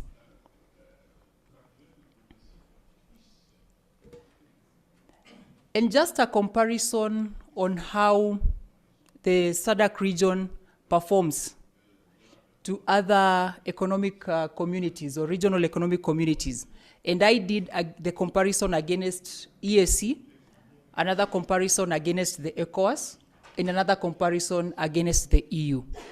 I must say that we are doing well, but more is desired from us. At overall level, the integration for SADC is at a low to moderate. At EAC and ECOWAS, the integration is at a moderate level. And this is informed by a number of issues that appear here.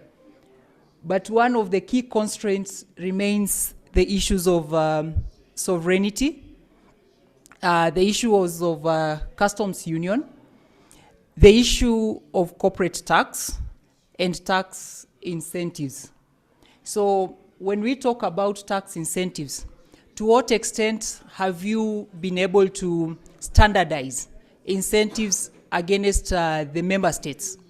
Do you have almost equal incentives being advanced so that when any investor comes within the region, they not just have a higher bargaining power or try to bring in misunderstanding between the member states, but leverage on the other factors of production. So for instance, if you have mineral that is rare and it's not found in any other of the countries, then let that be your selling point. But if you have a common mineral, for instance, what was being highlighted between countries that have copper, there is no need of you giving different incentives to the investors because they will leverage on that and hence you will be on the losing end. So SADC remains largely a policy at a policy coordination stage, which is now the challenge that you as honorable members need to work on and elevate the coordination and elevate the status of SADC to a better state. And that will include binding guidelines and no customs union and tax competition and sovereignty dominate, trying to reduce the dominance of those issues. When we look at some of the main issues that try to slow down the progress, and there was a question on why over the 10 years there has not been much progress. These are some of the issues that come into play. So we have the challenge on tax competition for investment, which I think I've already discussed extensively, institutional capacity gaps, overlapping regional memberships. So under overlapping regional memberships, to me this appears as an advantage to you. We have members that belong to SACU and again belong to SADC. Some belong to EAC and still belong to SADC. So when you look at SACU, it is actually the oldest customs union. And I think SADC has a lot to learn and borrow from them. Most of the arguments are put forward as a disadvantage, but to me, I think members, you can be able to borrow it as a great advantage. The other issue is, when I was again trying to analyze, is that there has been better performance on social and soft protocols in terms of their adoption and their implementation.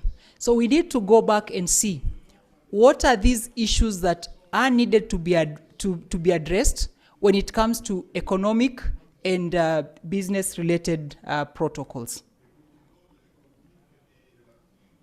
So the gaps that exist in tax harmonization, and I stand to be corrected, there are four main. So there is no single harmonized tax code, and probably this is why, again, movements of goods, those produced within the region, it's hard for them to move from one jurisdiction to another. There is no binding regional corporate tax rate framework. So what are the tax rates and the tax regimes that you advocate for the member states to adopt? So when you look, for instance, the ECOWAS, they have directives on the tax regimes for products, for instance, alcohol, cigarettes, and therefore whenever these goods move within the region, the member states already understand how they should treat and how they should tax these goods. No regional VAT directive, no enforceable model tax law requiring domestic adoption. So sometimes the member states can easily use the last one as an escape route, that we've not had any guideline, any specific guideline on what we should be able to do. And I come towards the end and try to look at the role of parliaments. And because, again, it is very great that in the SADC region, unlike the other regions, it is still you members that sit in the parliament. In the other regions, it is the reverse. They nominate and have like a separate parliament. So the coordination becomes very hard. So we need you to advocate for VAT principles, excise taxes, and tax incentives that can be harmonized, can be aligned at a SADC region, and not each nation operating in silo. So SACU poses a challenge to SADC tax harmonization. And I've already highlighted that this should not be seen as a weakness. It should be perceived as a strength, because it is an area of learning. And critical roles that government plays. It starts from legislative leaderships. And under legislative leadership, we expect the members of parliament present here to go back and support in aligning national laws, national tax laws, with regional agreements by approving harmonized policies, updating standards, and closing loopholes. These will really help the SADC region to move faster. Oversight and accountability. There is need for you members to hold your national governments. They've signed and agreed to be members of the SADC, but they need to go a step further in fast-tracking the recommendations that come from SADC and adopt, domesticate, and ensure that it is enforced. Regional cooperation and diplomacy.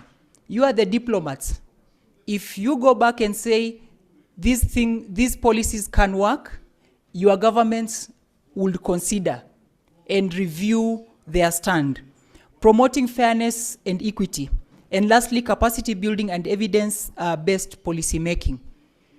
And that leads also to the role that we are willing to offer as civil society organizations, as other development partners, whenever you need support in terms of generating evidence and what we are doing in terms of advocacy, policy advocacy, we can always be there to be able to support and offer technical advice, working closely with you as the SADC closely with your governments and closely with other policymakers. Lastly, I'd just like to mention of a tool that the Tax Justice Network, together with the African Union and Africa Tax Administration Forum, developed. These are self-assessing. It's a self-assessing tool, and it's called the Policy Tracker. So for the policies that you've already put in place and you want to test how strong the policies are, what are the loopholes, where are they supposed to be strengthened, this tool helps in advocating that. Thank you very much, and I'd like to pass back to the chair. Thank you.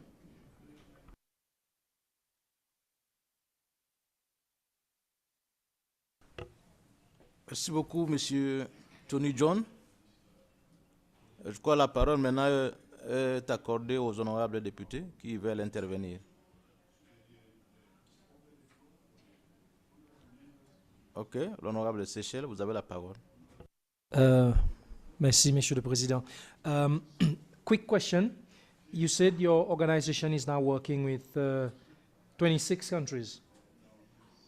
26 countries. So which SADC member is not part of your organization, if there is any?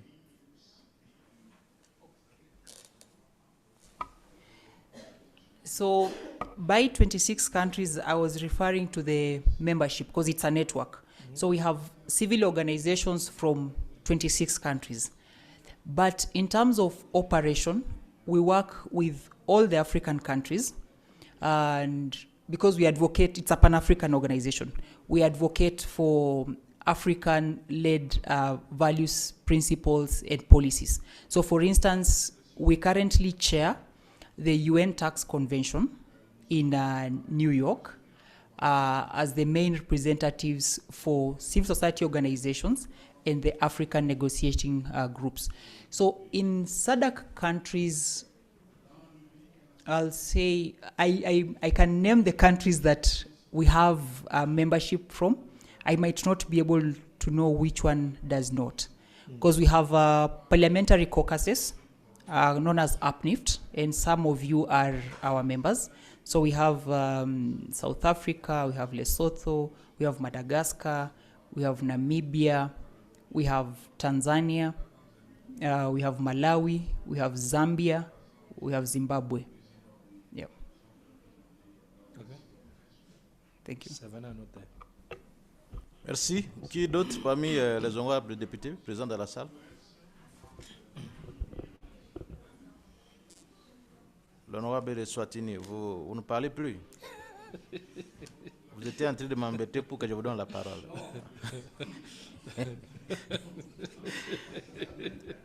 Qui d'autre dans la salle? Commentaires, questions? Ok, l'honorable de Mozambique.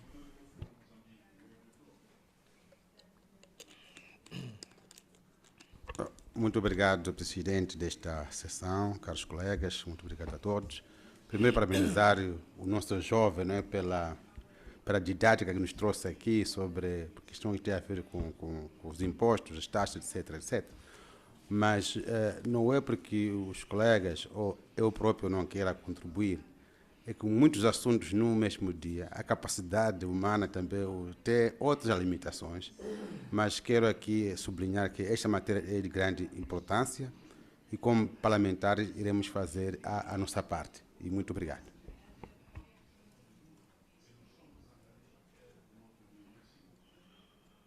Merci beaucoup, honorable de Mozambique. Honorable Botswana, vous représentez l'opposition. Dans la salle, oui. Merci. Thank you.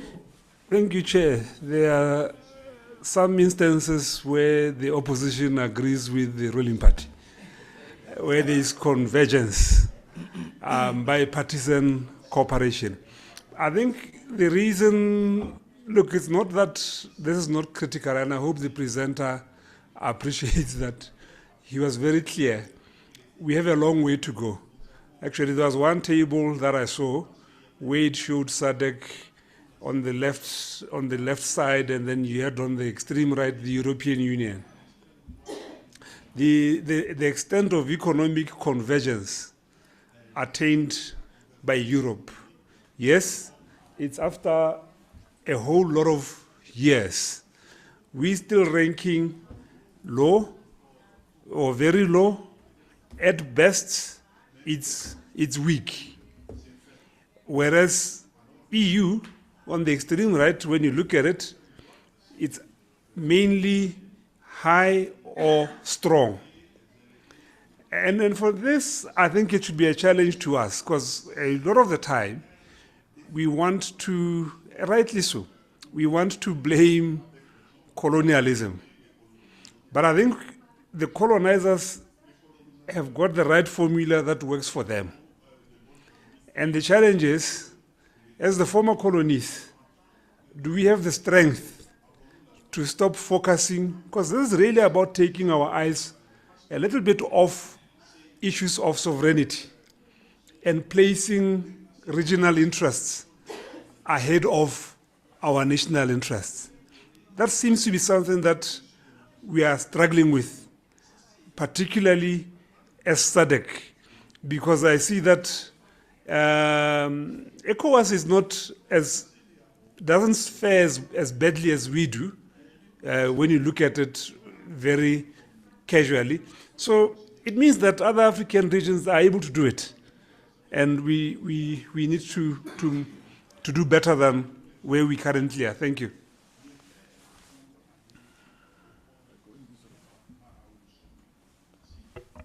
Merci beaucoup. Qui d'autre dans la salle a un commentaire ou une question à poser? Oui, madame, présentez-vous d'abord et puis vous prenez la parole.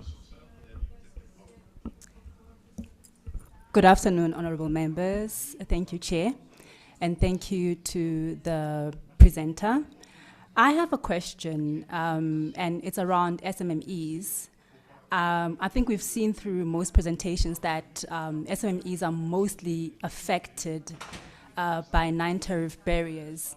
And I think one of the things that I'm just pondering on right now is if you've perhaps done your research on how tax incentives can protect infant markets, particularly SMEs within the region, as we see that they are the most financially burdened in terms of the challenges we're currently experiencing in the region. Thank you. Merci beaucoup. Je crois qu'on prend la dernière question du député honorable de l'Afrique du Sud.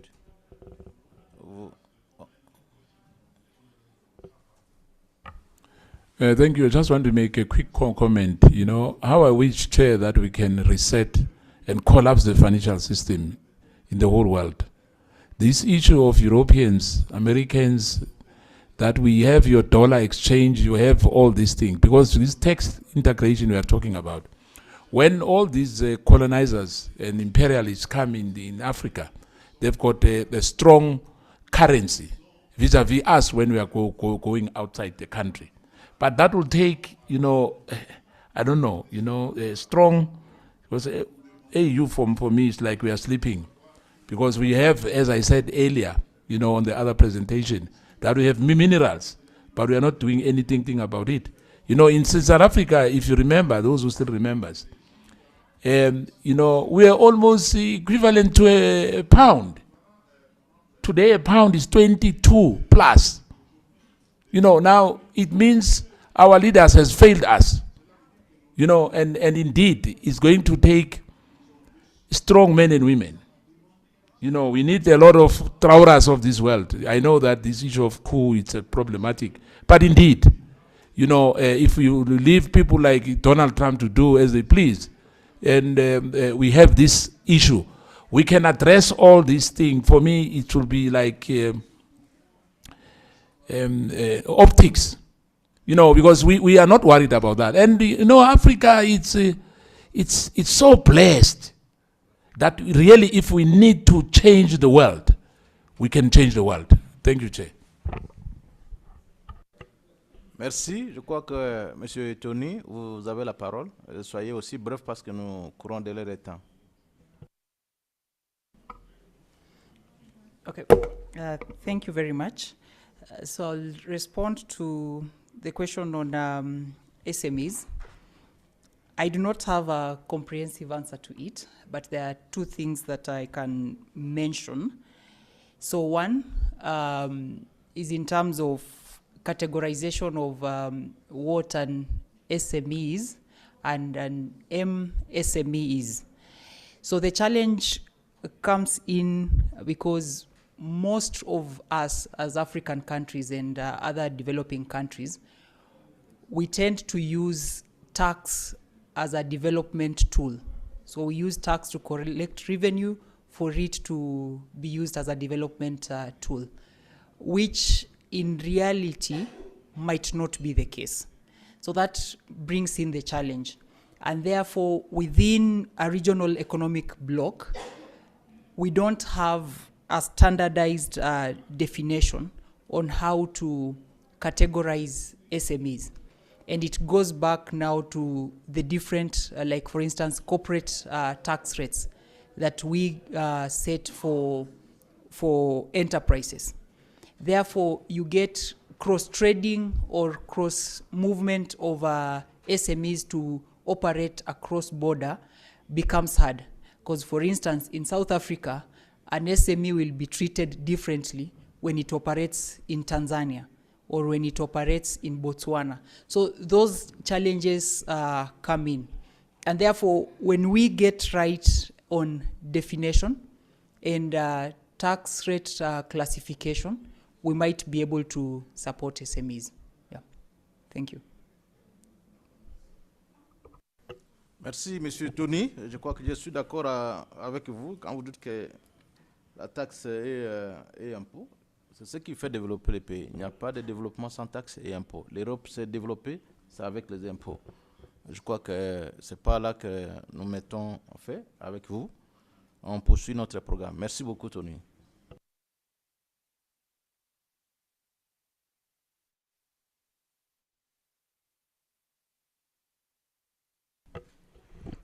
Thank you, Honorable Chair. The next presentation will be from Sayov. Are you ready?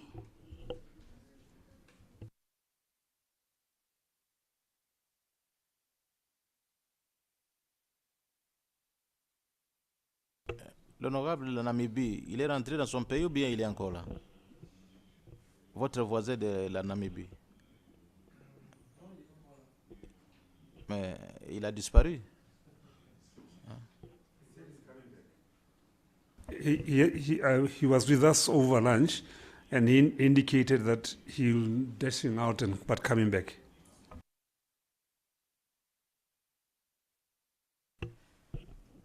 Merci. Madame, vous avez la parole tout en vous présentant aussi. Et les députés ont besoin de vous connaître physiquement et personnellement aussi.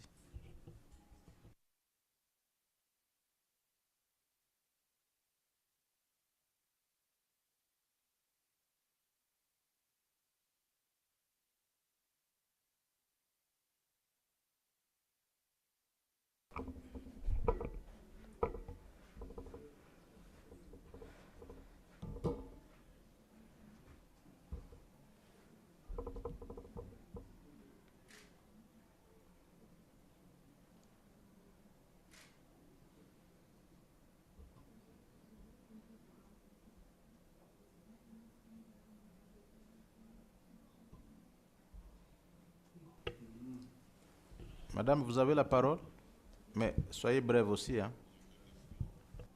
I just wanted to make sure the presentation was sharing. Okay.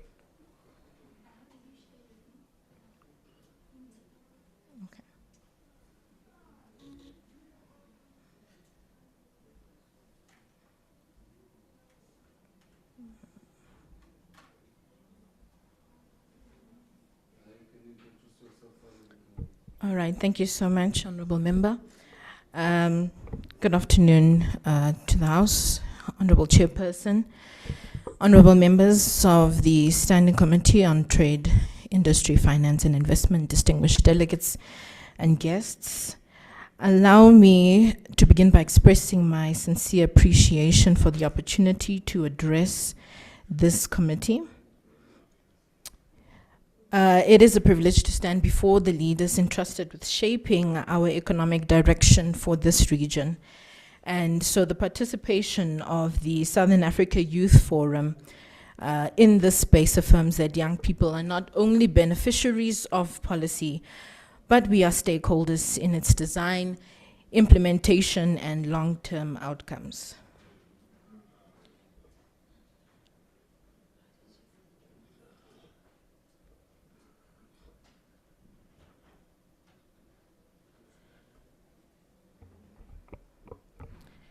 My name is Honorable Princess Mujapelo, representing the Southern Africa Youth Forum, and I rise to address a matter that directly affects fair competition, regional trade, and youth economic empowerment in the Southern African development community: tax evasion and uneven enforcement.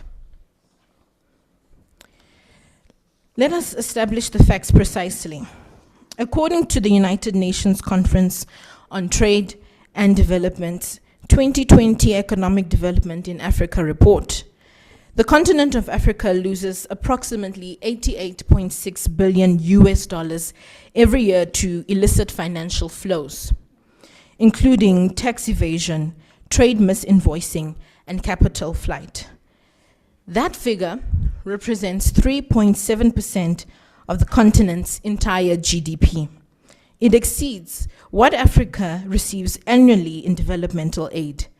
The African Development Bank, in its 2024 reporting, translated that figure into a daily reality: $1.6 billion leaving this continent every single day.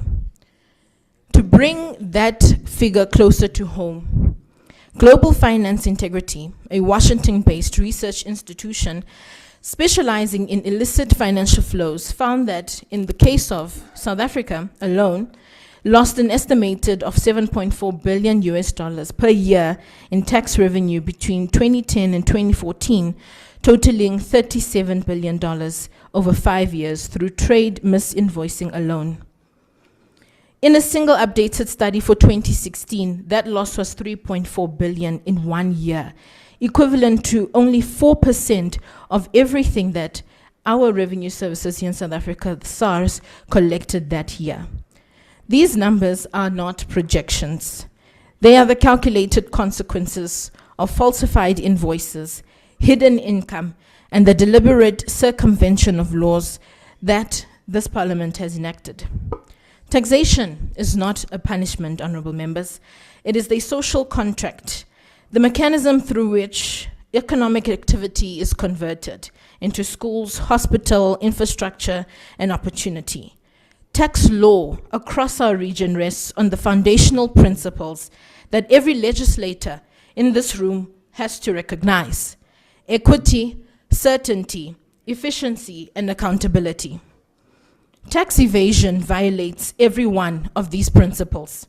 It is the unlawful non-payment or underpayment of taxes through deliberate concealment, misrepresentation of records, underreporting of income, falsification of documents, smuggling to avoid custom duties, and the non-remittance of VAT and payroll obligations. However, penalties imposed after the fact do not restore what was never collected. And the OECD's Revenue Stats in Africa 2025 confirms that despite SADC's average tax to GDP ratio of 19%, which in this case is above the African average of 16.1%, the region still falls significantly short of what is needed to finance the developmental ambitions set in our own frameworks. Every percentage point eroded by tax evasion is a direct reduction in our capacity to deliver on commitments already made to our citizens. Furthermore, evidence suggests that perceptions of fairness significantly influence tax compliance. Businesses are more likely to comply where tax systems are viewed as equitable and consistently enforced. Conversely, uneven enforcement may distort market competition. Where compliant firms carry the costs of taxation, while informal or non-compliant competitors avoid similar obligations, the firms that are operating legally and lawfully may experience reduced competitiveness, lower profit margins, and weaker incentives to expand in hiring. This dynamic has important implications for youth economic empowerment in our region. If compliant firms face disproportionate burdens, while non-compliant actors gain unfair pricing advantages, formal sector expansion and youth employment opportunities will be constrained. In this regard, tax fairness should be not understood as merely a fiscal principle, but also an economic competitiveness principle. Youth economic empowerment depends not only on education or skills development, though these are extremely important, but also on the availability of meaningful economic entry points. A recurring challenge across many SADC states is the coexistence of high youth unemployment, significant informal economic activity, narrow tax basis, and constrained private sector expansion. Where large numbers of young people remain excluded from formal employment or enterprise participation, tax systems face a structural challenge. Fewer economically active participants contribute to a developmental revenue generation. This creates a reinforcing cycle in which youth exclusion moves to narrow tax bases, which informs the constrained public investment, meaning that there's weaker youth opportunity available. As such, youth exclusion should not be understood as a labor market concern, but also a fiscal sustainability challenge. The long-term resilience of tax systems, therefore, depends not only solely on stronger enforcement, but also in expanding meaningful youth participation and entrepreneurship in formal economies. I'd like to address then concerning tax evasion and unfair enforcement, its effect on regional trade and the need for tax coherence. This issue becomes more urgent then in the context of regional integration. The Africa Continental Free Trade Area is projected to increase Africa's income by up to $450 billion by 2035 and lift millions of people out of poverty if properly implemented. Within SADC, the instruments that exist, such as the tripartite simplified trade regime, were created to facilitate trade for small-scale traders and SMEs. However, honorable members, we must confront a key contradiction. Trade facilitation without tax coordination creates structural loopholes. Fragmented tax systems means that there will be inconsistent enforcement, that there will be administrative duplication, as well as unequal competitive environments across borders. This disproportionately affects youth-led enterprises, which already face barriers such as limited financing, informality, and restricted market access. Therefore, efficient tax systems are not separate from trade policy. They are its foundation. Trade requires trust, trade requires predictability, and trade requires coherence. In 2009, SADC member states adopted the Agreement on Assistance in Tax Matters, formally signed in 2012. This agreement reflects a collective recognition that tax governance in an integrated regional economy cannot be achieved by 15 revenue authorities operating in 15 separate legal systems without coordination. Its scope is clear. Article 3 of the Agreement on Assistance in Tax Matters applies to all taxes on income, capital, and goods and services excluding customs duties, whereas Article 9 removes financial barriers by requiring states to waive reimbursement of ordinary costs incurred in executing the agreement. This is significant. The legal basis exists, the cost barrier is removed, and the instrument is in operational design. And yet, implementation remains uneven. It raises a fundamental question. If the legal tools exist and financial constraints have been addressed, what explains the implementation gap?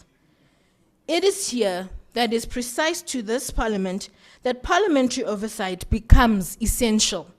It is important that this forum is clear on that principle. If we accept the legal frameworks that exist, and the challenge lies in implementation and oversight, then the focus must shift from description to action, specifically the measures required to close that gap. These are the recommendations that I pose to the floor to strengthen efficient tax systems. Firstly, there should be a strengthening on tax transparency. Member states should publish data on tax exemptions, revenue that has been foregone, the compliance gaps that are existing within the economies, and as well as the illicit financial flows. Because, and unfortunately, we cannot govern what we cannot see. Secondly, there must be a promotion of fair and consistent enforcement. Parliaments must ensure that enforcement is consistent, it is non-discriminatory, and predictable across the sectors. This is not operational interference. It is an accountability oversight. Thirdly, to expand youth economic participation.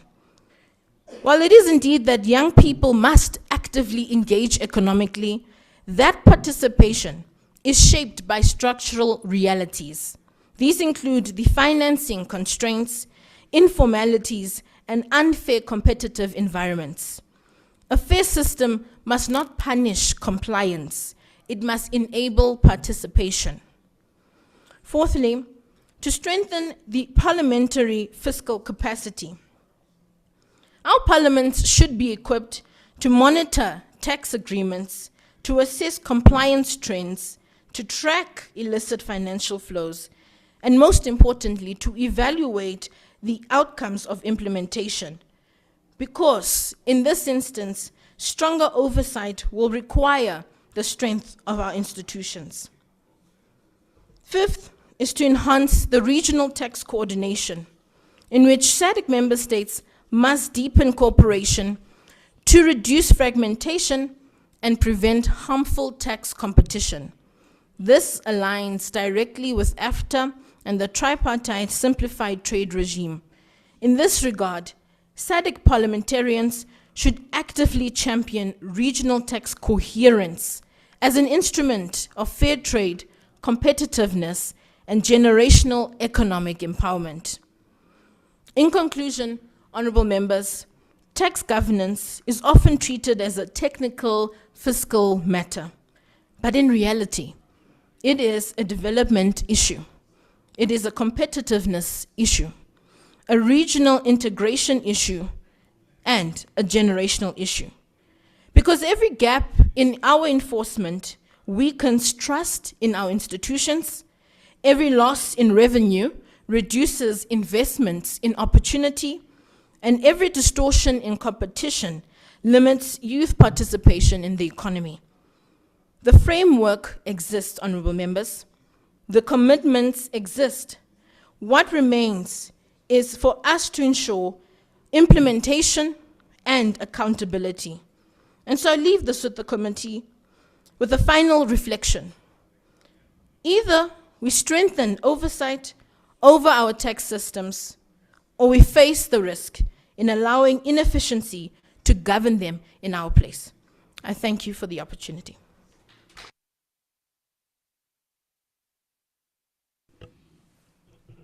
Merci beaucoup. Nous venons d'écouter des jeunes des pays membres de la SADC qui ont été très percutants dans leur présentation. Et vous êtes vraiment des modèles, des jeunes que l'Afrique aura besoin de vous demain. Mais j'espère que en dehors de l'Afrique du Sud, comme jeune, je voudrais souhaiter que vous fassiez aussi le tour des pays africains. Hein? Au Congo, on a besoin de vous pour que vous veniez aussi expliquer, parler aux jeunes Congolais, toutes ces notions ici, pour qu'ils soient aussi édifiés. C'est très important.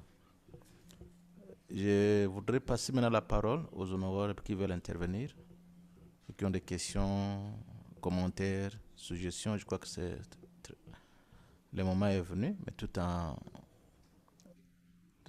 étant bref dans les interventions aussi, comme d'habitude. Les honorables qui veulent intervenir, veuillez les manifester. Bon, une seule intervention enregistrée, c'est l'intervention du député des Seychelles. Honorable, vous avez la parole.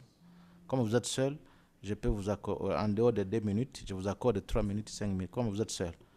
Je vais essayer d'être bref, Monsieur le Président. The point made by the young honorable is one that is of utmost concern to my country and myself personally, because I'm coming from a very small country, an island state, that we don't have natural resources like on the main continent, so we rely a lot on taxation. And our national annual budget is about 12 billion rupees, which is just short of $1 billion US. And so 12 billion rupees, 8 billion is through tax. So my party, particularly, we keep on pushing about broadening the tax base and people taking their responsibility to pay your fair share so that we can lower the burden of tax. Now, one issue in the digital era that is becoming a preoccupation for many countries is the digital services tax. Because nowadays a lot of companies are operating from far. Now, they are not evading tax, but it's just by design. They are not situated in your jurisdiction, so they don't see the necessity to pay. And so your presentation talked about tax evasion and its effect on youth economic empowerment. Now, the contradiction in this is that a lot of these services is consumed by young people. The Netflix, Prime, Shein, you name it. Mostly it's young people using the service, and then therefore they are the one indirectly contributing to their own detriment. So my question to you is, what do you think the SADC as a region should do to come together and harmonize how they tackle this issue as a bloc, instead of each individual member to negotiate with these companies, Booking.com, and all these digital, how they operate. So how do you think we should, as a bloc, approach this matter? Thank you very much. Merci. Honorable Botswana. Well, it's more a comment than a question. Tax used not to matter for my country, Botswana, because we were running budget surpluses for many years. And all of a sudden, our most trusted line of revenue, diamonds, took a nosedive. Now we are running increasing deficits. We are having to take loans. We've recently had to increase the loan limit as a percentage of GDP upwards. And broadening the tax base, which you talked to, has now become an issue that we have to confront. In addition to the sophisticated environment in which some companies operate, as my colleague from Seychelles says, we've also had issue around tourism. Botswana is home to some of the best sightings when it comes to wildlife. So we attract a lot of tourists. But these companies are based outside, just like the technology-driven companies. So you walk into a travel agent in the US. You pay into a US account. You fly to Botswana. What is remitted to Botswana as revenue by these companies, in the main, it's meant to just sustain the operation in Botswana. So what we tax them is not reflective of the total collected revenue by the company. So it's not necessarily, well, I guess you can still call it evasion, because the chances are they are not necessarily declaring the full amounts where they are also located. The last point, just to add to the complexity of the issue, some of the companies that market our tourism are located all over the world. And they don't only market us. They'll market us, they'll market Tanzania, they'll market Seychelles. Now, it becomes difficult for such companies on how should they, because when you try to introduce a tax that targets them to say you can't sell Botswana if you are not registered here for tax, they already have a whole long list of about 30 countries that they are marketing. Then they simply tell you, we'll strike Botswana out. He won't market you because we can't afford to be registered in for tax in the 30 countries that we market. Fair point on their side, but getting the balance and trying by all means for us to get the revenue that we need becomes the issue. So interesting presentation, very complex, and I think it's an issue that we need to keep our eyes on and see how collectively we can address the challenges we face. Because going individually, we will get very little returns. Ok, les voisins de l'honorable du Botswana, comme ils sont assis côte à côte. Honorable de l'Afrique du Sud, vous avez la parole.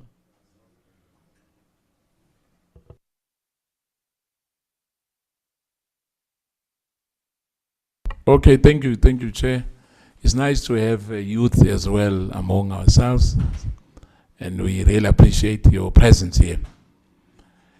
You know, the issue which you've touched now, it's so complex because it's been done by the big boys. The illicity, which has reached an alarming proportion, the big boys are doing that unabated. And unfortunately, our system, whether deliberately or not deliberately, is another question for this country. Because SARS, as you've spoken about SARS, suffice to say that I don't want to bring, but anyway, we're politicians. As you know that at SARS, there's this allegation which has been going on for years, proven or not proven, it's another story. But there's this so-called rock unit. Now, they target people. But these big boys who are taking money away from this country, which is $1 billion of rands. I don't even remember seeing one case. If I have to, I'll struggle to get one who's been arrested, you know, in this country, who have taken monies for many years. Hence, I'm saying it's not for your ordinary citizens, poor people who are doing that. These are rich people who are doing that, and a particular color for that matter. Now, it's going to take years for us to address that. And I think it's worldwide, but other countries were able to arrest that situation of having people doing what they are doing, running away. We call it tax evasion. But indeed, it's deliberate. We just have to tighten our security agents, because this thing is not happening that they don't know. They know very, very, very well.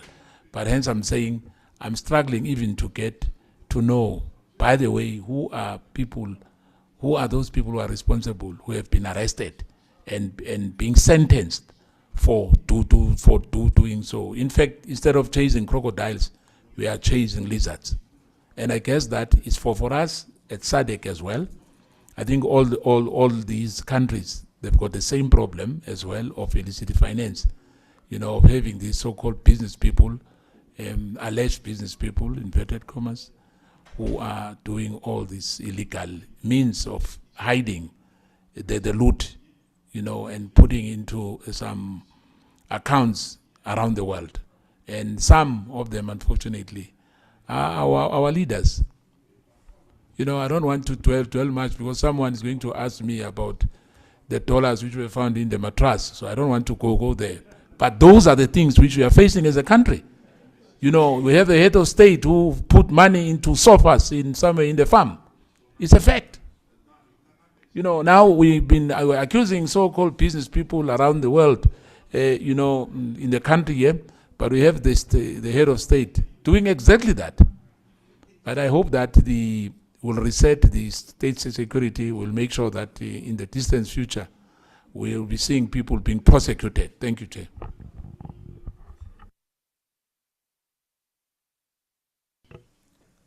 Merci beaucoup. On a besoin d'entendre ce genre de choses dans de tels forums, honorable de l'Afrique du Sud. Ce débat, il est très intéressant. Et surtout que ça vient de l'opposition. Lorsque vous dénoncez des choses comme ça, c'est ça la démocratie.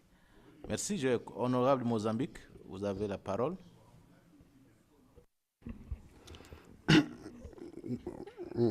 Muito obrigado, Sr. Presidente, caros presentes, caros colegas. Primeiro, parabenizar a nossa jovem por ter abordado este tema com muito vigor. Em segundo lugar, queria talvez saber da jovem se falar de uma forma global, que de acordo com a Conferência das Nações Unidas, que teve lugar em 2020, calcularam que a África perdia 88,6 bilhões de dólares. Mas talvez teria sido muito útil, se fosse possível, termos essas perdas em relação aos países africanos, não só a África do Sul, Moçambique, Malawi, mais ou menos da região, 4 ou 5 países, porque isso iria também dar maior sensibilidade aos deputados para poder deliberar sobre esta matéria. Em segundo lugar, eu queria também saber da nossa jovem quais são as causas de figo ao fisco, quais são as causas fundamentais, porque o fisco não está só a acontecer com as grandes empresas, mesmo entre nós aqui a nível da região, também temos, como cidadãos desta região, temos feito a mesma coisa que fazem essas grandes empresas. Então, queríamos saber, no vosso estudo, teriam descoberto as causas que fazem com que as pessoas não queiram pagar, mas preferem subordinar alguém das alfândegas e passar a ser pagar. Se tem alguma informação sobre isto. Se puder alongar, mais uma vez queria agradecer e muito obrigado.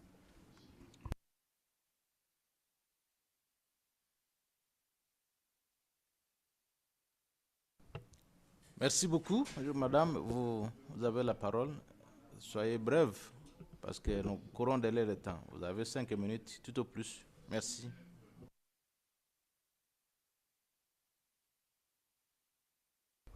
Thank you so much, and thank you to the honorable members for their contributions as well as their questions. I'd like to maybe start with addressing the comments that were posed about tax avoidance, which is what the honorable member from Botswana was actually describing, which according to some laws within our static states, more particularly what I know of South African tax law, tax avoidance is technically allowed. It's not illegal as tax evasion, and that just it goes into saying, as the Honorable Member from South Africa was saying, and how big corporations are able to sort of minimize their tax obligations through certain regulations and certain laws that they can actually not follow if they do specific things. For example, I would say when it comes to VAT per se, most companies might not submit their actual sales that they would have made, which in form affects the VAT amount that they would owe the revenue service. And then to address the fellow honorable member from Seychelles on addressing tax evasion as a regional bloc, particularly in the digital space. We are seeing an increased, well, it's been increasing and it's only going to continue, in which the interaction of digital trade will continue. And so what, in this case, how we should actively then champion that tax regional coherence as a bloc is to sit down and discuss what are the current tax bases that are being concluded when it comes to custom duties, excise taxes, VATs that are being applied on goods and services that are being bought and sold across our countries. And then, firstly, introducing an accountability mechanism, because I don't want to say that we should immediately go into influencing our constitutional rules and legislation before we are able here to address and have a coherent agreement on what it is that we would like to see our states provide and produce when it comes to tax coherence. So I think it will be important for us to, as it has been established, this entire program, that accountability and more so oversight in implementing what has already been established is very much important. So going back to those policies, going back to the agreements, and maybe even reviewing them in light of the change in the structure of which our trade is now engaging in. Yes.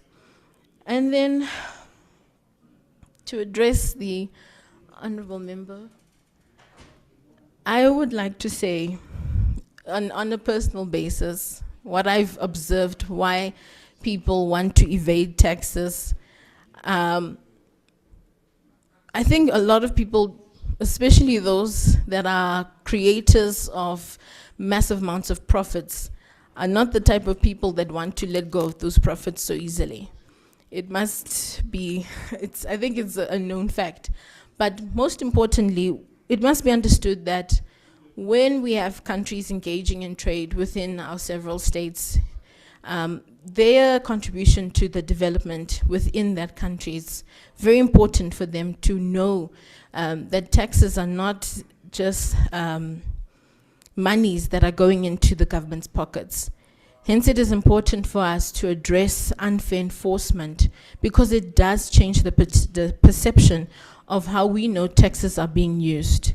If you go on any social media platform today on the basis of South Africa, when we have the cases of numerous political allegations of people using monies that were meant to be spent on development, but for their own self pleasures, for their own self glory and their own self goals, those kind of images really do put people off on should they continue, or should they even pay their taxes. We've got your citizens that will say, it's our tax money that's paying for this, it's our tax money that's paying for that. So if we're not able to establish, as the SADC Plenary Forum, to introduce that space of accountability, where we can measure on behalf of the citizens of our states that this is what our governments are doing. We are seeing the impacts or the flows of where the money is going and how it should be moved. We'll be able to better equip the space to have people want to pay their taxes, because taxes are important. They're important to the development of any state. It is revenue for the state.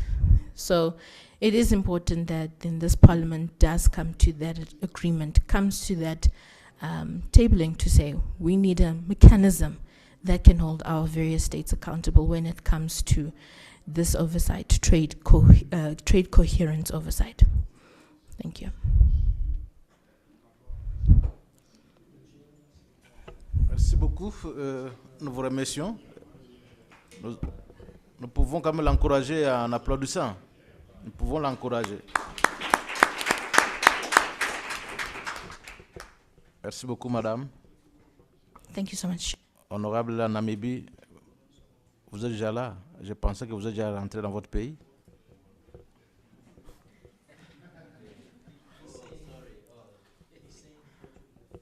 C'est la dernière présentation.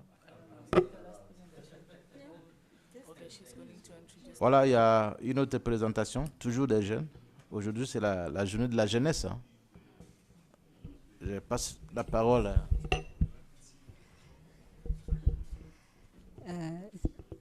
Thank you, Honorable Chair. We'll hear a presentation from the Economic Justice Network. Thank you.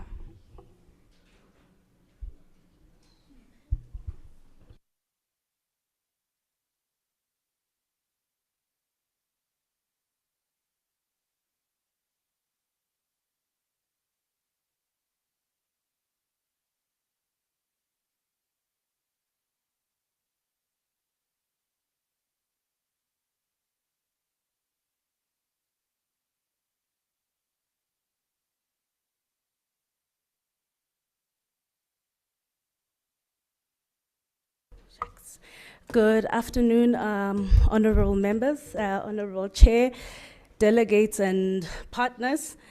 I'm so excited to be here today, in particular because apart from standing here as the policy advisor from the Economic Justice Network of Fellowship of Christian Councils that works in 12 SADC countries. I'm also the chair of the SADC TIFI Technical Working Group. So I'm very honored and happy that, you know, my team members and mates have actually done a stellar, excellent job in terms of representing the Technical Working Group. S'il vous plaît, madame, votre nom, les honorables députés présents ont besoin de savoir votre nom. Vous appelez comment? Ou un jour, vous pouvez vous retrouver dans notre pays, dans un autre pays. Comment ils sauront que vous avez été avec eux en Afrique du Sud? Merci. Okay. Apologies, I got excited. My name is Mapule Maema. I'm originally from Lesotho, but work here in South Africa and provide support to 12 national Christian councils that are based in South Africa, Lesotho, Mozambique, Madagascar, Tanzania, Namibia, Zambia, Zimbabwe, Botswana, just to mention a few, Eswatini. So as I indicated that we are a fellowship of Christian councils, and we also sit at the SADC Apex, where we work with collaboratively with the Southern African trade unions, and we have an MOU with the Southern African NGOs and the SADC Secretariat. Earlier this month, in May, we were in Seychelles, where we were reviewing the RISDIP, the Regional Indicative Development Strategic Plan, which is aligned to the SADC 2050 plan, and it's quite interesting. I'm going to dovetail from what the presenters earlier said, so I'm not going to touch too much on my presentation. It's 20 pages, so there's no way I'll be able to go through it. But they've already set, you know, the scene, so I'll segue from that. I've been asked to present today on the role of, you know, parliaments in combating protectionism reducing non-tariff barriers, and advancing tax cooperation. As we heard from Dr. Tafadzwa earlier, and Madame, is it Zodwa? I forgot her name, from Zodwa from UNECA, the impacts of non-tariff barriers and the whole issue around protectionism. This requires immediate parliamentary action.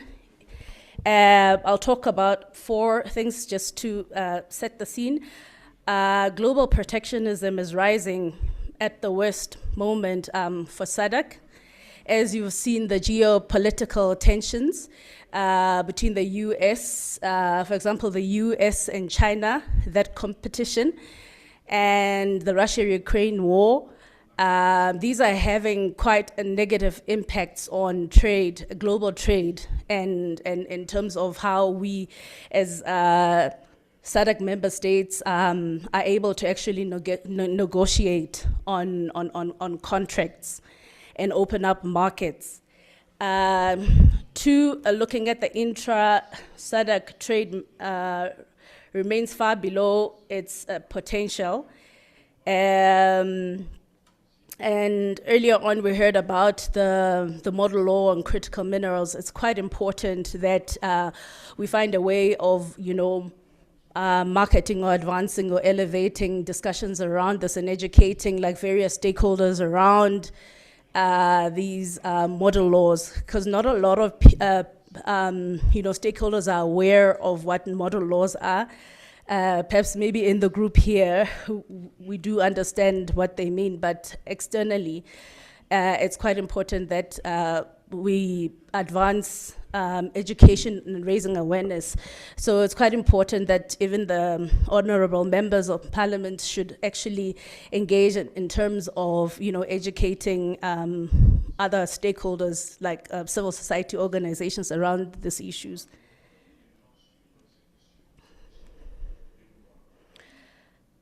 So I'm gonna put forward like some recommendations. So as a starting point, the 4 strategic decisions that this forum must make today. We as Economic Justice Network, we believe that you need evidence-based data to actually influence whatever policy recommendations you are tabling forward in Parliament. So perhaps maybe we could perhaps maybe assist in terms of finding resources to commission an independent non-tariff barrier audit across I don't want to say all SADC trade corridors, because that would be too much. And perhaps look at how we can, map it out over maybe a period of a year. Advance, as already indicated, advance the model law on critical minerals. Strengthen domestic resource mobilization by enacting anti-illicit financial flow legislation, mandatory beneficial ownership registries, and a regional transfer pricing disclosure framework, enforceable across all 16 member states.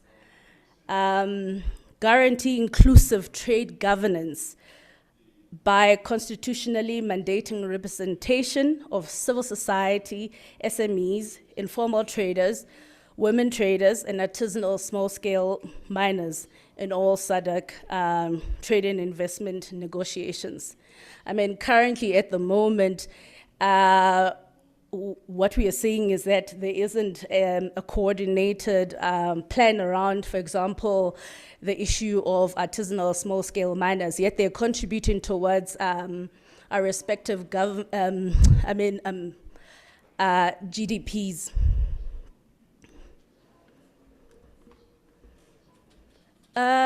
So there are 6 forces that are reshaping trade relations, as we've heard earlier on.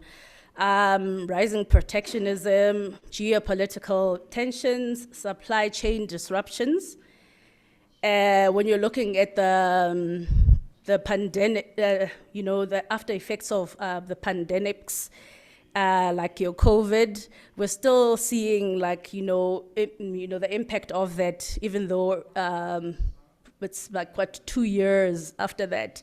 We don't even have any preventative mechanisms that are put in place by respective, governments to even, address the severe climate shocks that are actually hampering our agricultural production and also our, the trade at the border and logistical arrangements that exist.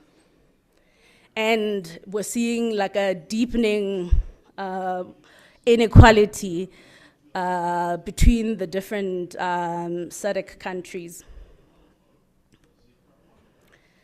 I'm not going to go into what is protectionism because earlier on the presenter did, touch on that.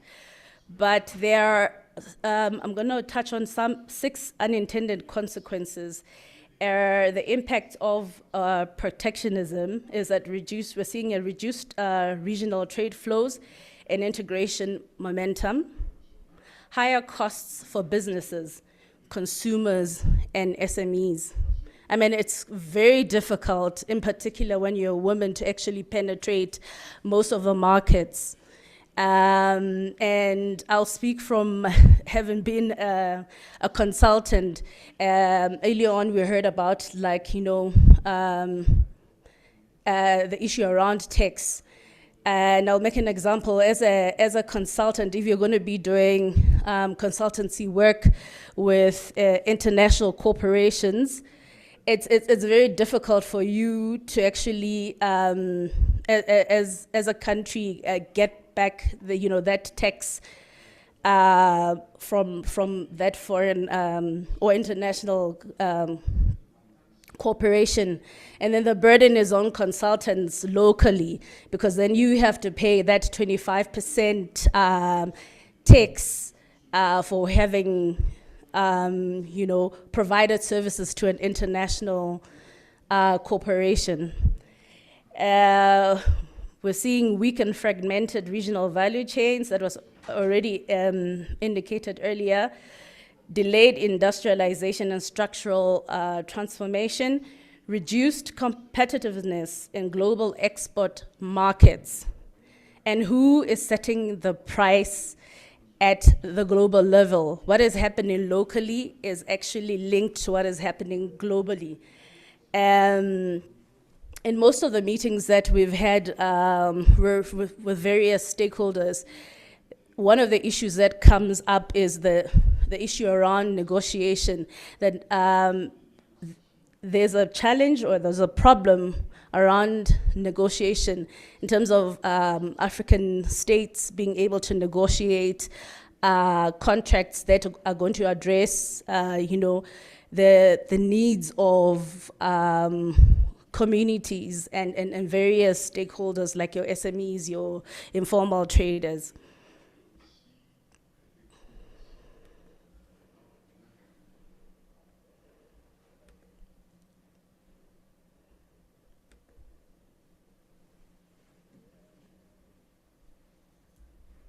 So I'm trying to at least try and skip some of the slides that will be shared with you because they're just too many. And just to highlight some of the key important issues. With the critical minerals race, we're seeing new emerging risks that we should actually take cognizance into.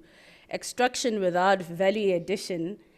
For example, when you're looking at the external actors, often backed by the OECD state, industrial policy, are securing mining rights, offtake agreements, and processing contracts before SADC states can legislate local beneficiation requirements.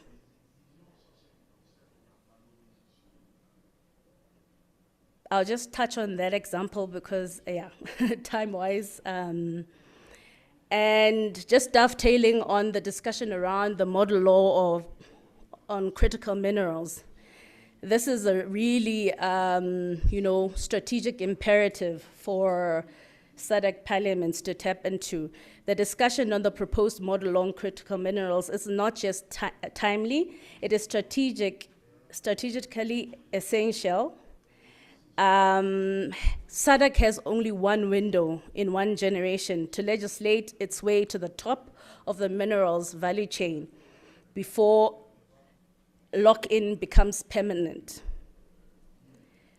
So we could look at mandatory local beneficiation, as it was indicated earlier, which requires minimum in-country processing thresholds for all strategic minerals before exporting. And also looking at beneficial ownership disclosure. Full beneficial ownership transparency for all entities holding mineral rights, linked to a regionally accessible public registry updated in real time. Looking at community benefit sharing, looking at the statutory minimum revenue sharing with mining affected communities. Indexed to actual extraction volumes, not declared profits, to close the transfer pricing loophole. I mean, they sound very technical, but I think we also need to find a way of actually breaking this to like simplistic or simpler, perhaps maybe fact sheets. I mean, we do have like research organizations that are members of the TIFI technical working groups. So we can try and see how we can maybe break it down into smaller chunks so that it's not too difficult to understand, even for other stakeholders to actually have access to, especially your SMMEs, your artisanal small-scale miners, and women informal traders. So what's the Parliament's role? I mean, we spoke earlier on about the issue around accountability.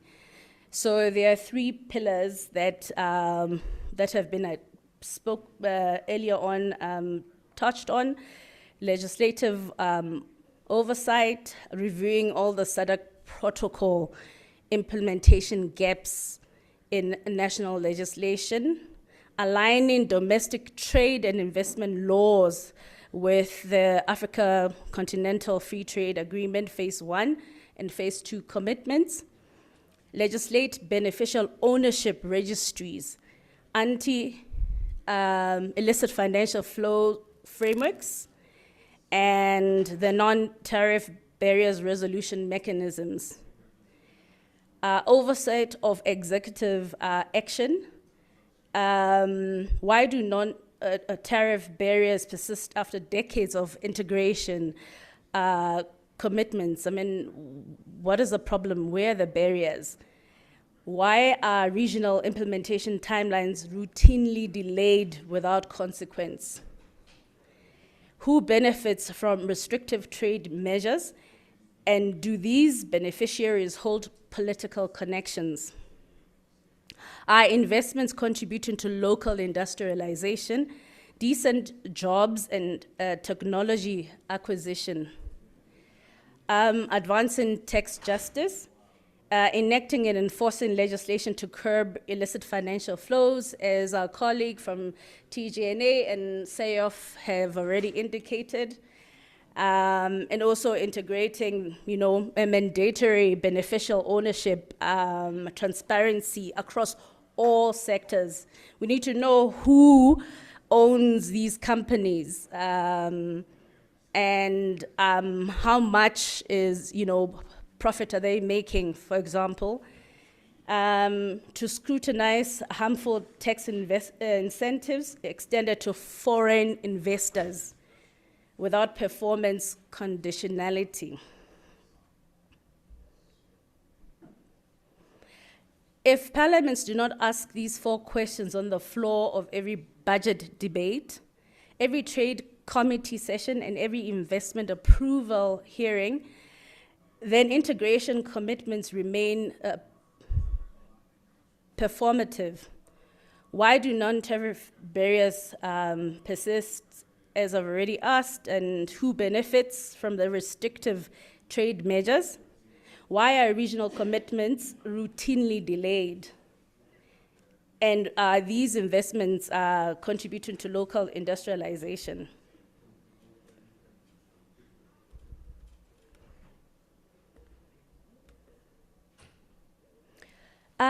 So as an economic justice network, we advocate for a people-centered approach and vision.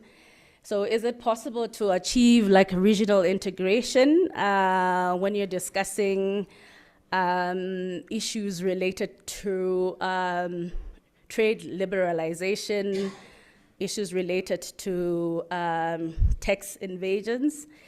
As we'd already touched on, how these are impacting on smallholder producers.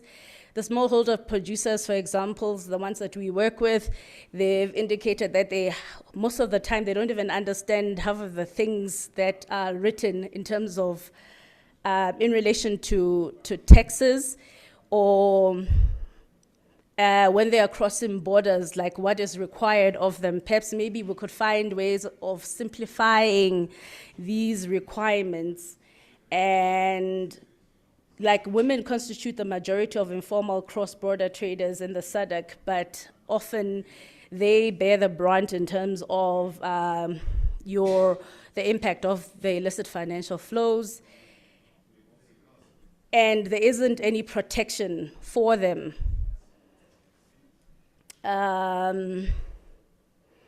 Workers and communities in general, they are heavily affected by these climate shocks, but we're looking at things in such a fragmented manner. If we're talking about trade, we're only talking about trade. If we're talking about finance, we're only talking about finance. If we're talking about investment, it's just investment. We're not looking like at an intersectional approach which integrates all the different aspects of these external shocks that are impacting on trade harmonization, trade domestication of these protocols. So what this requires is, like I said, simplifying these border procedures and harmonizing documentation requirements. At some point, for example, in Lesotho at the Masari border, we were so excited. They're like, oh, we don't need passports anymore. You'll just they'll come and scan your face, and then you'll just pass through the border. And then for a week, we were like, oh my gosh, this is amazing. And then after that, the system shut down. And now we're back to queuing at the border for about 3 hours. It's a queue for humans, and then it's a queue for trucks, and everything, it's ridiculous. I mean, we all know this about our borders, Invest in regional transport and digital trade infrastructure, support local manufacturing and agro-processing value chains. And we also have to hold these Chinese, and I'll in particularly mention them because they, run the majority of the manufacturing sectors in our countries, and nobody's holding them accountable for unfair labor practices. To strengthen food sovereignty frameworks with regional coordination.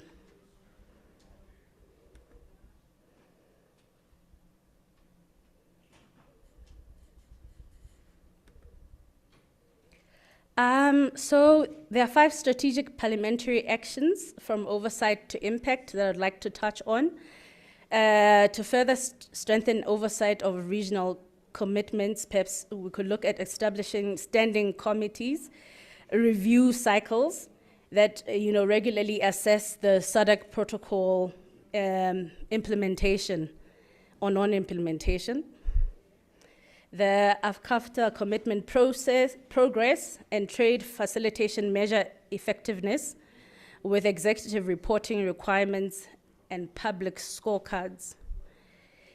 Address the NTB with binding timelines, demand full transparency and ministerial accountability regarding border delays, your licensing systems, customs inefficiency, etc. And promote regional industrialization and beneficiation, as already indicated, advance tax cooperation and anti-illicit financial flows legislation that is tied to, the trade protocols, and protects civic space and participation. We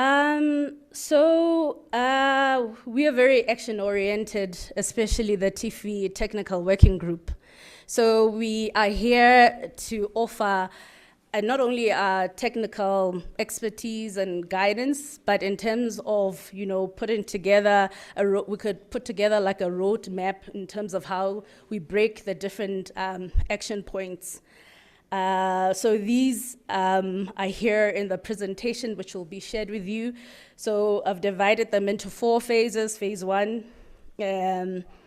which is the foundation part of it, where we try to understand exactly what is happening and from a research perspective. And we currently have a work plan as the technical working group, the TIFI technical working group. So we have your AFREDED that has offered its technical expertise to assist us in terms of conducting some of the research in the respective areas.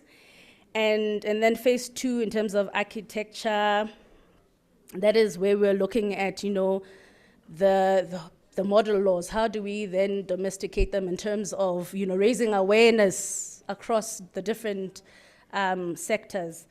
And then phase 3, implementation of critical local beneficiation thresholds.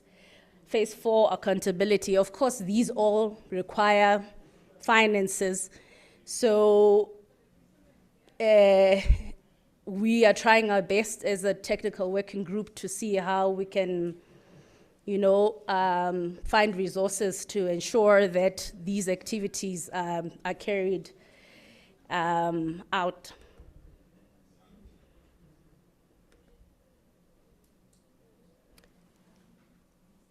Okay, so in closing, the question before us is not whether SADC should integrate further. The real question is, what kind of regional integration are we building, and who ultimately benefits from it? So I'd like to stop here and say thank you for, giving me the time to share my inputs. Ke a leboha. Kgotso, pula nala.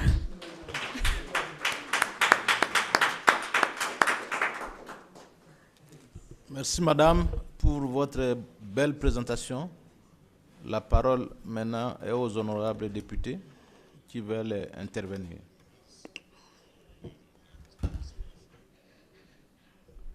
L'honorable de Swatini, vous êtes mon ami, je vous donne la parole. Vous n'êtes pas intéressé? Qui commence? Mozambique a trop parlé. Qui d'autre? Parmi les députés qui n'avaient pas encore pris la parole, il faut qu'on donne la parole à tout le monde. Ne soyez pas égoïstes. Bon, ça va. L'honorable Mozambique, vous avez la parole. Muito obrigado, Sr. Presidente desta sessão. Eu queria, a limitação de intervenção, eu também sei calar. Estou muito bom em calar. Não, até posso fazer 2 sessões sem falar nem sequer um dia. Agora, se dizer que cada debate tem que intervir uma vez ou não intervir, eu posso respeitar rigorosamente este regulamento. Não há nenhuma objeção. E para dizer, Sr. Presidente, caros colegas, eu queria mesmo agradecer a intervenção da nossa jovem, e foi uma boa intervenção. mas podia ter sido melhor se tivesse projetado, porque mesmo nós que não falamos bem a língua inglesa, quando projeta conseguimos ler, mas isso poderia nos ajudado bastante. Mas quero mais uma vez agradecer a intervenção e muito obrigado.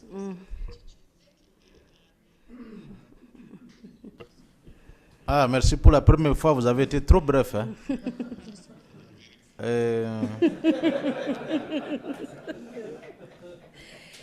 L'honorable de l'Afrique du Sud, on donne la parole à l'opposition quand même.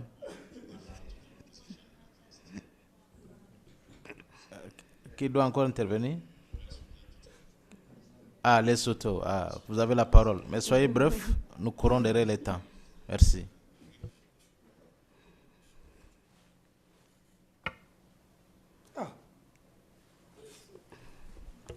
Lesotho. I thought you said South Africa first. Okay. Thank you very much, Honorable Chair. And may I express my gratitude also to Mapule,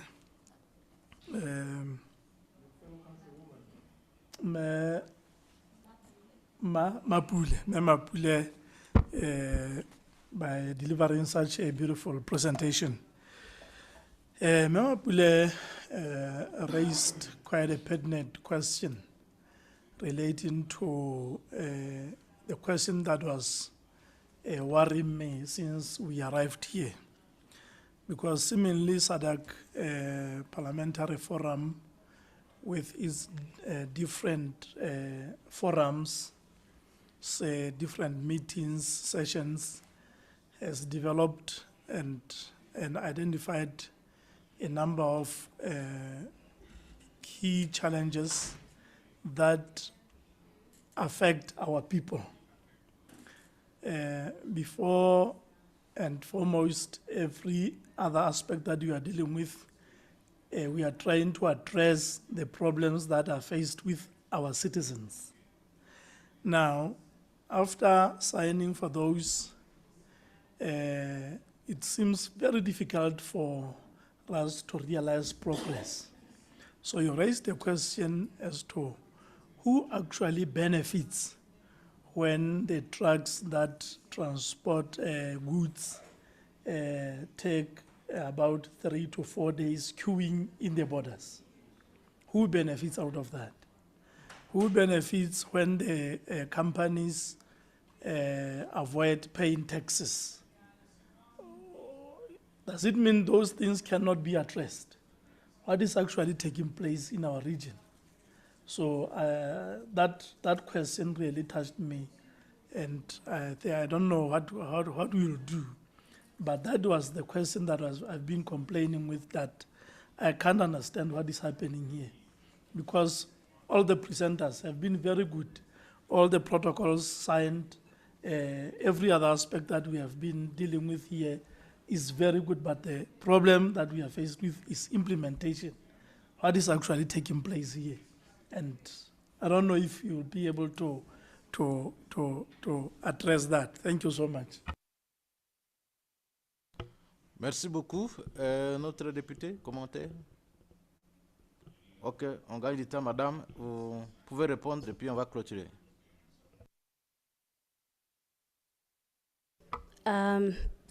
Thank you very much, Honorable Chair and Honorable Parliamentarian from Lesotho. I mean, that's a very, you're putting back the question to me. I think that's another area that we should actually try and find, or perhaps maybe do some research into it to further understand why this is an ongoing problem or a challenge. Because when you actually are at the borders, there are cameras there. So everything is always recorded, but the same thing keeps happening over and over. People, immigration officers then get fired, then the new ones get hired, and then it's the same cycle. So when is it going to end? And it's not only at the borders, even now at the airports. that whole corruption that's happening at OR Tambo, it's becoming worse by the day. And I think it's a challenge for all of us to try and build some advocacy around this, and perhaps maybe engage with other regional blocks to see how we can, tackle this issue. And of course, I'm a fan of the youth. I'm like Viva myself. I think we can learn a lot from the young people because they're quite activists at heart. So yes, I'll just stop here. Thank you. Merci beaucoup. Encourageons-les. Voilà, maintenant nous allons prendre le dernier intervenant du jour. Comment il s'appelle?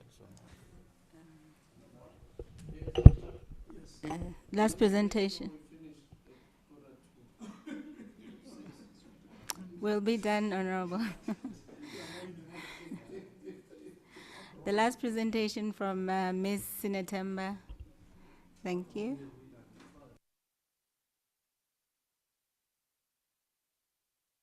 L'honorable Swatini, soyez calme, c'est la dernière intervention.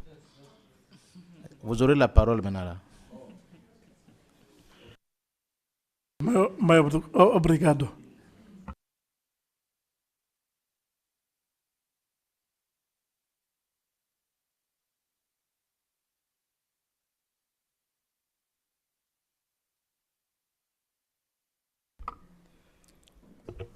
Madame, vous allez faire comme les autres.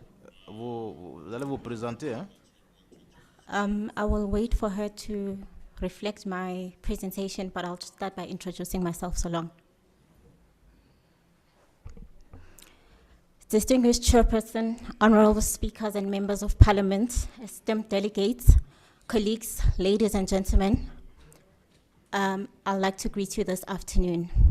My name is Sinetemba Mazibugo. I've spent over almost a decade in manufacturing sector, so I will come in as a voice representing the business side, and I'm also adding to the youth that has presented, to the youth voice that has presented this afternoon.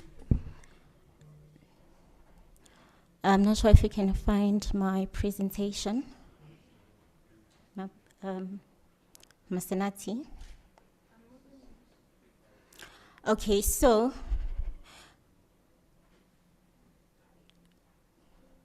honorable members, today I'd like us to confront a difficult but a necessary truth. Are you? Yes, yes.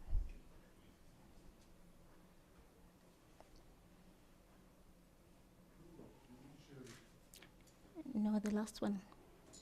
The last one I sent you.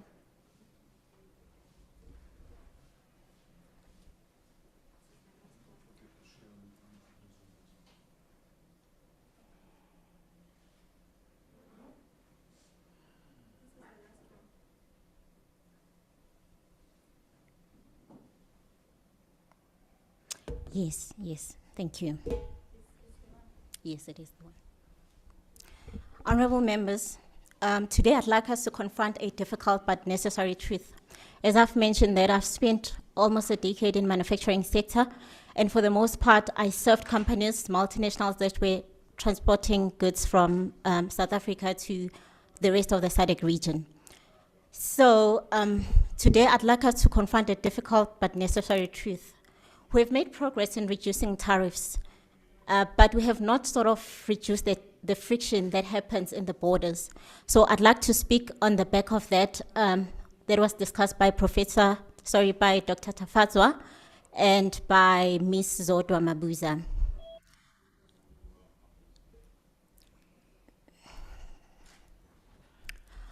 Honorable members, the SADC has made significant progress over the past 3 decades. The signing of the SADC Protocol for Trade in 1996, its entry into force in 2000, and the establishment of SADC Free Trade Area in 2008, all these represented a major milestone in regional integration. Today, as we sit, approximately 85% of the SADC goods that are traded, they are traded on zero duty basis. This is not a small achievement. It reflects political will, it reflects regional coordination, and it reflects commitments towards regional integration. But despite all this that has been achieved, intra-SADC trade only sits at 21.8% of the total region's exports. And that stat should concern all of us. While this is while this is higher than Africa's statistics, which sits at 15 to 18%, it remains far below what we see in the European Union.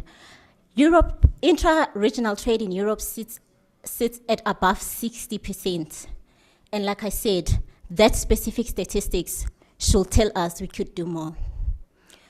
Because what it tells us is that despite our geographical proximity, our economies trade more with distant markets than with one another. Zambia's copper from the Copper Belt to Kitwe, including Kitwe, Chingola, and Dora, is primarily integrated to international market rather than regional SADC markets. Major export destination for this copper is the UAE, Europe, China, Switzerland, and this is because, like I said, we are more connected to global markets than to regional markets, because the ports that are used for these exports are the Dar es Salaam port in Tanzania and the Durban port in South Africa. And these, especially the ones that come to South Africa has a strong manufacturing sector. So South Africa could be a destination, but we see those minerals exiting the country to European markets and the likes of Chinese markets. As a result, we see that there's a limited downstream industrial absorption within the SADC region. So what we have managed to reduce is the tariffs, but we have not managed to reduce the friction, and the friction has consequences. Goods get delayed at the border, regulations that do not align, duplicated inspections, paper-based customs, inefficient logistic corridors, administrative bottlenecks. These are what we call non-tariff barriers. They are less visible than tariffs, but in many cases, they are even more damaging. Because tariffs are visible, non-tariff barriers are silent. Yet they quietly increase the cost, delay production, discourage investment, and weaken competitiveness across the region. Let us now move from policy language to lived economic reality on the ground. As I said, I do come from business sector. At a major border like Beitbridge between South Africa and Zimbabwe, trucks can experience from 2 up to 5 days of delays. And it's not just delays. For companies, it's cost. Exporters from Limpopo, especially the citrus growers from Waterberg, have reportedly had their trucks sit at the border for 2 to 4 days just in queues. What this tells us is this: a truck transporting goods from the SADC region can sometimes spend more time standing at the border than moving on the road itself. And that, ladies and gentlemen, is very concerning. Then becomes an issue of misaligned regulation. We've seen that at the Resaro-Grassa border between Mozambique and South Africa. Farmers and traders in Mozambique who are transporting fruits and vegetables from Mozambique to South Africa, you'd find that they transport all these goods to Johannesburg City Deep Fresh Produce markets. They will have had their certificates from Mozambique. They would have passed the grading system and the packaging requirements required in the Mozambican government. However, when these fruits and vegetables get to South Africa, they are subjected to new rules that are aligned with the South African import standards. And as a result, these produce are sometimes rejected when they arrive, or there's delays, or sometimes they are downgraded using the South African standards. These are not physical bottleneck problems. It is regulatory fragmentation problem that undermines competitiveness, increased waste, and weakens intra-regional integration. Now imagine what this means for the rest of the businesses in the SADC market. It means production slows, retail deliveries are missed, contracts become vulnerable, cash flows tightens, workers face uncertainty. And this happens despite the fact that we are in the free trade area. For a multinational corporation, border delays are expensive, but for small businesses, border delays can be devastating. For SMEs trying to enter regional markets, compliance costs and border inefficiencies become far too large of a cost to absorb. This is why non-tariff barriers matter, not simply because they slow trade, but because they shape whether the businesses survive, whether industries expand, and whether jobs are created. Honorable members, this is not only a trade issue. It is an industrialization issue. It is a jobs issue. It is an investment issue. And ultimately, it is a development issue. So we must look into it deeply. Because when goods don't move freely across the borders, this is what happens.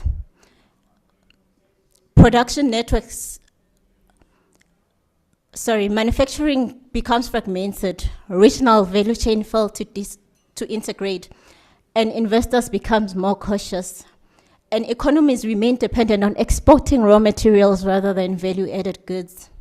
But this is what happens when goods actually do move efficiently across the borders. Production network deepens across the borders. Import circulates regionally, and SMEs integrate into value chains, and industry scales. And this, ladies and gentlemen, is what regional integration and investment competitiveness is about. A powerful example of what happens when regional integration goes right can be found in Europe.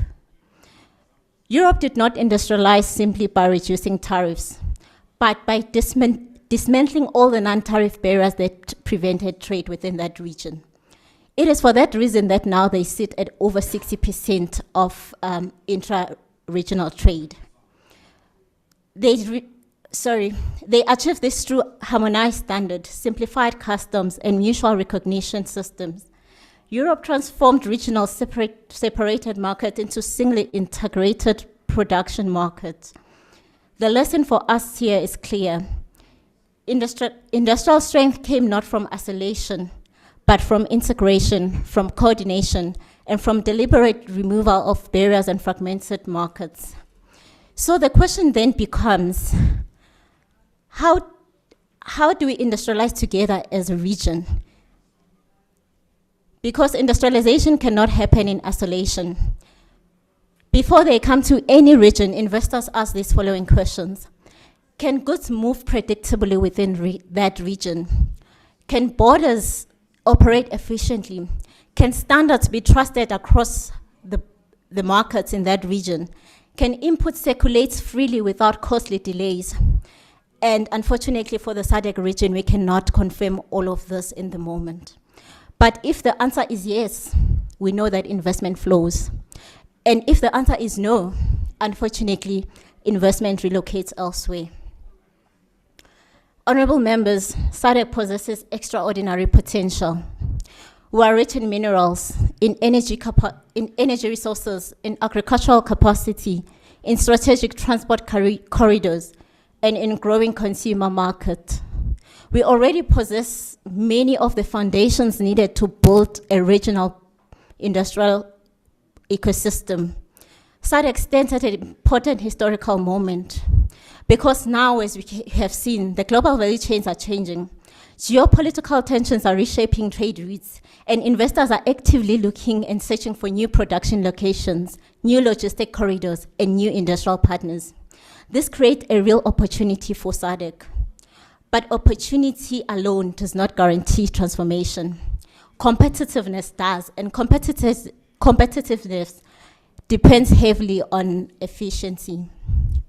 We have huge advantage of the automotive and electric value chain, electric vehicle value chain. Countries like Mexico, Vietnam, and Morocco are positioning themselves as an integrated production platform where components, inputs, and final assembly move seamlessly across the borders. In contrast, SADC region remains constrained by fragmented markets and inefficient cross-border systems, despite having strong and complementary industrial foundations, as discussed. South Africa alone, it has established an automotive manufacturing sector in Gauteng, KwaZulu-Natal, and Eastern Cape, fully integrated into global value chains. The Democratic Republic of Congo and Zambia sit at the center of global demand for critical minerals such as cobalt and copper, essential for EV batteries.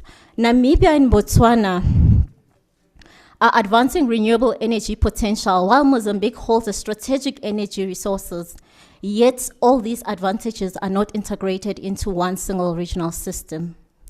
Production remain organized in national silos, with automotive firms treating South Africa as an isolated node and mineral-rich countries exporting raw materials outside the continent instead of feeding regional manufacturing systems. This fragmentation is reinforced by non-tariff barriers, inconsistent standards, weak logistic coordination, making it easier to block SADC economies to external supply rather than to regional markets. Honorable members, this is where your role becomes decisive. Regional integration is not implemented at summit meetings alone. It is implemented through legislation, through budgets, through oversight, through accountability. Parliaments are not just observers of regional integration. Parliaments are implementation enablers, because what is not legislated cannot be implemented, and what is not overseen cannot be sustained. This means that Parliament has power to determine whether regional integration becomes practical reality or it remains a policy rhetoric. And this responsibility is significant, because when borders delays persist for years, when infrastructure bottlenecks remain unresolved, the agencies fail to coordinate. There are merely technical failures. These are not merely technical failures. They are government outcomes, and outcomes require oversight. Honorable members, there are important questions parliamentarians should ask across the region, and in every other gathering of this kind, these questions should be consistently raised. On legislative alignment, we should be asking, are our national laws fully aligned with the SADC trade commitments? Where do inconsistencies continue creating hidden barriers? On implementation, which non-tariff barriers are reported as most frequently by businesses? How long do those resolution processes take? What measurable targets exist to improve these? On accountability, who is accountable where border inefficiencies persist? What consequences exist for non-performance? How are agencies being evaluated? On infrastructure, are national infrastructural budgets aligned to regional trade corridors? Are rail systems being modernized? Are ports and border facilities operating efficiently? On SMEs, are compliance accessible for smaller exporters? Or is regulation hindering them from entering regional markets? On industrialization, are trade policies aligned with industrial policy objectives, or are countries still exporting raw materials while importing finished products? These are not rhetorical questions, they are governance questions, and how their answers will shape the economic future of the SADC region. Honorable members, Africa does not suffer from shortage of agreements. It does not suffer from the regulations and the framework. What we often suffer from is the implementation gap. We sign protocols, we adopt frameworks, we announce commitments, but implementation remains uneven. And businesses experiences this directly. A manufacturer does not trade through declarations.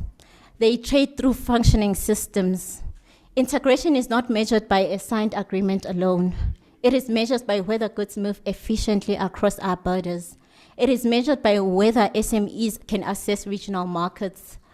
And this requires a shift in mindset. Regional integration cannot be treated as a diplomatic exercise alone. It must become an economic delivery agenda. In this regard, several priorities emerge. First, custom modernization through digitalization and single window systems. Paper-based systems have increased implementation and efficiency. We need to go digital.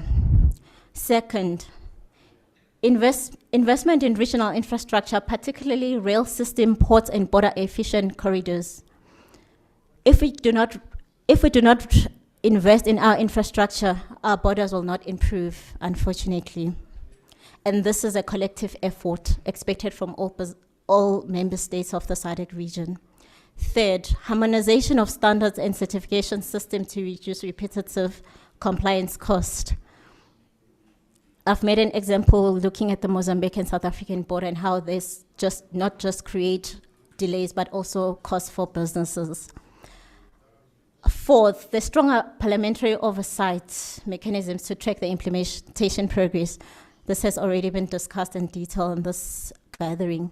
Fourth, the stronger parliamentary oversight mechanism to track implementation progress. And lastly, we need closer alignment between trade policy and industrial policy to ensure regional trade supports beneficiation, manufacturing, and value addition.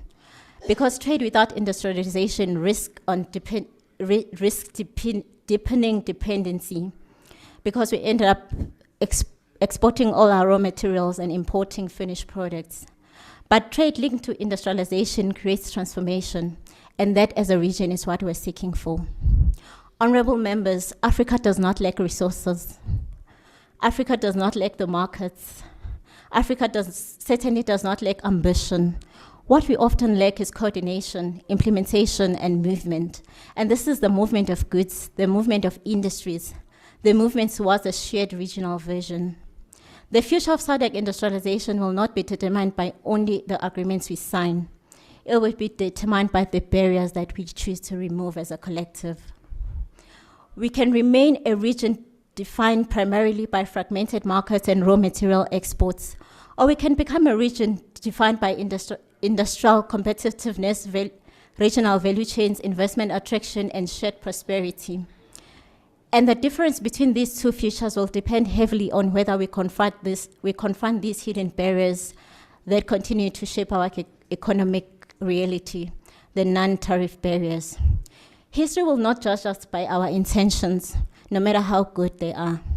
It will judge us by whether integration became a lived economic reality for the people of this region in our time. And Parliament sits at the center of that transformation, because what is not legislated is not implemented, and what is not overseen cannot be sustained. If we succeed in reducing these tariff barriers, we will unlock faster trade, stronger industries, greater investment, and more inclusive growth across the SADC region, not merely for governments and not merely for corporations, but for millions of Africans whose livelihood will depend on whether this region integrates or not. I thank you.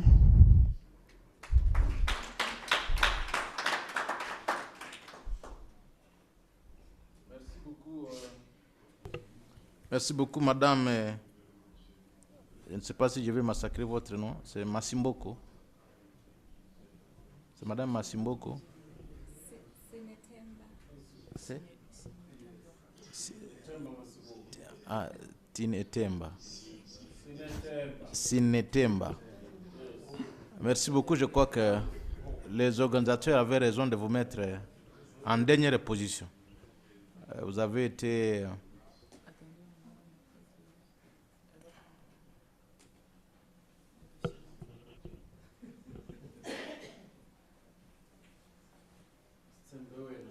Vous aussi, vous avez besoin de mettre les écouteurs. Moi, je pensais que vous parlez aussi français. Non. En tout cas, merci beaucoup. J'ai aimé votre façon d'exposer. C'est très bien. Et c'est une culture que je veux repartir d'ici avec cette culture-là. Les dames sont très avancées dans beaucoup de choses. C'est une culture vraiment importée dans mon pays. Voilà, je ne sais pas s'il y aura des questions parce qu'elle était tellement très claire. les choses, comme on dit, ce qui se conçoit bien s'énonce clairement et les mots pour le dire viennent aisément. Je crois, je vais demander à mes amis, mes collègues députés de gauche. Cette fois-ci, on commence par la gauche. Mon ami de Namibie, vous avez encore un mot à dire sur cet exposé qui a été très clair. Bon, l'honorable Mozambique venait de parler, je ne lui accorde pas la parole. Oh, mon ami de tous les temps, Eswatini. Commentaire, question, vous avez 1 minute. Thank you, Honorable Chair. I think I'll be straight to the point. And thank you to Snetemba for her immaculate presentation. But I've got one question. I think I just wrote it down whilst you were talking. I think SADC have been pushing for maybe the SADC NTBs, the non-trade barriers, monitoring mechanisms. How is that effective? Because these barriers, these proportionally affect the SMEs and youth and entrepreneurs who can't even absorb the delays at the border and everything that has to do with the paperwork. So how is the monitoring mechanism have been, effective? That has been, pioneered by SADC. Thank you, Chairperson. Can I answer? Someone's still coming. Merci beaucoup. Un autre commentaire de la part du député.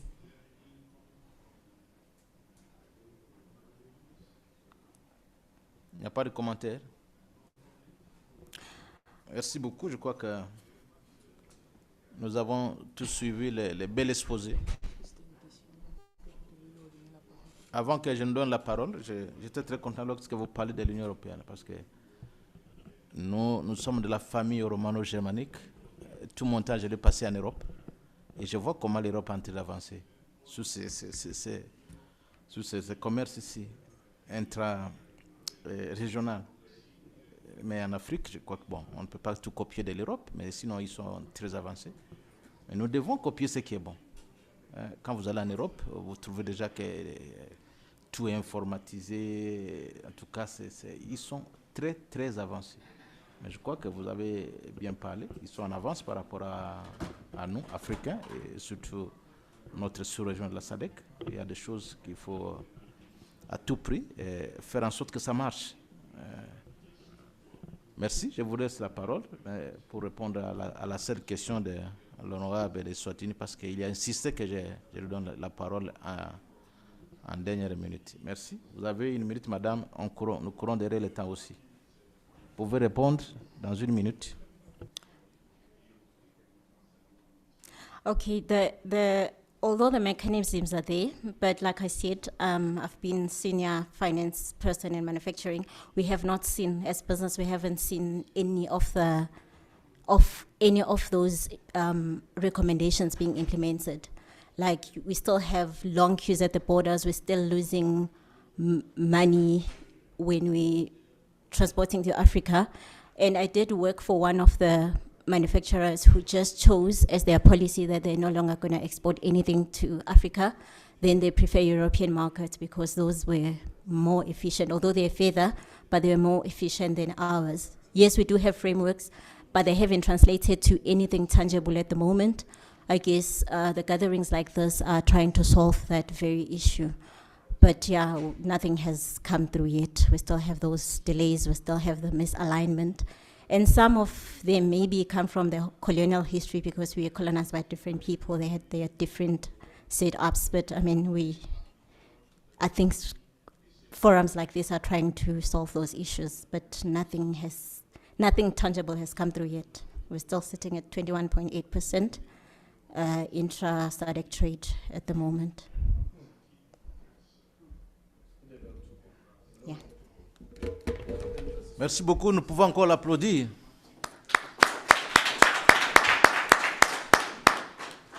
Voilà. Qui commence bien, finit bien. cheminons vers la fin.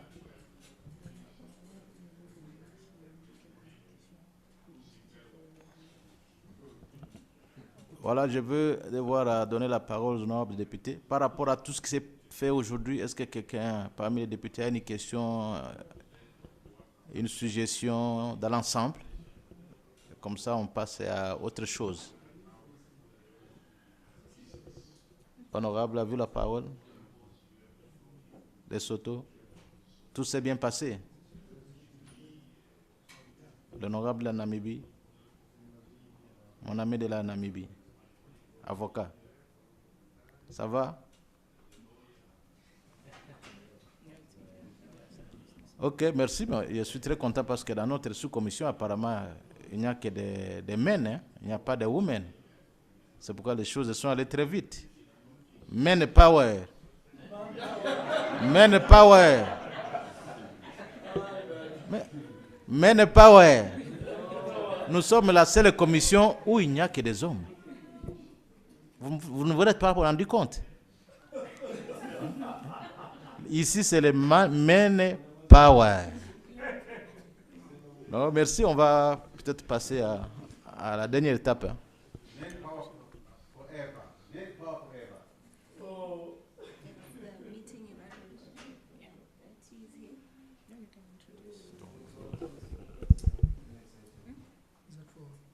Meeting evaluation. Yes.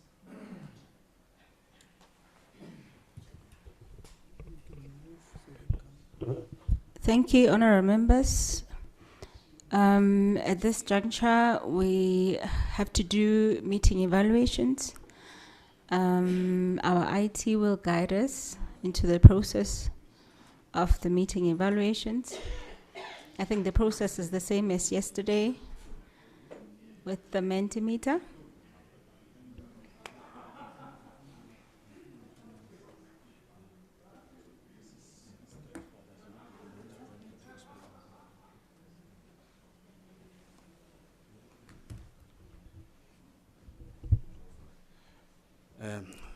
Thank you, Masinate. Good afternoon, honorable members. This survey actually is looking at the knowledge, attitudes, and practices. We are trying to identify some of the knowledge gaps as well as skills required by honorable members, so that in our planning we are informed by the gaps that honorable members have, and then we can be able to develop tailor-made capacity strengthening initiative in response to those gaps. So we will really appreciate if honorable member could quickly, similar to the other surveys that we have done, this one is similar in terms of short but straightforward. And we will provide the results of the survey in a concise format, probably when honorable members are meeting in Seychelles. We will provide some packages of information so that honorable members could see the results of this survey and also the results of other evaluations. So please, honorable members, if there is any questions, you can ask me while I'm here so that I can be able to clarify those questions. But I believe that is a straightforward survey. Thank you.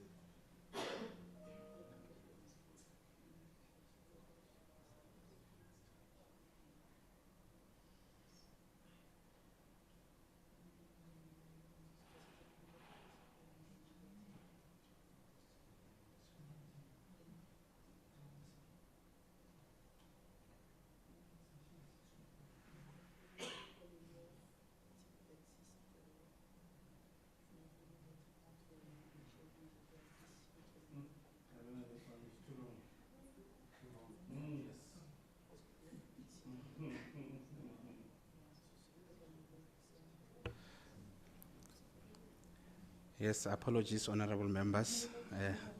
That's why it's a CAP survey. It's a bit longer. Bear with us on that, but it's for a good cause.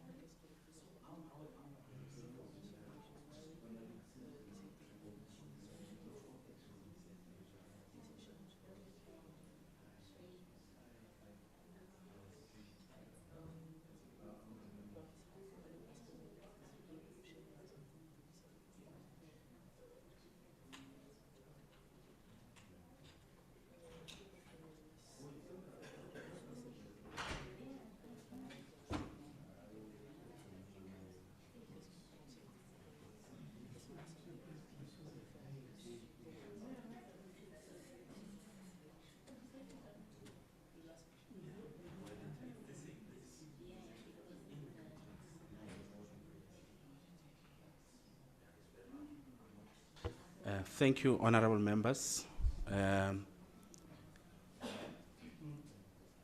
We apologize for the long survey, but like I said, it's worth it, and we really appreciate your feedback in this regard.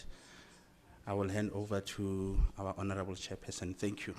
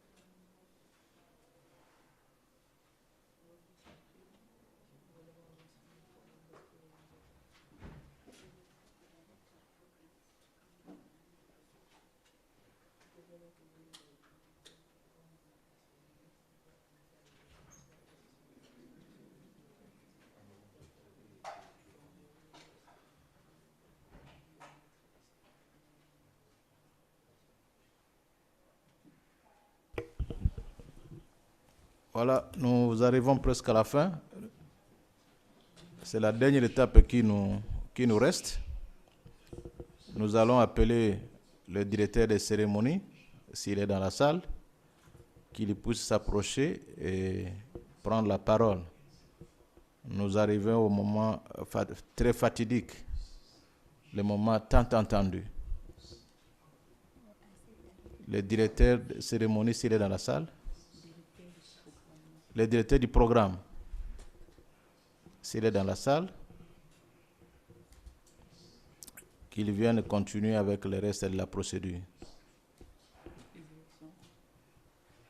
J'espère que vous êtes au courant de les moments tant entendus, les élections. Je vois mon ami de la Namibie en train de sourire parce qu'on parle des élections. Je vois l'honorable de la Namibie en train de sourire et mon ami le Sud-Africain, l'opposition, ne sourit pas. Parce que c'est le pouvoir aussi.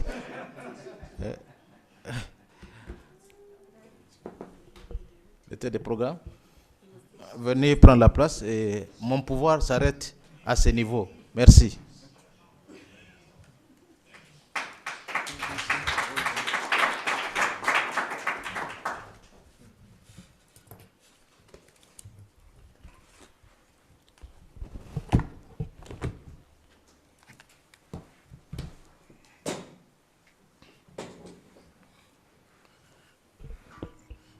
Good afternoon, Chair, and good afternoon, honorable members. Did I upset you? No, I thought the energy of the forum resides in this committee because thank you very much. We are going to dispense with a constitutional obligation, namely the election of chairperson and vice chairperson for the Standing Committee on Trade, Industry, Finance and Investment. And I have the honor of being your returning officer on behalf of the Secretary General of the SADC Parliamentary Forum. Honorable members, we have circulated the procedures for elections in your groups, and I will therefore proceed to summarize the procedure so that we expedite the process. As I've said, the tenure of the current chairpersons and vice chairpersons who were elected to serve for 2024 to 2026 has come to an end after 2 years, and they must now retire by rotation. And we are therefore going to have to conduct elections in terms of Rule 39 of the Rules of Procedure, which requires each committee to elect a chairperson and vice chairperson. Once elected, it is the duty of the chairperson to preside over all meetings of the committee. When the chair is unavailable, unavoidably unavailable, the vice chairperson presides in place of the chair. When both are not available for good reasons, the committee will elect one of the members to chair the meetings. In terms of the rules, there is a requirement for rotation, and in terms of Article 15, Sub-Article 3 of the Constitution, the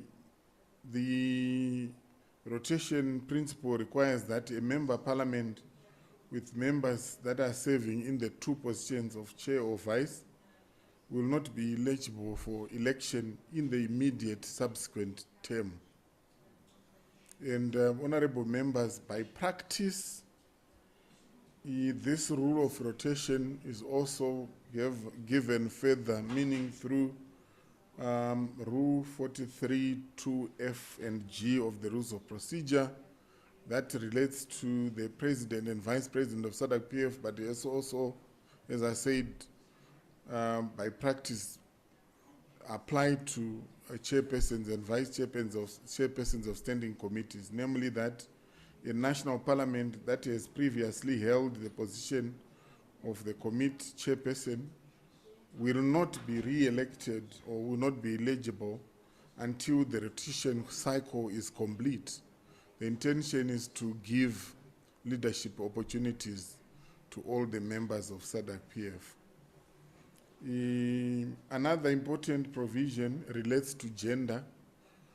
The Constitution in Rule 38.5 requires that we have gender balance in the leadership of our committees. In this regard, if a woman is a chairperson, the vice becomes a male, and vice versa.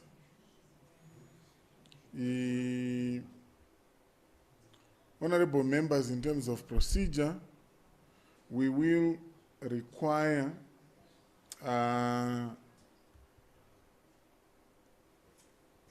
nominations for the positions from the eligible countries. I already stated that in terms of procedure,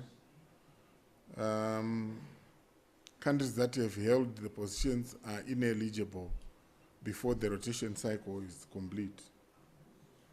If we have one candidate, we'll proceed to declare that candidate.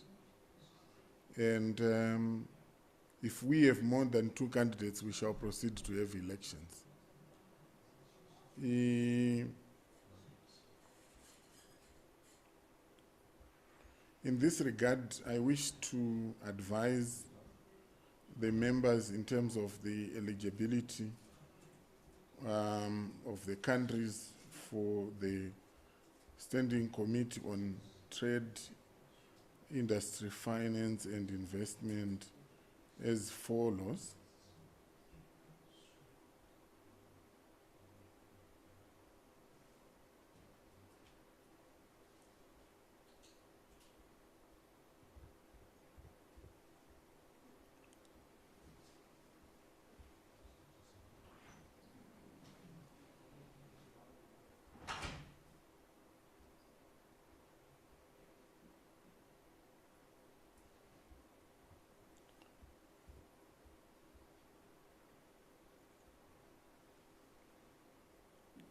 Yes.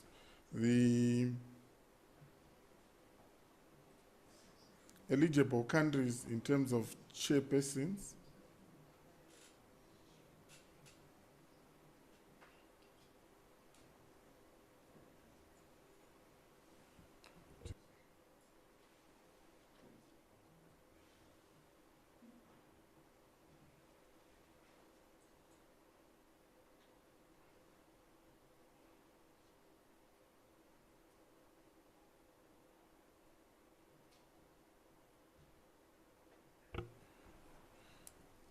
The eligible countries for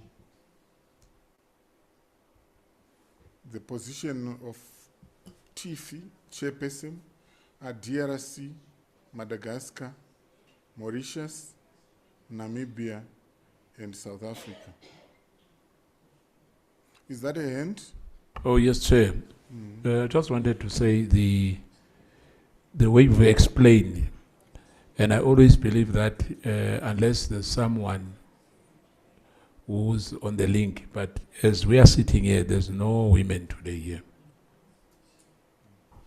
And for me, I believe that you cannot vote for someone who's not in. Thank you, Chair. Honorable Chair, I hear you, but let's cross the bridge when we've come to it. Yeah.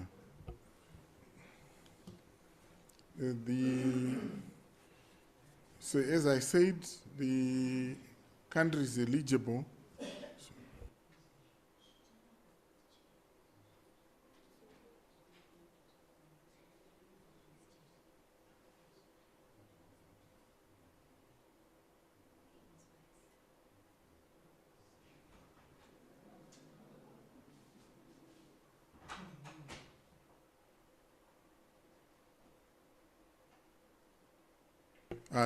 Honorable members, I wish to run through the eligible countries once more. The eligible countries are Botswana, DRC for the position of chairperson, DRC, Madagascar, Mauritius, Namibia, and South Africa. So at this juncture, we wish to proceed with the election of the chairperson, and in that regard, I would invite for nominations for the position of chairperson for the period 2026 to 2028. Are there any nominations?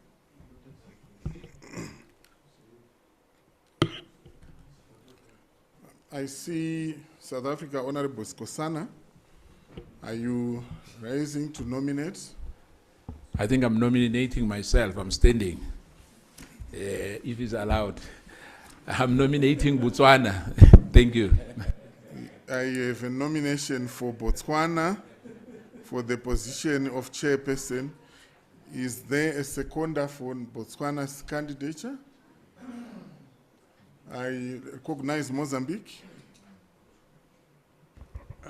Muito obrigado, presidente desta sessão.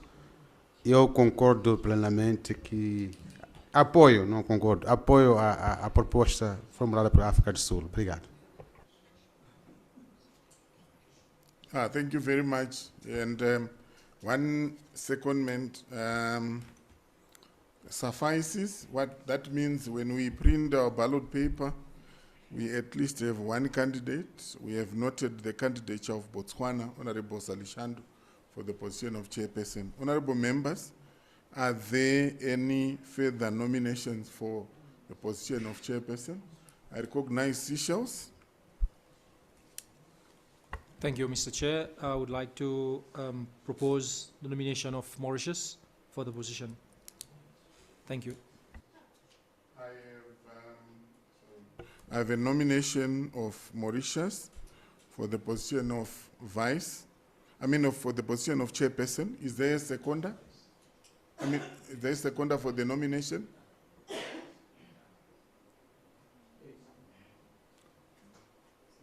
Eswatini? Sorry, you are seconding. Yeah. Thank you very much. So this is Seychelles, seconded by Eswatini.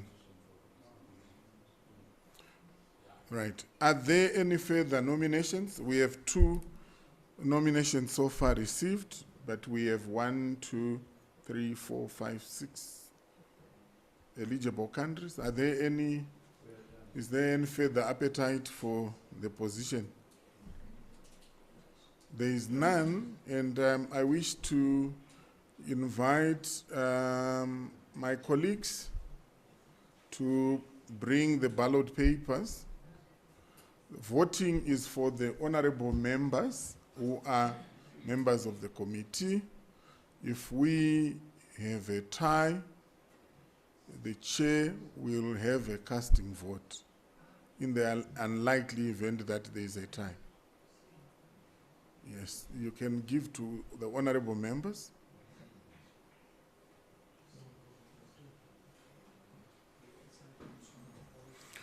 Honorable members, writing the name of the country of the candidate will suffice. We will declare your vote or your ballot valid if your intention is clear. If we are unable to interpret your intention, that vote will become spoiled.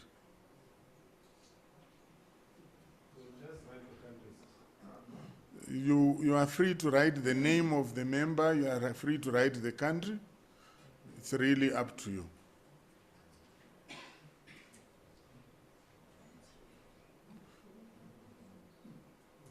Mr. President? Sorry? I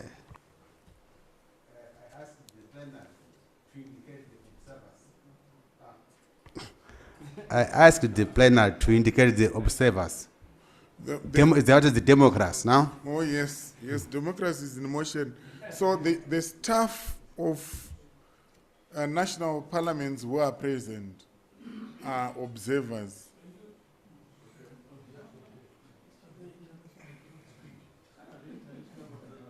We have international observers present.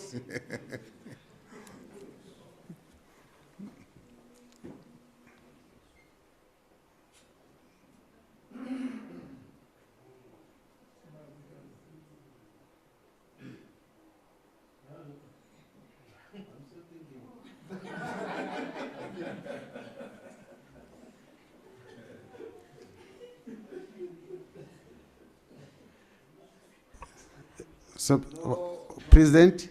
My choice is letting me down. Hello?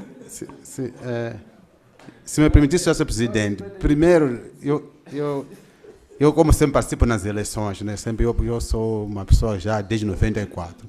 Primeiro tínhamos que saber quantos votantes, quantos membros estão aqui para votar. Essa é a primeira questão quando se faz uma eleição. Quantos estão para votar? Depois sabermos quantos estão para votar é quando vamos votar, porque nós sabemos somos quantos votantes, não conhecemos quem são estão a votar. Isso é extremamente importante.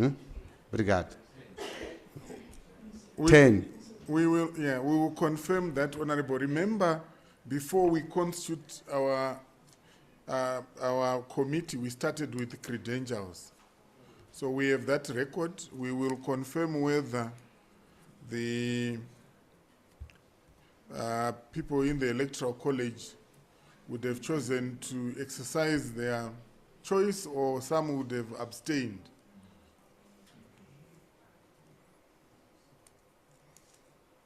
We are doing what they call in electoral management meticulous verification.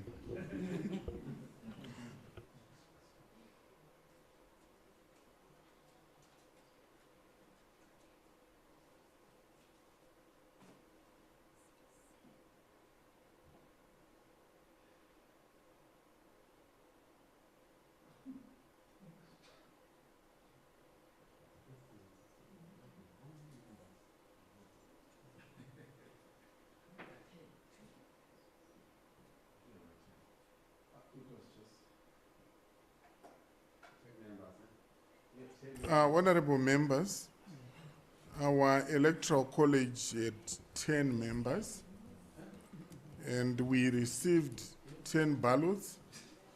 Out of those, the number of spoiled ballots was 0. And the number of valid votes was 10. There were no abstentions. And in terms of the results that we have received, the candidate from Mauritius garnered 3 votes. The candidate from Botswana garnered 7 votes. And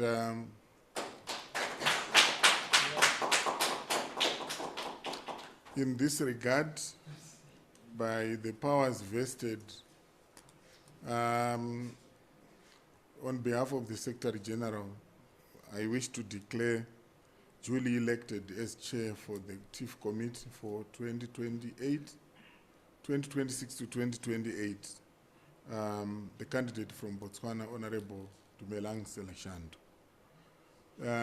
Chair, I will request that you remain in your seat. We conduct the elections for the vice chairperson, and then once we are done, you may resume your seat and do the needful as we move to closing the meeting. Once more, congratulations. Honorable members, we now move to the election for the position of vice chairperson. The eligible countries are DRC, Madagascar, Mozambique, Namibia, and Seychelles. Honorable members, in terms of the gender equality requirement, we have a male candidate duly elected as chairperson. What that implies is that the eligible countries will need to have a woman candidate to be eligible for the position of vice chairperson. In reality, in terms of how this operates, honorable members, is that where the eligible countries are able to liaise amongst themselves and align, because the position in terms of the SADC-PF election procedure is for the country. That's why we talk about the rotation until the rotation cycle is complete. The intention is to make sure that there is credibility and legitimacy as an institution that advocates for democracy. We require that we have gender balance in the way opportunities and leadership are exercised in the SADC-PF. So in this regard, we wish to find out from the countries that are eligible in terms of those that may be willing to sponsor a female candidate, so that we agree on that country as the country designated to take the position, and they will rationalize and they will give us a female candidate to be in the committee. One thing I needed to raise, honorable members, in terms of the procedures, if a situation such as the one Honorable Skosana alluded to, where we have only male members arises, the plenary assembly has powers to empower the executive committee through the legal subcommittee to rationalize the membership in terms of the way we are distributed across the committees by gender, so that this outcome or this requirement is complied with. But what has often happened in practice is that country delegations are able to liaise amongst themselves and say, since DRC, and I'm giving DRC as an example, or Madagascar, we have an opportunity to take the leadership role. If you have within your delegation and are able to agree to be able to swap, you can swap and inform the committee that we'll be able to sponsor a female candidate, and that female candidate will be elected as vice chairperson of the committee. So can we get feedback from the eligible countries, namely DRC, Madagascar, Mozambique, Namibia, Seychelles, if you are able to liaise amongst yourselves to do this, or we may have to escalate this matter where the plenary assembly must be the one to rationalize the process. South Africa, you have the floor. So, Chair, in other words, we are saying if those countries agrees to talk among themselves, we are not going to vote here because we can't vote for someone who's not here. I still believe that perhaps that was the gap which has to be closed. You know, because next time you're going to hear that LGBTI is not represented. You know, because there's so many countries. Yeah, some of us don't believe in that, some believes in that. But indeed, I think yesterday we were so many. I'm shocked that there's no women today in this meeting. I'm not sure whether this TIFI has no women at all. And if there's no women, then how do we then navigate if that's a condition which has been put there? Are we going to force someone to come to TIFI? Or are we only realizing now, or there's some apologies?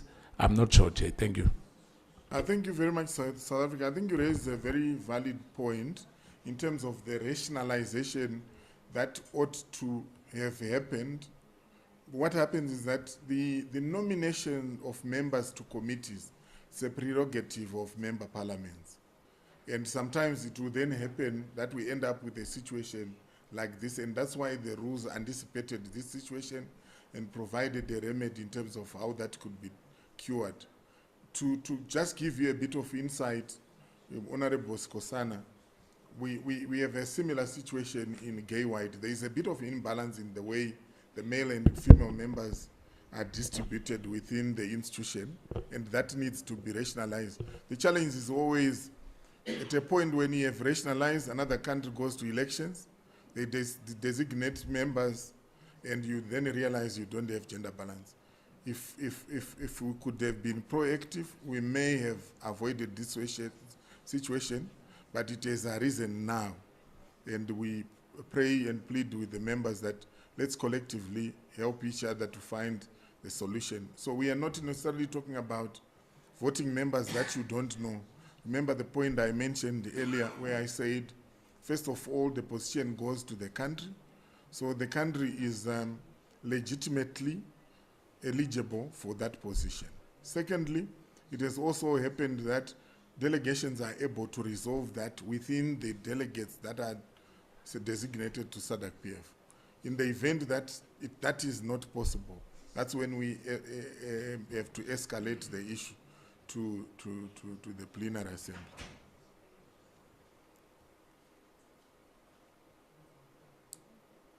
So DRC, Madagascar, Mozambique, Namibia, Seychelles, are you able to help us to unlock the situation?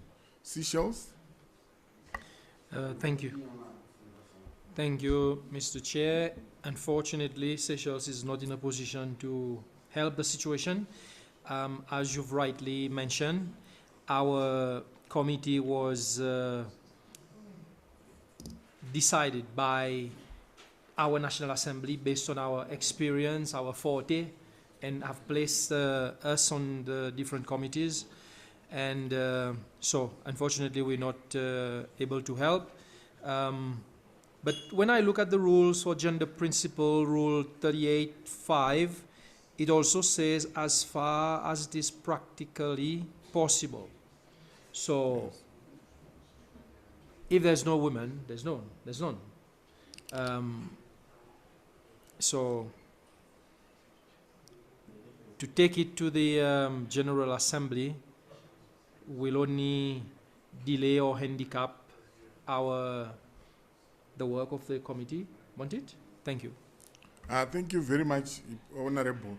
In terms of the practicability, is that the rules have anticipated a situation where we need to rationalize. So that is practically possible to rationalize. So in terms of the practice, how the practicability is applied is that there's a provision around rationalization, which I alluded to. So if we are unable to resolve it here, we must cause for rationalization. And if that does not happen after the rationalization, then it becomes impracticable, and we will cross the bridge when we have come to it. Mozambique?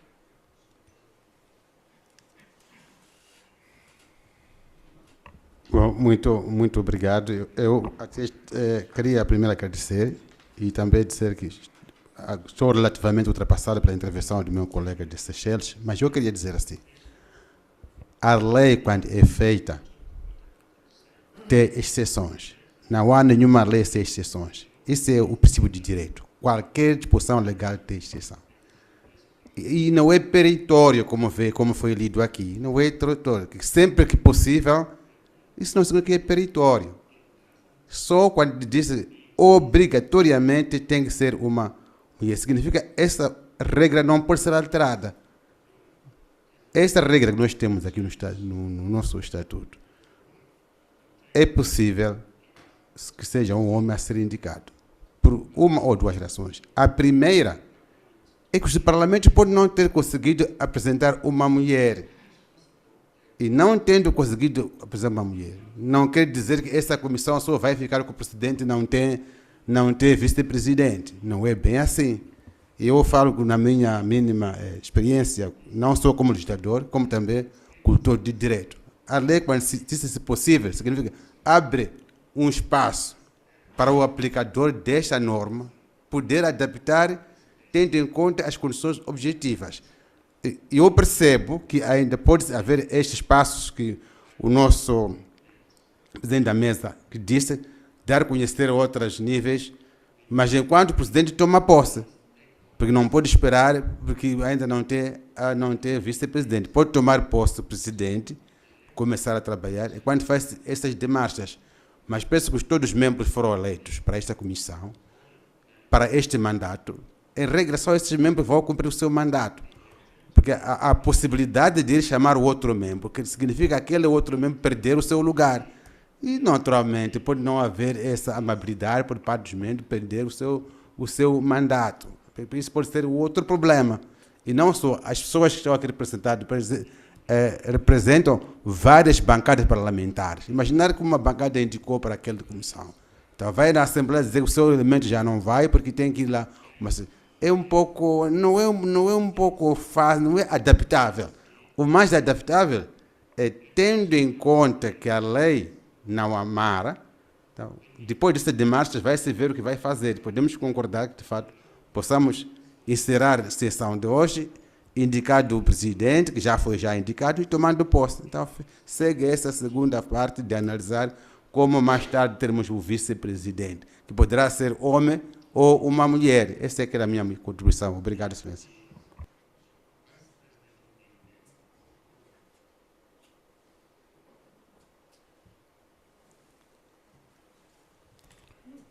Mozambique, I thought you were going to help us to overcome this challenge so that we don't spend the whole afternoon here, and you are not helping at all.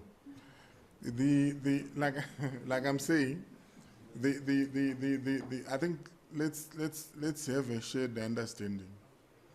We have been talking about the issue of legitimacy and inclusivity, and as an institution, like I said, there's a provision that requires that when there is misalignment around allocation of members to committees, that ought to be dealt with. That didn't happen prior to this committee meeting, but we have women that are in the other committees. Like I already mentioned, we actually have only one man in gay-white. So it's already a situation that needs to be rationalized. And because of that, the plenary assembly has been mandated where such situations arise to rationalize. I was simply providing an opportunity just in case the country delegations, the countries that are eligible, are able to help us unlock that situation.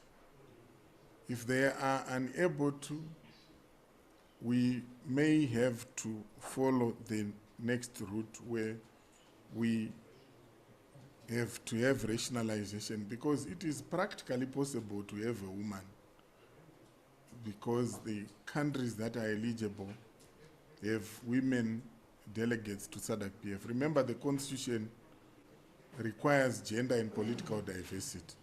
The same way, if the president and vice president are from the ruling party, we will never have the treasurer from the ruling party but from the opposition. It's the same principle of inclusivity that we must honor as a committee. And we have, as an organ, we have that responsibility. That's what I hope you are helping us to unlock that situation.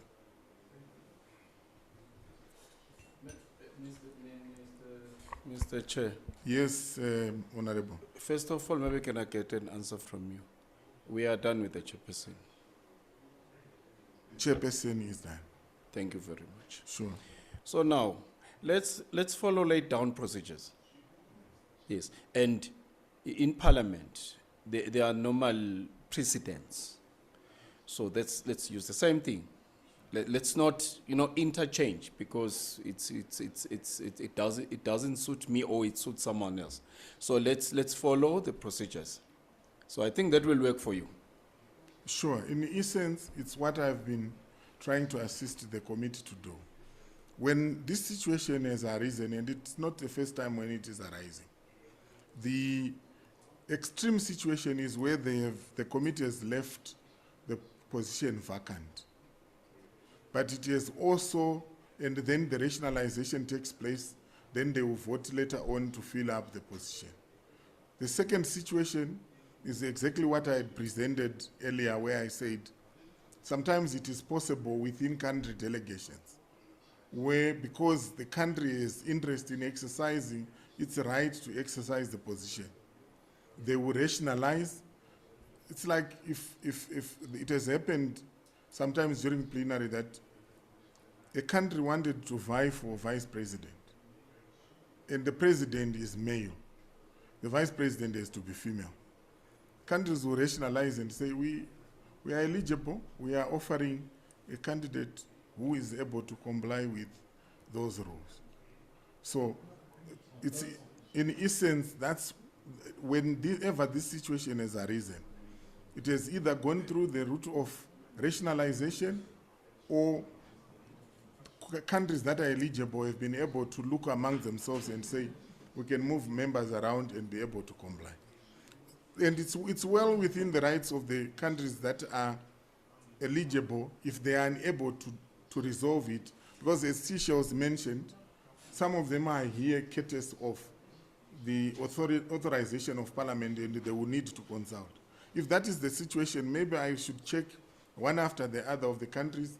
They confirm like Seychelles has done, then we can declare that we are unable to fill up the position, and we adjourn, and that will be rationalized later.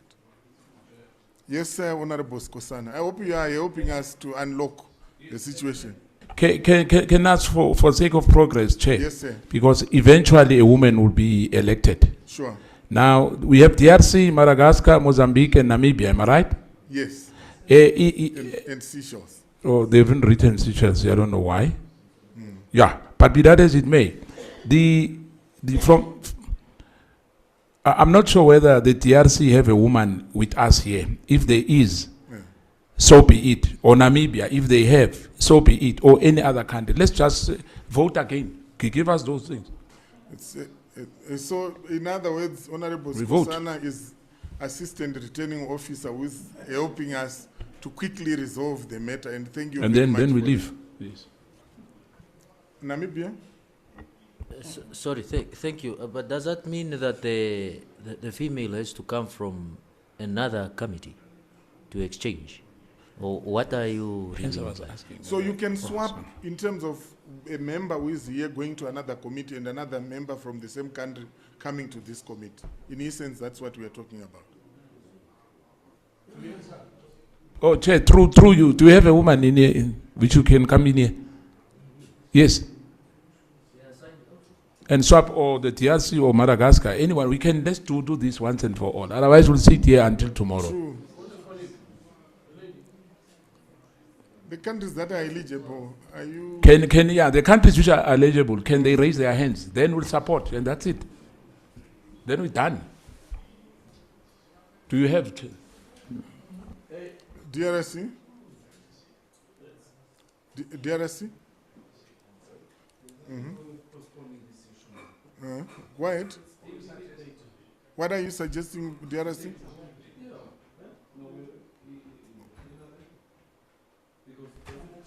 Well, Oh, sorry. You're appointing ourselves now.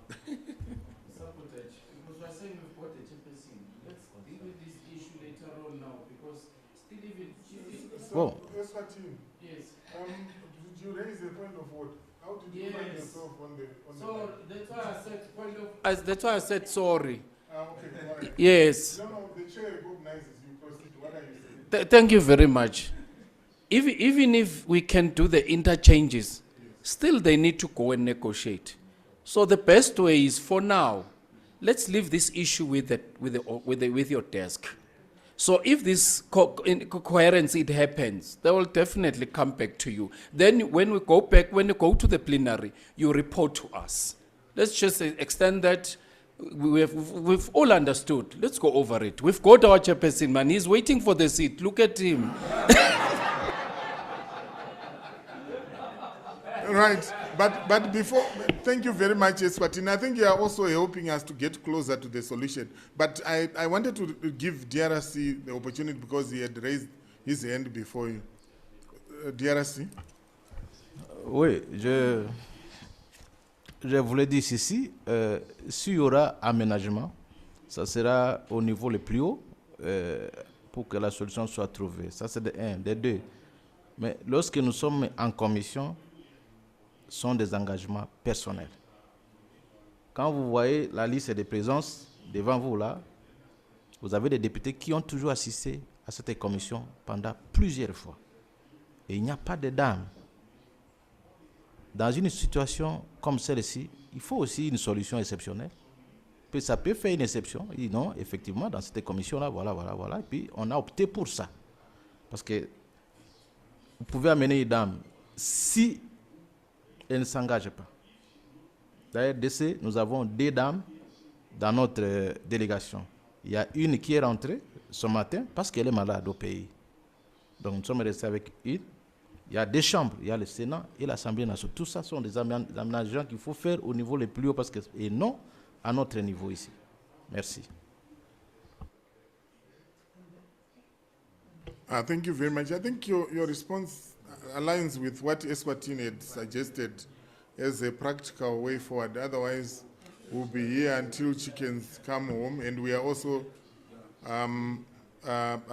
delaying the chairman from exercising his role. But what I wanted to find out from the committee, one last thing, is that the desire of the committee that when we have rationalized, you are going to have elections again, or you cross the bridge when you come to it? Guys, let's cross the bridge when we get there. Thank you. Yes. So we shall proceed indicating that the elections for the vice chair have been deferred for the reasons already noted. Otherwise, thank you very much. At this juncture, I wish to hand over to the chairperson.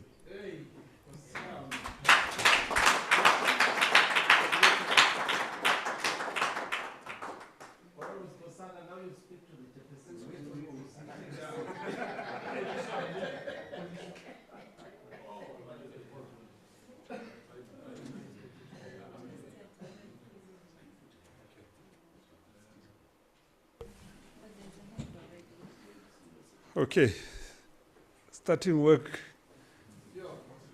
by calling on the DRC. Your hand is up. Oh, my apologies. It's South Africa. Yes, thank you, Chair. And once again, congratulations. I just want to excuse myself. I know it's almost finished. I've got some interview outside here. So can I be excused, Chair? I'll excuse you, but we are not about to finish. The acceptance speech will last about an hour. So I'll be back. Okay, that is fine. Thank you. Well, ladies and gentlemen, let me thank you for the expression of confidence on the country I represent, Botswana, that we can hold this position for the coming 2 years. I say this because there is ample talent under this roof. And that was demonstrated in the quality of interventions throughout the complex presentations that were presented. I just happen, I guess, to have been the lucky one today. Just by way of background, I've been a member of parliament. I'm now essentially on term number 4 in Botswana. And when I'm actually there's 2 of us who are on term number 4. You're also known as the father of the house when you are the oldest. I represent a constituency called Maung in the northwestern part of Botswana. It's the capital of tourism in Botswana.